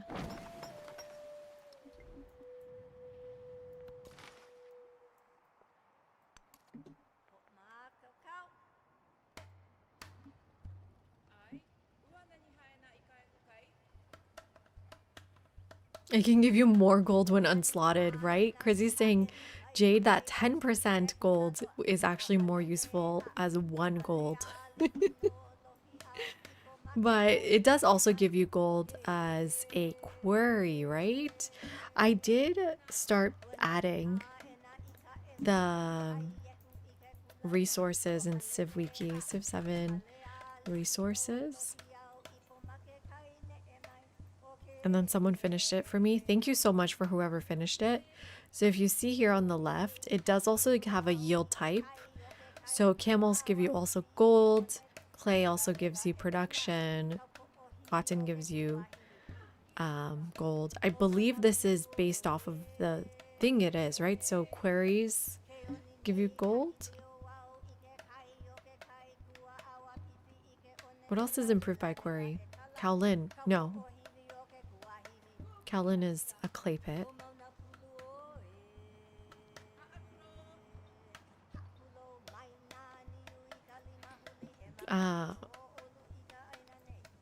Oh, what time are we going to bed today? 2 o'clock, Poppy. I think we're going to go to bed too. How far are we in the age? I don't know. There's the other thing we need to talk about. Okay.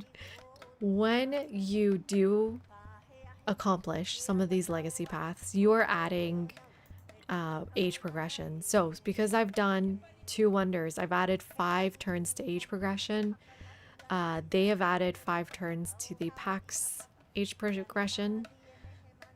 Someone has added, Tecums has added 5 to the Great Library one, and I have almost added 20 here. And what that means is there are 2 different numbers that you need to think about. One is your turns in the top right. So we've played 78 turns, but on the left side, you see we've progressed the age to 103.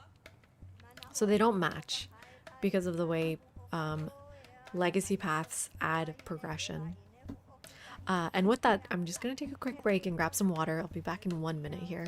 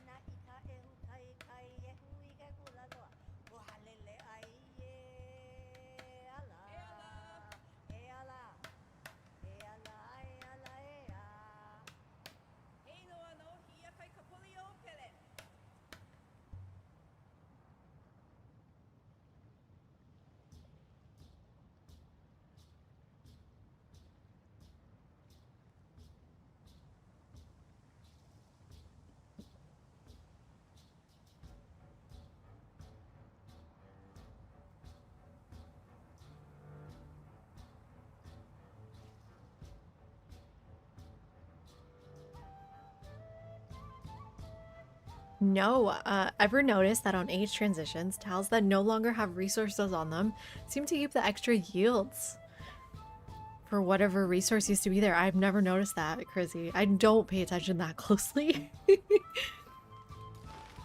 But now that you mention it, hopefully I will notice.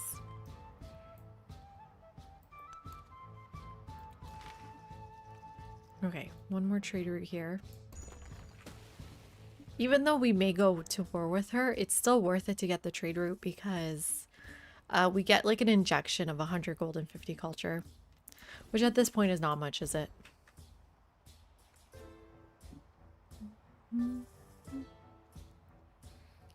Any other wonders you guys think we need?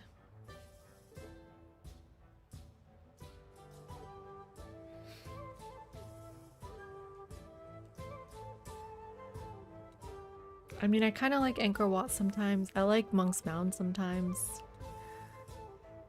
Not really though. All the good wonders are in the science tree now. Oh my god! 10 gifted sub tiers? What is happening? Thank you so much. That is so many.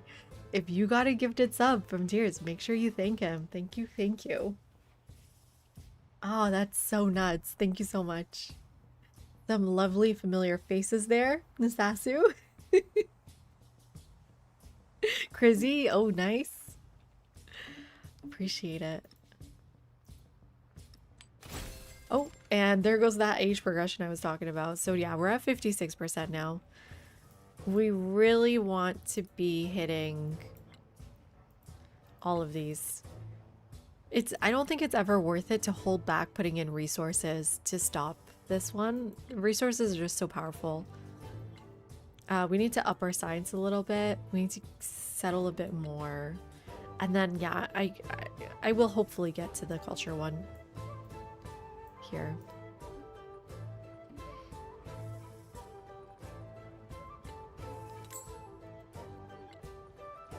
Amila Bell is available. Usually that goes pretty fast. No one's working on it. That could be our other wonder. To get to 4. Yeah, I can put Humunga anywhere. Let's put Amila Bell there. I actually don't think I'm gonna get Humunga. It is a competitive one, and you need to be a science civ to get that one.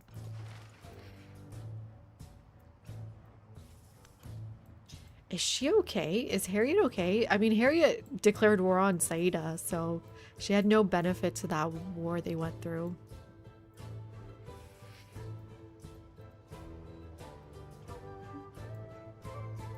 Okay, let's start saving up for altars.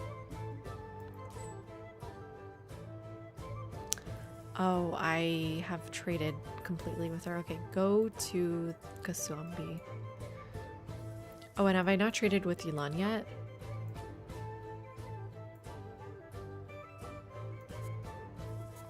No. Okay, let's do that. Probably just buy the boat. It's so much faster this way. Yay! I'm so happy for everyone. Now, That's why I love gifted subs. It helps out both the streamer and the community. So thank you so much. 14 turns. Is that going to be worth it? Oh, I feel like it's just going to go and I'm going to spend so much science on it. Maybe bronze working for the production. And in terms of what card we want to pick, 2 food and settlements. Oh, 20%. Oh no, this is not production towards wonders. It's 20% production towards constructing culture buildings, not wonders. Let's just take the food.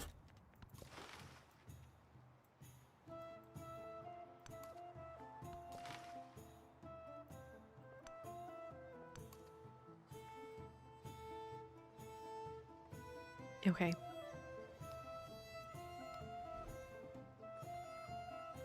You have your altar. Oh, I still need to save up more. Damn, these altars are expensive. Like I said, they do scale. I think that's the base cost, though. Oh, well, now I have enough gold. There we go. Another trade route, another altar. Again, it doesn't matter where they go. They don't get benefits for being next to mountains. Let's just put that there. And we've unlocked Bulgaria. Oh, yeah. Who do we want to be next era? Who's the trading civ? Maybe... Ooh, I don't have rivers for Songhai. Iceland? Could be fun. Chola is trade. That's a good point.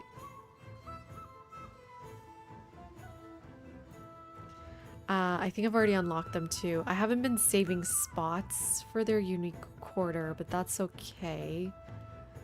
Their unique quarter isn't that good, is it?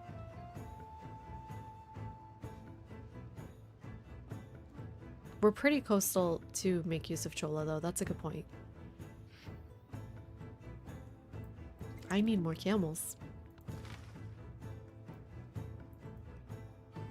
Okay, I'm gonna send you this way.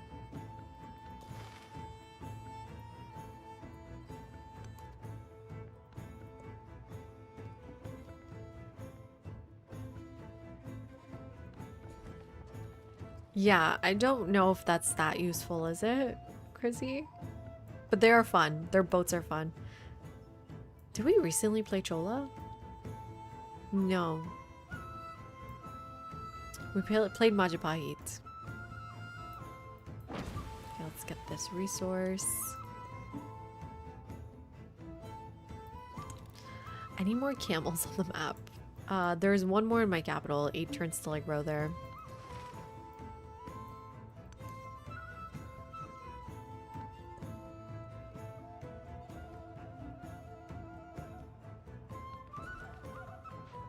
And then we need to start planning Hawiti quarters for triangles. Ooh, it's a bit hard. There's a lot of rough terrain here. Damn it.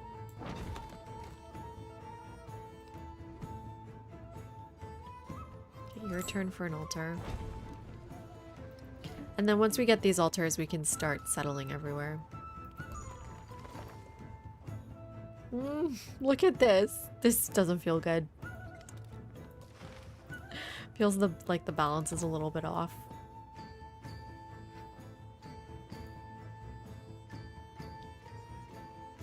Is there any way to increase your production? I think once we unlock barracks, we can increase production here.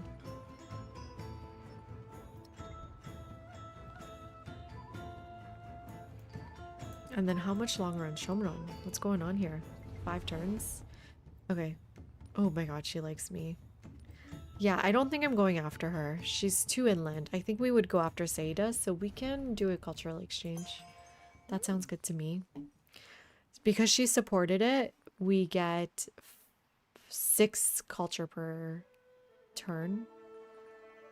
It's good to stagger your endeavors because she may not have enough influence to accept both. But she is a heavy influence civ, so she might be able to support both. She supported both. There we go. So that one gave us 6 gold per turn. I mean, it's not much, is it? I would steal from people, but I guess I could steal some techs from Tecumseh. Can I actually steal from him? Okay, let's get that soon. Let's get the ability to steal tech soon. Markets, lighthouses. It's true. I don't prioritize those enough. We could do that. Let's prioritize some of those.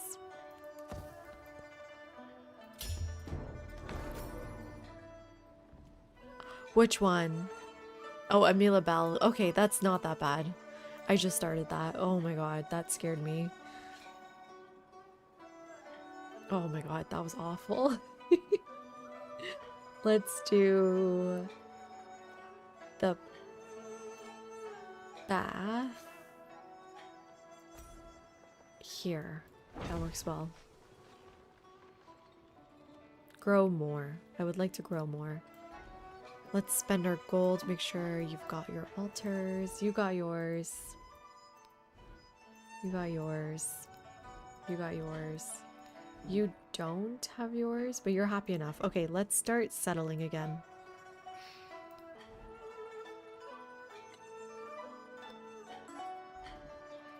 Let's go here.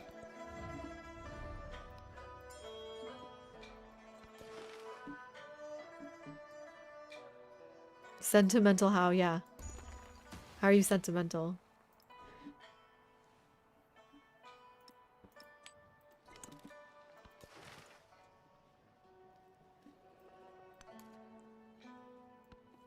You don't like to kill people who have been nice to you? Like, because Saida's been nice to me this whole time, I shouldn't kill her?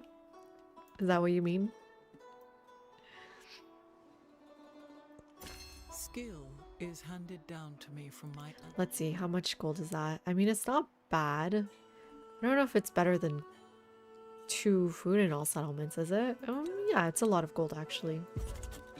We are now making 255 gold per turn. We are getting our next settlement. I am so scared about this one. If we have this happiness crisis, I don't know how happy I can keep them. We're gonna try, though. And then... Do we need this? Let's take this now. We are building more Hawitis now. Well, it's not that important.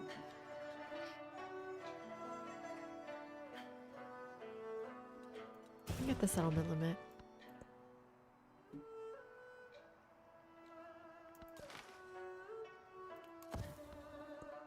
We need one more wonder.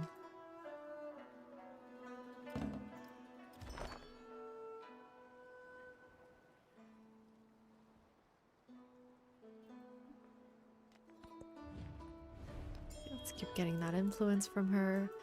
And I've got a ton of gold again.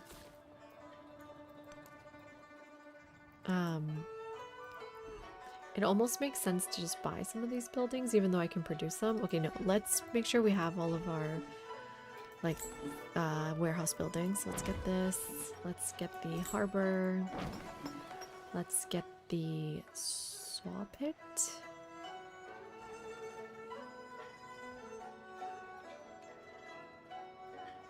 Where would that go? I don't think this is ever going to become a town or a city.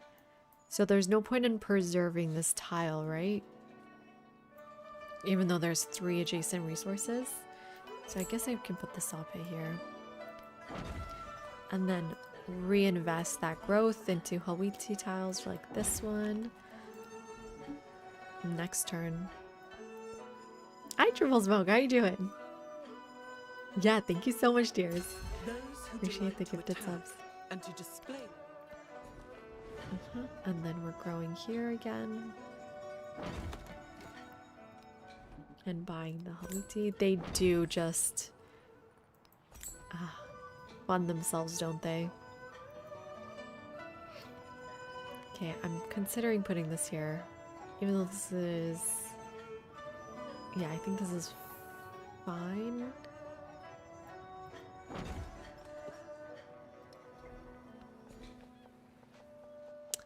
And there's just one more resource for you to get. So let's grab it.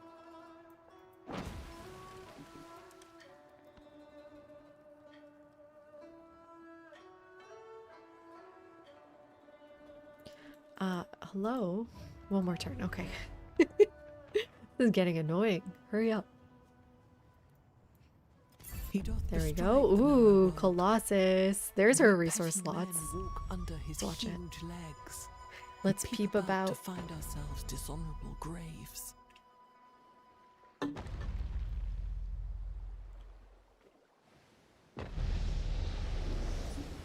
Thick. That's gonna give us some resource slots. Let's prioritize. I mean, the jade is pretty powerful. No, no, no. Flax, mango. Put these out now that the jade is gone. Take out the jade. Put in this, and then we can do more jade. There we go. That's much better. And now we can do 20. I mean, it's just so good, right? 23. You guys can't see because of my big head. 23 culture because of all the warehouse buildings. It just scales so well. It just doesn't make sense to take anything else. There's our economic one. Whoops. Well, even more gold for us. Go down the right side here.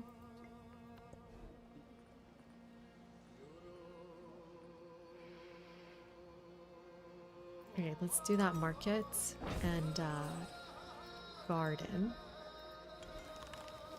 I think garden first to encourage growth. And then I think I'm just going to incorporate this turn. It's fine. The reason why I want to incorporate them is that it just gives us a better foothold to go to distant lands. More settlements are always good. And actually, speaking of, let's keep planning to go wide here. Right here. There's a bit of overlap, but it's okay.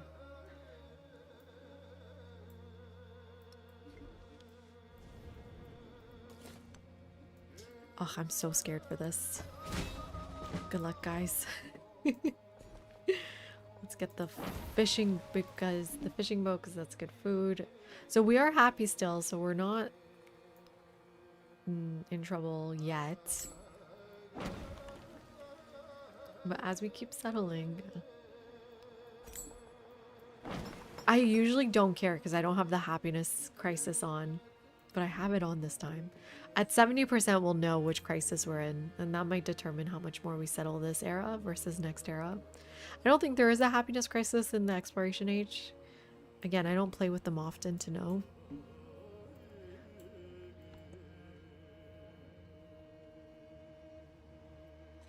He heard these. There's bronze working. I would probably prefer to convert this to a city though, with the gold I have this turn. And then grow here.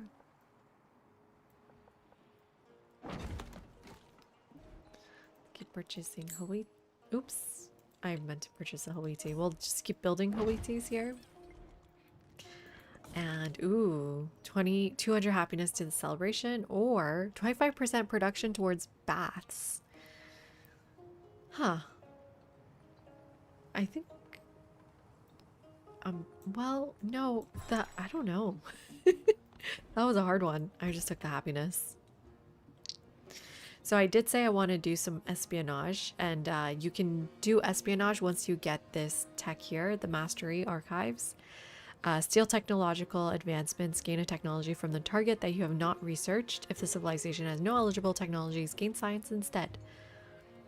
We don't have many places to put our influence, so this might be a good call here.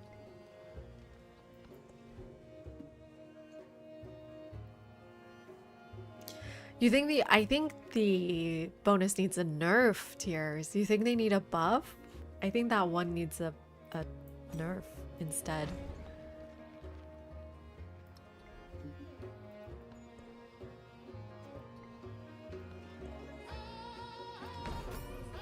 What kind of nerf do you guys think would be good? There goes Hamanga. I'm glad I didn't put research into it. I knew it would be going soon. Okay, final camels. There we go. And then get this. Oh my god, we're rich. We're so rich.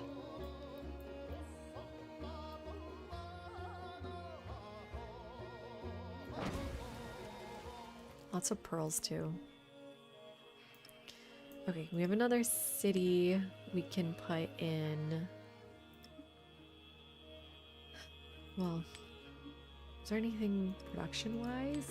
Something like this. Increase its production.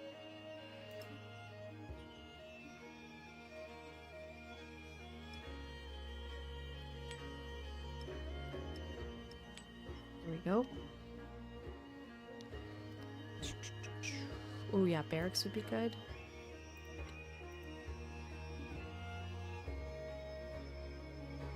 Use influence to spy. Got it. Yeah, you want to target someone with more science than you. So is it even possible to use that? Oh, well, first I have to unlock it. 1 second. Let's see if it's even possible to spy on Tonga here. Okay, you are unhappy, like I thought you would be. Let's grab the altar next turn.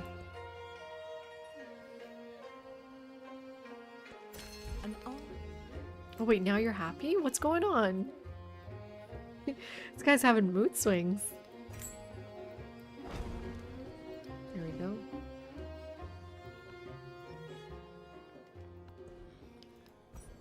And then we don't need to steal that.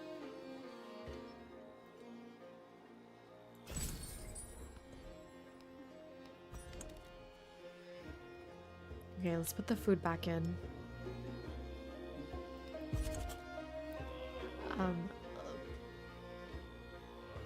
Is there anywhere else to trade? Gungnai and Shomron. Oh, we should maybe incorporate Tioma as well. I mean, they don't have a lot of resources to make it worth it. Gungnai and who? Shomron? Well, there's no point if I'm incorporating them. So just Gungnai, we can buy a merchant from here to go there. 275, okay.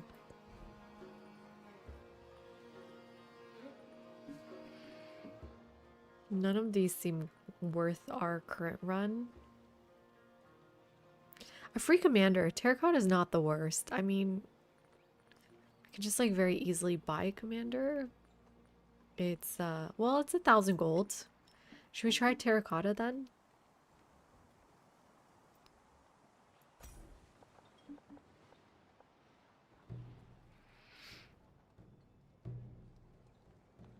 Maybe right here to boost the science building.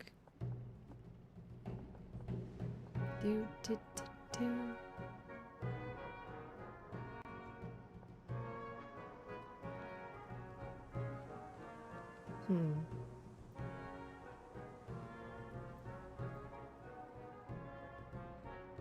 It's not great.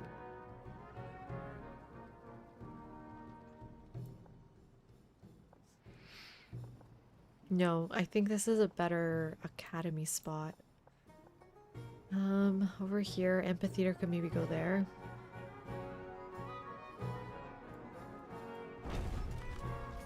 Oh, no, no, no, no, wait, wait, wait. I should put it on rough terrain. Because my Hoiti cannot go on rough terrain. So here.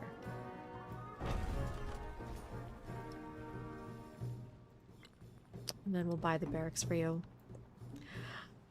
Hi, Being. How you doing? Welcome in. Oh, there's a codex. There's a library. How many are we at? We have 3 now. Because the mastery has the codex. And, blacksmith would be useful. Let's just buy that barracks if we can, and we can. Right there. So that's 11 turns now. And we want to keep growing to resources here. So I want to prioritize building or tiles with happiness on them as we grab resources here.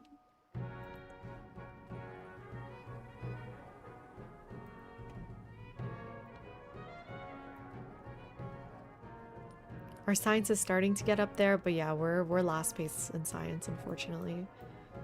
How do we fix that? There's not much we can do to fix that, unfortunately. We're getting our libraries. We can get another one right here. Specialist is one way. There we go, another pearl.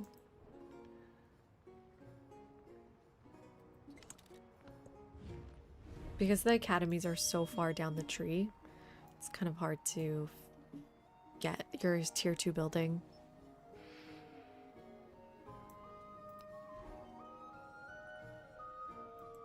Let's just buy that. There we go. Start the library here. The codices do also give you 2 science each, if you didn't know. So sometimes it's worth it to just grab them. Okay, definitely want a granary.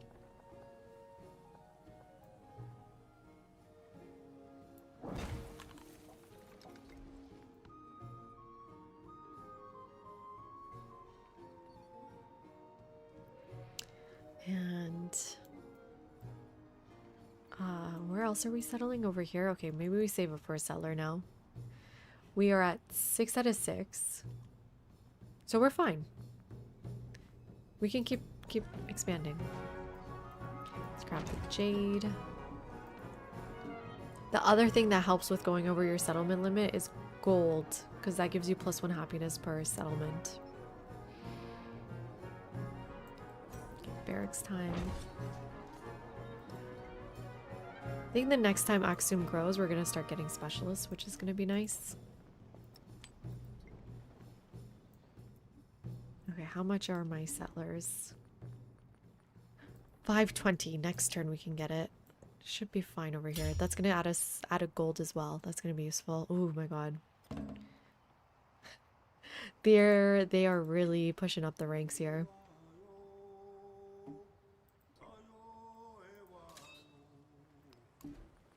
Buy that. Settler now. Is she at war with anyone? We could start an alliance with her so she doesn't attack us as we settle closer to her and touch her borders, because that's going to reduce our friendship.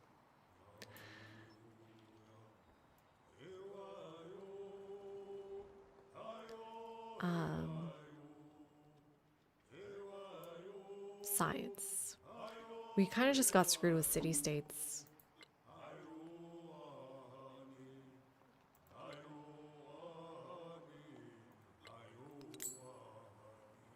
I'm gonna buy that because science is getting a little bit low here. And then do the barracks for production.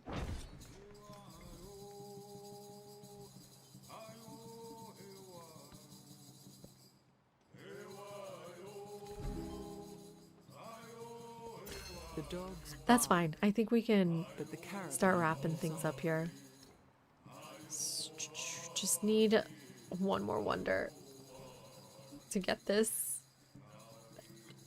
We did get to this. We just need 3 more settlements to get to this second node. Science, we got to our first node. 3 more to get to the second node. Economic, completely done.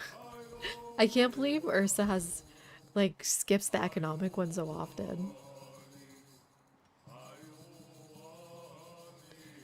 It's my favorite one to get.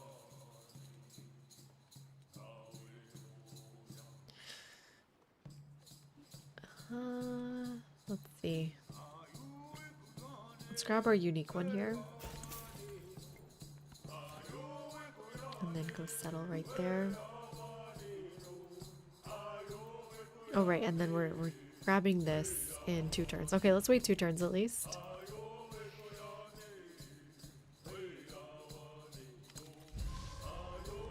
Oh, and time to do some espionage, actually. I forgot about that. This is our Hawiti tile here. Maybe we should try to get to this, though. No, this town's gonna need the happiness more, so I'm gonna try to save it for this town. Right? Yeah.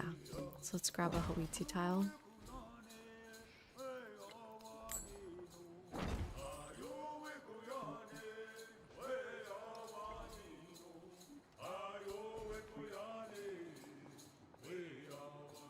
Oh, and then same here. Let's make sure we buy these. They just pay themselves off so fast. 200 culture broken. And you're gonna need that, so you try to grow that way. I think I can get more Hawiti here. I love that they can go on vegetated tiles.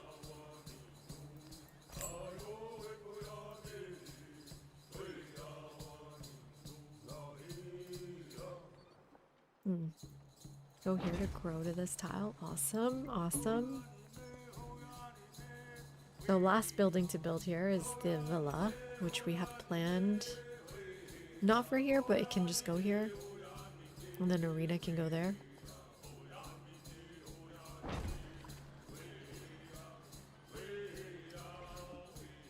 This is a sign to me. I'm almost done my buildings. Well, I'm unlocking more buildings. So I think after we get like the barracks or the blacksmith, we're gonna need more cities.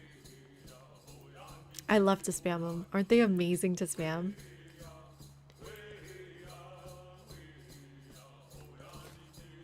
Okay, we will settle here.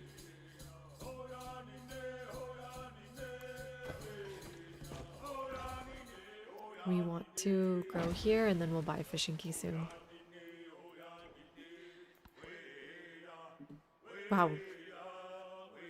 We need to keep settling. This is only my 7th one. Set up here this throne and consecrated it. So yeah, throne of my father is only 18 gold. It's not that powerful, is it?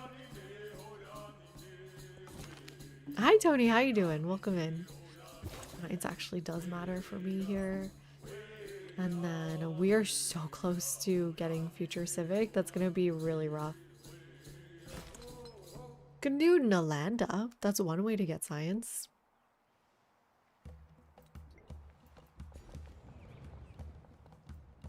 Oh yes, give me that gold, baby. Repair, altar. There we go. Now you're happy.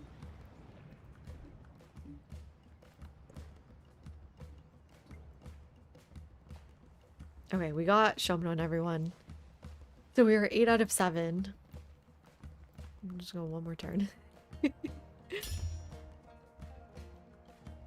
8 out of 6, sorry. But as soon as we get the altar here... Well, this is not the greatest altar.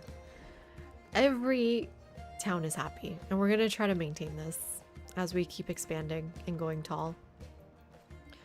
I think we're going to want to start settling up and around here, maybe. Think about... I mean, there's not really a point to go more inland. I think tomorrow, what we really should be doing is killing.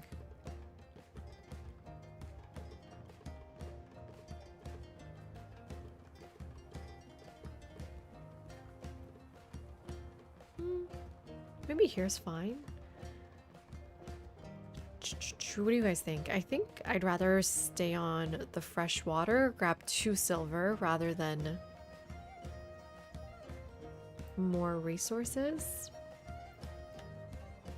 It's between here or something like this that grabs a ton of resources. 1, 2, 3, 4, 5, 6 versus 1, 2, 3, 4. This is 2 more resources. I think it's better to go on the fresh water. Yeah, and then maybe tomorrow we'll just kill Saida.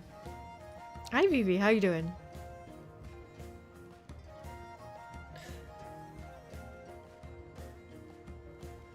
Well, but then the city-state ones, I think, Crizzy, are the bigger contender here, rather the ones from city-states or from civilizations.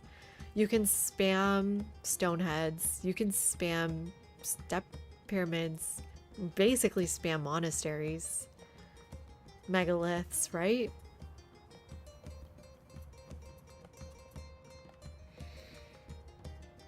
What do you guys think? Should we kill Saida? Well, she's just the easiest to get with our boats. I mean, we could also just kill her with Chola boats. That could be fun. But that means we need to have 12 settlements planned. Right now we're at 8, 9.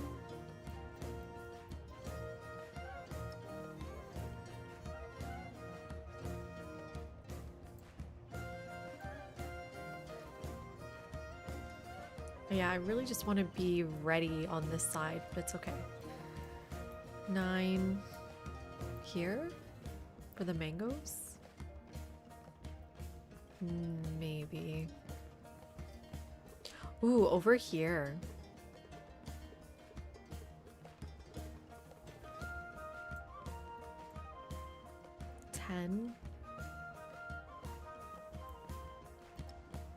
You also want to settle places to avoid other people taking your territory. So maybe 1 inland would be okay. Because I don't want anyone settling here.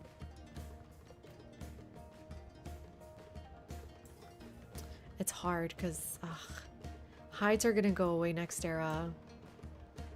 It's not coastal. Not a lot of coastal options.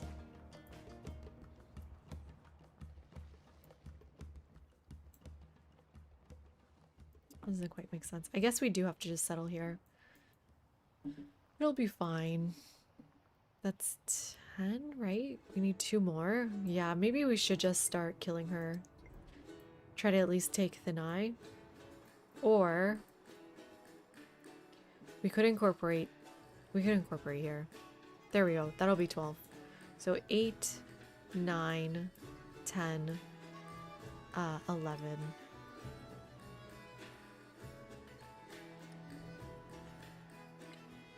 One, 2, 3, 4. I need 4 more. 1, 2, 3. I need 1 more.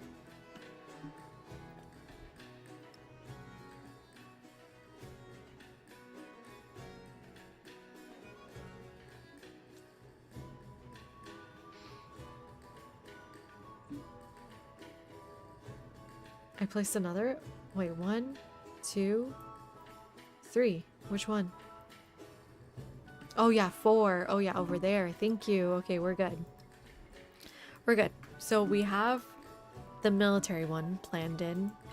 I mean, science is always a race. We'll see, especially with our low science. Economic done. And then cultural, we just need 1 more wonder, which we're working on here. So that's that. Hopefully this was fun for you all. Let me know if I over-explained everything enough. If you have any questions, you can always post them in the Discord too. And then, yeah. That's it. Thank you, Afro. Thank you for hanging out. Thank you all. Happy to have you here. Let's see, who's streaming tonight? When's Cupper coming back?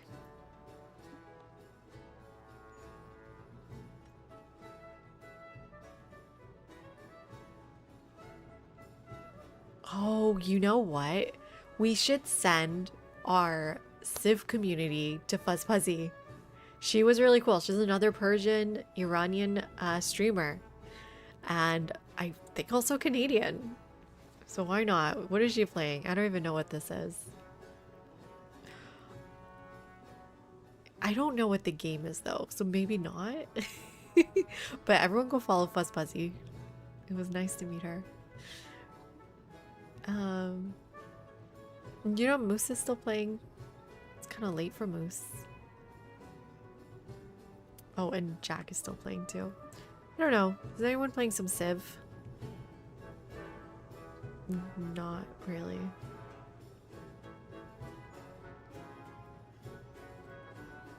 What do you think, Poppy? Where should we go? Should we just start and not raid tonight?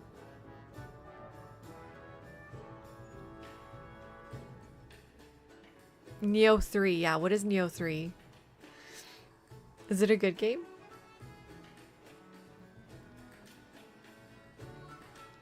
Who should I raid, Jones?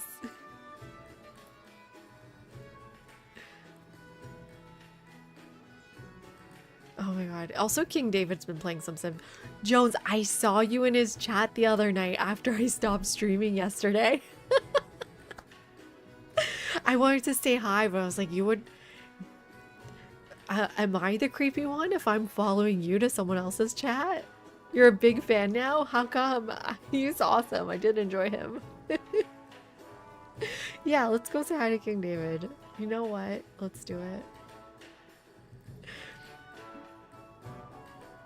Yeah, he just started too, but he's playing EA Sport UFC 5. Not quite the related game. Just good vibes. Yeah, that's true. Okay. Let's go say hi to King David then. Oh my god, Jones, you're in his chat? What the hell? Wait, are you not just watching me? Okay, let's start our raid here. Wow, I'm being betrayed by Jones here. Oh, perfect timing for the music too. Yeah, you're literally two-timing me. Good night, everyone on Twitch. Thank you so much for hanging out. And good night, everyone on YouTube.